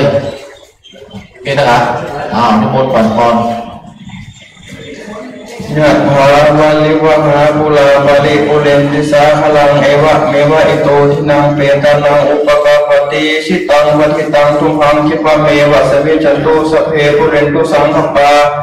จันโทปนาลักโสยะถามณิโชติลักโสยะถาสัพพิติโยวิวัชชันตุสัพพะโลโควินาสันตุมะเตภวัตวันตรายโยสุขีนิคายโกภวะอภิวาทนาสิริสนิจังหาปัจจายโนจัตตาโลธรรมวันติอายุปโนสุขังภะตังสาธุสาธุ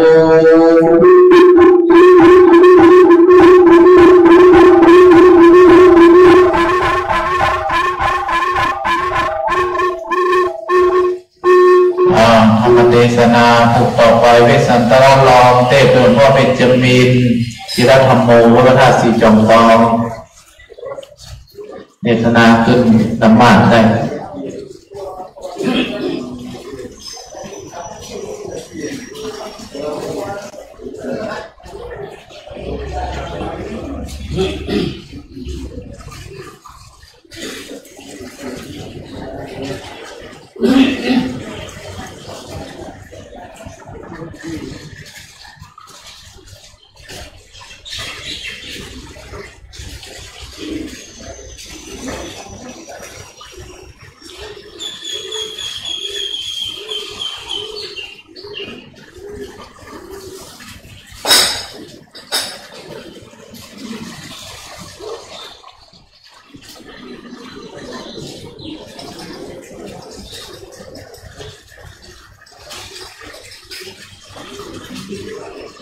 เจ้ากันต้องแน่นอน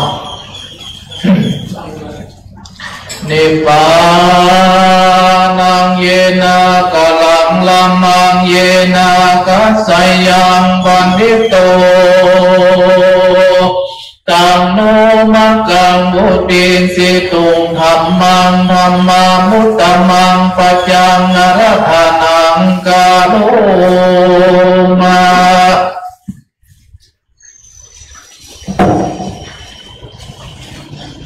นะโมตัสสะภะคะวะโตอะระหะโตสัมมาสัมพุทธัสสะอินติปิโสภะคะวะเตมิโยนัมมะภะคะวะจิตตังโลตังกังอันนังมันนังตุวังโสหังพุทโธภาเวสติโกสัมมาตาธัมเมสัมมาสัมพุทโธติปิโสภะคะวะเวสันตโนนัมมะภะคะวะสิธัมมัตตะกังอันนังมันนังตุวังโสหังพุทโธภาเวสติสันตโมบังดุลาโสตุจันตาโพธิสัตว์ทั้งหลายก็อันมีความโปรดท่านเจ้าโปรดผ่านโลกซึ่งหาคนโปรดธรรมกรเป็นเอกาจริงบางมีเตสันนายอมหาเวสันตันลาลาเต็มมังหาสาลีมูตนมีสิ่งสะอาดเอาซอยมาแต่นานนาก็รู้แล้วอันติตาเราบางกันกันตาลอก็ได้เกิดเป็นพระเวสสันตนเจ้าบุญญาณก่อนยังบันไดมาตาเป็นอันนาก็มีเลยนะยะตาเลยมีกันแล้วเมื่อใดน้องอ่อนเกิดมอยกันมายังลำใจนั่งเขาพูดสันดีกันบ้านใดน้องก่อนจากพันมูนี้อินตาจอทวนสีฟังกันแล้วเราอันกันสุดโตจุติจากกันฟังเลือดไปหมดมันเอาการที่ฉันกำเนิดต้องนั่งเตมีเอากันมันยี่สิแห่งดาวมอดทันละก่อนวันนั้นนู้นอาจมันใส่มีอายุมันร้อย16 ปีงานก็ได้เป็นอากาศมาสิตาลาสนใจก็มีเลยนะลำดับเต็มนนไปงานนนลาผู้สติก็ทันลงคำพันมี10 เดือนไว้นางก่อนจันเด็กไปเอวนางคนใหญ่ปันติงนอนบนดอยถ้าสุดยองบุตรนองเมาลับทันนางงั้นโบกเศร้านองนาก่อนว่าคิดมันโลดหอความภาษา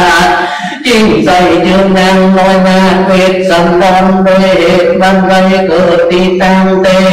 วจโมตาก็เพื่ออันเลนาตาตาหน่อยกันนานนอนก่อนมีจ้างตัวเองข่าวก้อนในมาเกิดในโคนเทศนาคนน้องตัวมาก่อนว่าโนโคธาติมไว้มีอายุได้16 ปีก็ได้จะรู้ผู้ลีเต็มโตเต็มใจนั่งน้อยหน่อยิ่งยามรักอันนางงามบ่น้อยเมื่อเป็นกู้ห้อยเต็มมีชื่อว่านังมัดที่นอนเมามาอยู่เป็นเบาสมอยสิก็มีเล่นหน้าตาโตปันลองแต่นั้นไปนานโนนามัดที่ก็มีลาจาบุตรบุตรียิ่งใจ2 คนในชื่อจันลีลูกงามดีเป็นเก้าส่วนแทนคนเงินพันเราชื่อกัน2 คนนั้นหมอทอยจอมลุกใหญ่เลี้ยวป้องก็มีห ngon lên tin tâm nhân viên ngón anh nhân dân và tân tâm la thôn hiện đạt lai phi cháu của ly trung nga ôn con dạ anh tha có ba con cạo ăn khổ lót tan nhân trắng gồm keo của lượt leo khao con rong yêu sân đồn cứ thằng yên quạt nơi chơi và hôn tăng quay sụt lọt nhân kéo nhốt nên làm tan còn đi để xin cấp tan tàu hòn chính các lo thần bay đi nổ môn đi cực leo chìm ngơ ngang vừa keo bên tan còn mi hòn lên tới chân anh và chồng tới lại nung thò lúa tao châu biết dần đông đây tan chẳng còn đồng soi bọt và con một mây cô tha nhìn ta còn má cô co quay tao châu sông trời và nó còn trời nhót rồi nhớ thịt thôi cà phê đi đầy màu chán đi vượt keo giặc nam leo tan bòi và khó hỏi khóc lòi ổ chạc nhân nhân cùng quý tụng cùng mi châu phá nhốt ta xâm chơi cần chân nhân khỏi tâm lo đưa một với nhân châu biết dần đồn đã phụ thôn phụ bên bố tổ châu nọ đi lý ổ chạc quý ngon quang coi như dịp sang đến coi nọ chơi nơi na cổ ba lũ lá tròn sân ly tốt nâng mất thì buông ca thì lốt tiêm coi ca đêm non còn đi làm văn an mùng thâu cùng cầu cũng sang khổ mất tan đốt chân lên mà tua tâm si dù càng tì tăng tròn bác huyết dần đòn đòn sột con đi chơi mà mô chơi vàng có đời dần là tan bờ cha nhân đốt lên mà tan coi nếu cổ ta sai chơi lúc nồi nên nàng nhót xoay ngọt đi lấp đông đi đâm qua tiêu có cả không phải ơn dân chân cháy để xoay chung đủ quanh ngày đông bằng ban áo xì ôn mà lo có bà còn nóng kinh tốt rung mà xong ta sẽ thằng lá nhót xoay còn đi chạy chương chói mình đi ẩm lúc ấy mình lây lệ tán chay tệ trong áo hiện ban đầu hiện trong lô có ba cầm tiêu con đồ khói còn bị ngâm lên sắp hồ tiêu vân ra cha ở xuân anh và anh gia yên ta muốn nhòi lô trên quay chu hạ can và cùng hôn gian gì châu mà dù ta sau đồng tâm tình khởi bóng nấu cả thơ tao ra vì dù con mà dù đồng đóng bà quang leo hơn đời nếu là miền giang sáng leo gì cả sao thành là kim phú tao vì dù con lũ con mai cô đi còn phải mà cha bỏ cha mà dù đột ra mà nút xa nếu có nên là vì giang xa lá với thà nếu tao muốn ca vì dù con có nằm nằm quân dù nhóm thì dù hình tồn con vì hoàn lên ta tổ về dần tân lô là cha xuân năm và về dần đón nhót rồi cầm ba lúc nói trong xa lì tăng năng ngon tí ngon nào đất và sâu mà dù có hoàn nhân kêu phụ sân lá nổ hút hàn nô léo cổ ba năng kêu mà thì tăng dài sân lý nô họ quanh nhân trọt ra la léo có chọn xin vào anh na cứ buộc buộc léo buộc còn tiền thong còn nghi hoàn lên xuân anh văn năng bắt thì còn bàn tới bắt thì còn cháu nồng tao cháu biết sân đòn bổn tay an đòn bóng mày cứ hè được nói quần mình tâm nam tròn nam trói vòng lên được mây anh đây còn mi lên nè tất cả nơi căn nằm lo nhom mi hàng tháo ôn đừng say lô kỹ đói nằm nằm nè tan đông mù hiu trong văn kìm nằm nhan mi sẵn đàn móc hổ và lũ cô nhìn cay và lũ này tê cây mi chứ chừng quay ra chú cha ta quan và on và chú cha ta quan mà nó nhiều hơn ta liên ca la tốt quay mà thành yêu có kim mà không cho lấy của phong ngân nan còn mi ngân không khăn đây là mình chìm nông cây phạt ông ơi nhom sát hại quân nâng say sông quân giờ léo tham gia phía bạc nà có cha âm la quay na hà hồ và kim quay có mi nâng lên na anh và cháu sát hại nâng rồi mi lúc sao nói chứ mi ta thà lô số ba bila con lừa lại anh và châu sang ái hẹn tham tâm và tâm ra lo phạt thù đóng chặt hàng ngàn đóng tận leo con miền chói mộng heo nhìn đi cận vàng mừng ngày biết của họ có anh vàng thâu mẹ trời cô thành niệm này không châu phò làm châu xa hai tiếng cho tài mùi ngang còn và cứ phải ăn nóng giỏi có áo không nông thầy quay chân sông tứ kim thâu ngày con cô bị lên tất cả nơi cần nông chủ cha càng làm thâu tầm và tay tàu phò tan quay mượn nàng là có thành niên thường phong phạt sát hại quay tiền tiêu tay mà tham anh và sang hai phán sông của mi ông không nên khai tìm dìa quay xiềng ngốt liền tiếng mừng na tìm đây tức xa cao ô và cho ông nàng kiên cố anh ta tên nhau không khả lột lo tư thành thâu ông quay còn trả hỏi mình leo có chủ mưa nàng kéo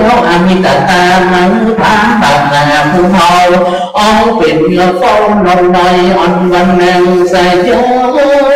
nồng lo thường cho đây khôn thâu biển của nàng có qua của một hạt một mặt tăng càng một non nàng kỳ khán một đàn non lên tin lần văn chú cha cha phụ thâu không quay khổ lót tan nhân sống câu say xì cứ ba châu chân ly lễ tận hà chiếc nè thân đồng nát và mây vừa qua cho ông quay tìm cả chói thà xì nó đi nhọt rồi còn tan nhân số rồi sai trời ao nam mà gió nhún nhà cao ô ca mai tan bóng phố thị nhàn trên tí leo lên do cô theo quan là gia ruộng non và trốn in ta tam la con mang khó nàng nát mất thì nổ muốn ý nổ ngò chói bỏ sau trời vàng con dân là tan chốt dình tâm miêu minh say trời bên tan vơi bầu hạt lòng nằm nhạt đông nín chuẩn và tồn không in cho phá còn và lọc tàn gây nàng nồng ra mắt thì có khói và tì cao tổ và khó cơn nàng nói nó buồn hư nọ phút hà nồng nâu bên đồng cầu đưa món cùng mi lên tiền ní chớp phần lần chờ lo thường nhân hàng thấu nằm rơi còn đọc tàn đôi sông xa đi cương qua châu chân đi lệ con có ba sông buồn nọ ตอนแปดเศร้าลงตอนไหลคุณวันอันใดมีเตะต้อยดงพอยวันนั้นจ้อยทำเท่าหลงยังแปดเศร้ามาสู่ยังตีอยู่เมืองสีปีเต้าโคเลสันจัยลาฮอนสองน้อยแนบมุนยานฮอนเป็นล้านเจ้าถอยก็จอมดอยดีก็ทำผ่านการเล่บาปเศร้าลูกเงินเข้าจูบอาการเจ้าจริงเอาเงินกองคันใส่ซอยถอยเลขเอาลานน้อยจองสาลีแล้วคอยว่าตีโอกาสถึงอามาตเลขเส้นนาตกแต่งตาเข้าน้ำจำปาพร้อมงานเลี้ยงพามฟันปุ่งทอชวนว่าพามอดอยากเข้าในวัดปากมาตอนตกใจได้ตกร้ายเรือนลายก็ถึงต้องแตกงาตาmang bạc tay sang ánh nà cho chong và lồng nhú lồng quay sụ hao về chi bên tú khí bò hượt lon mai thừa hơn văn lên na rồi là cha anh vang anh nhà sân chơi là có hương em mà tình hàng nhân má chẳng đang ta cạnh làm quên là má đó tồn châu nhọ sân chơi cầm nàng tròn chói phút giờ đi nhộn tham mi lại lạc ọt quay chạp nhân chơi vừa chờ quay ô cát lấp nhân nồi nát biết sân đòn phương sụ nàng còn dễ phê sơเป็นเจ้าเหมือนดังเก่าเดิมอ่อนดันโดนโดนปามมอยงอกอันดอยไหลมอนยิงไฟพอนโดดสู่ย้อมที่อยู่มูนีตาและมีเมื่อใดดังอันตาตาน้อยกันละยำนอนเล่าอันว่าหกอาจารย์เจ้าจอมอ่อนก็มีใจพันเศร้าโศกมีปัญโยกเดือนไหนก็เลยสยบมาใจโมตามกลางโมโยธากลางดงนะปามมอยก็มีแหละนะถ้าน้อยกันละนอนเล่าเต้าเป็นเจ้าเมืองบนก็บันโดนฝนโบกกระปอดทานย่อยตกมาไฟโลกาแล้วหกกันซ้อนทันลาก็ฝืนลูกคืนน้องบดเดียวแล้วเต้าตนจนลมเสียวใจยันตาบ่อ่อนเจอเจ้าน้อยนาเวทสันดอนปล่อยเป็นเจ้านครดองเป่าแล้วโหกะสอดเจ้ามวลหมู่ก่อนจันเด็กคืนสู่ปุนในอัมพิเศษสวยสีมวลเดินโบวางเวทเจ็ดวันส่วนวันนอจอมทำเวทสันตันตันลาดกองดังบอกขาดยินนี้ไม่ใจมีแต่เราว่าขอเป็นพระพุทธเจ้าสันเดียวก็มีแลนาดักตาน้อยกันลันนอนก็มีฝนหาแก้วอ่อนงามของแมวตกมาตัวฟันล้าใหญ่กว้างปุ้งห้อยอังสวัสดีเงินคำมีหมดเลยดูตั้งใจตั้งใจบ้านเงินสอยบดเจ้าป่างเมื่อพาวเวสันตันลาเจ้าเป็นพัญญาคงฟันลากว้างใหญ่บ่ร้อนมอยเครื่องขี่จุ้มปูลีใหญ่น้อยต่างยืนจ้อยเจยมันสุกสอมลานของเจ้าย้อนเต้าทันลงทอมนอนเด่นนาตาตูปันน้องเต้นนอนปล่อยไปนาโต๊ะเจ้าฟ้าสอนจอยยันลาดนางน้อยนาพูดสันดีสินทอมมีมากกว่าก่อนมวยมังมอนลันนาพุนนำปาส่งยูไปเมื่อเกิดอยู่เมืองสมรก็มีเล่นนาตาโตเวสันตันโลลาจาตานอง ส่วนอันว่าเจ้าเวสสันดรเจ้าจังฟอนเพื่อแก่ข้ามนังของแผ่วมัดที่โซบุรีเป็นดาวอาเป็นดาวโลกาก่อนว่ามรณะกับพระตายเสียจากเมืองโคนก็ได้เอาโดนไปเกิดที่ประเสริฐโตจินดาก็มีเงินเล่นนาสัตย์อิมมังธรรมันเตสันนองอาลิตวาเจตากองสมโมทันเนสีสัทธาอันวาสอปัญโยพระพุทธเจ้า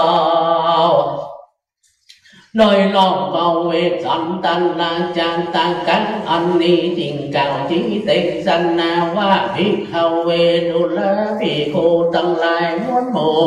อันว่าคนโบกระบาดอันตกลงสู่เมืองคนทัดนั้นยังมีฝนหนาแก้วอันงามของเพลน้ำนาตกลงมาไหลแหล่ดอกได้เก่ามาเกนี้แหล่นาตินนอนชอบปัญโยพระพุทธเจ้าตนเป็นเกาติโลกจันขันไข่นิจันจะติเก่าก็จับเข้ามาเตรียมจะตีนี้จิงเก่าจีเป็นกันทาวาโรเพนุเป็นโตจุจักโอเตวาตโตอาโหสีภิกขเวดุลภิกขุทั้งหลายตนเป็นใจอันลีญาเจ้าอ่อนว่าจูจะทำเผานอนซอยcứ hạtมันดอยเตว่าตอนเห็นnơi cả la bọt ní lệnh na xuân ân vàปัญญาสอนจอยยันลาดเล่นนางน้อยนาโคตสันตินอนซอยcứ hạtมันดอยปัญญาสลีสุโธทานาเล่นนางสลีมหามายาน้อยกาละปอนนี่เล่นนามาดีภิกขุอ่อนวันmốt thì non roi cứng hạt man đôi nàng nhà sổ thân lan nói cả là bọn đi lên cha lý cung man lô on và châu chân lý non roi cứng hạt man đôi lá un là tên nói cả là bọn đi lên con chi na on và nắng conวันnon roi cứng hạt man đôi nàng u và lá bọn thế lý nói cả là bọn đi lên quê dần ta lô lô ca na đô ê vong tha lê tha on va phanya quê dần ta la la con non roi cứ hạt mà đờiกูบาตถากตาตนเป็นที่จองที่เพิ่งแก่โลกต้องสามหน่อยกันนะบอดีแต่นาพุกกันละยิ่งใจหุงดอยมาคอยถึงสู่พ้นจากตุกหน่อยว่าตาทรงอาสานจงมือดาน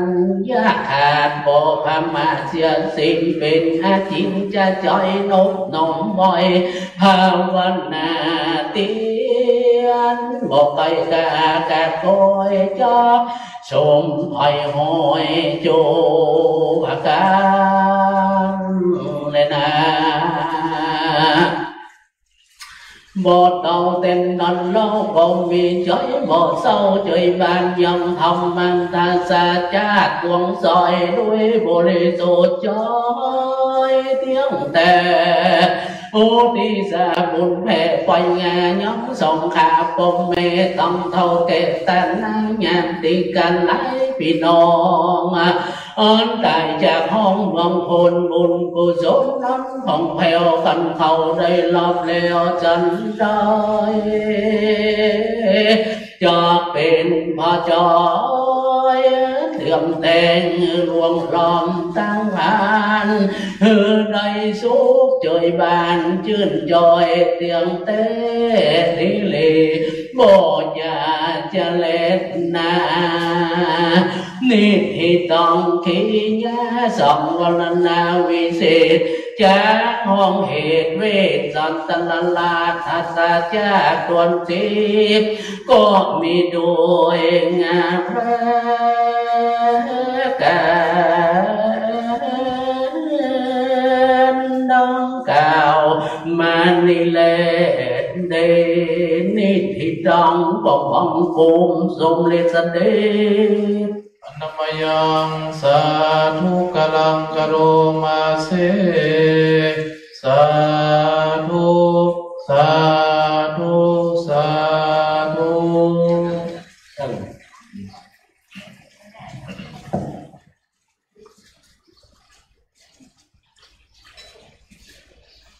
พระธรรมเทศนาลดเสียงไว้เปรตสักการะลอมโดย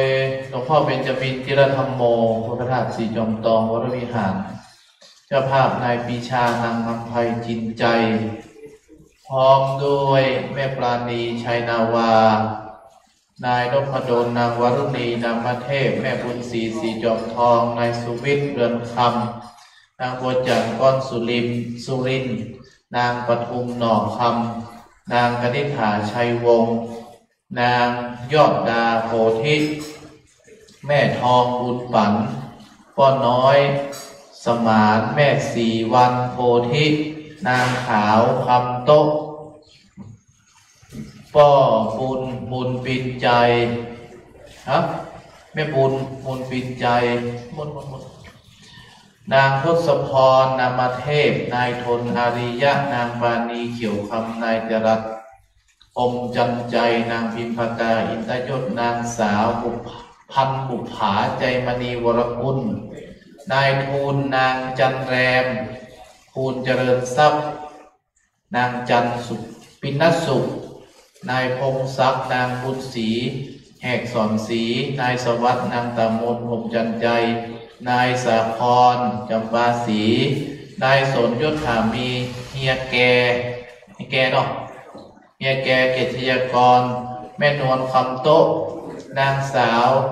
พิมลนามเทพนายจิรศักดิ์ชัยสุขทั้งหมดนี้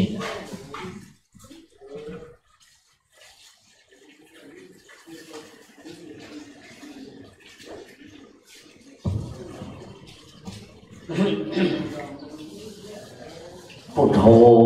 มังกรสัมพุทโ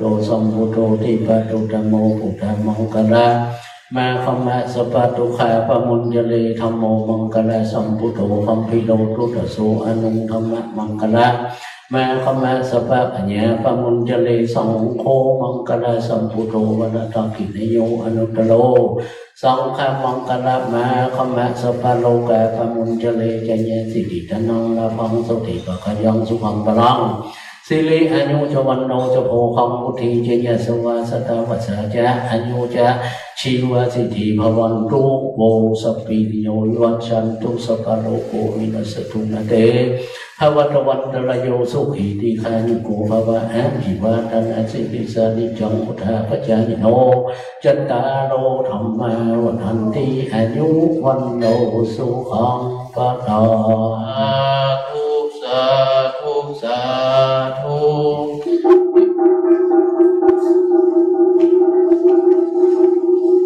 อิตังตานากัมมังนิพพานาปัจจโยตุโนนิจังนิตังศีลกัมมังนิพพานาปัจจโยตุโนนิจังนิตังภาวนานาปัจจโยตุโนนิจังยังกินจิกุศลังกัตตาปังกัมมังสัมเปหิกาเตหิกาตังปุญญังโนอนุโมทันโตสุนันโตบุญโตเยเตวะสามิงตาเนอธิกาตาสัตตาอุตโตสัมมาสัตตานังสุขิอัตตานังปาริมารันตุมาตาปิตาสุขิตาอุตโตตุขังปะมุจจันโตสัพเพญาติกาสุขิตาอุตโต อาญาติกาสุกิตาวันโตตุงอาบามุจันโตสัมเปมิสาสัมเปยักขะสัมเปเปตันสุกิตาวันโตตุงอาบามุจันโตสัมเปติขัตตาสุกิตาวันโตปะมุจจันโตสัพเพเทวาสุขิตาวันโตโตคังปะมุจจันโตสัพเพอาจาริโยปัจจยาสุขิตาวันโตโตคังปะมุจจันโตสัพพะสัมเมจันตุโววันตาเมพุทธังสัพพังเมโตสังฆามัตตาเมวันเตวันตาเมธัมมังสัพพังเมโตสังฆามัตตาเมวันเตวันตาเมสังฆังสัพพังเมโตสังฆามัตตาเมอุปัจจาจาริเยสัมปังเมโตสังฆามัตตาเมวันเตวันตามิกัมมัตตานังสัพพังเมโตสังฆามัตตาเมวันเตวันตามิอารัมเม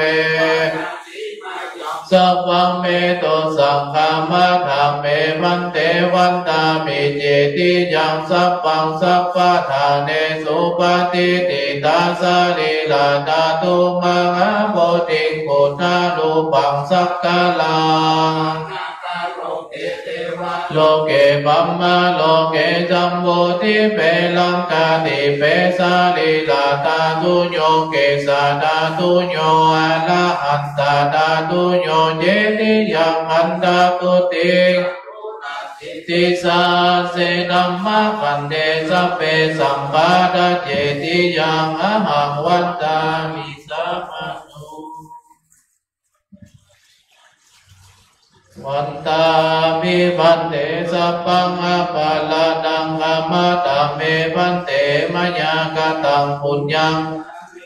อนุโมทิตาปังสามินากตังปุญญังไมหังตาตาปังสาธุสาธุอนุโมทามิกับพระนะนามสมบัติอัตตาเนพยังปันเตคัสสามาพาหุกิจามายัง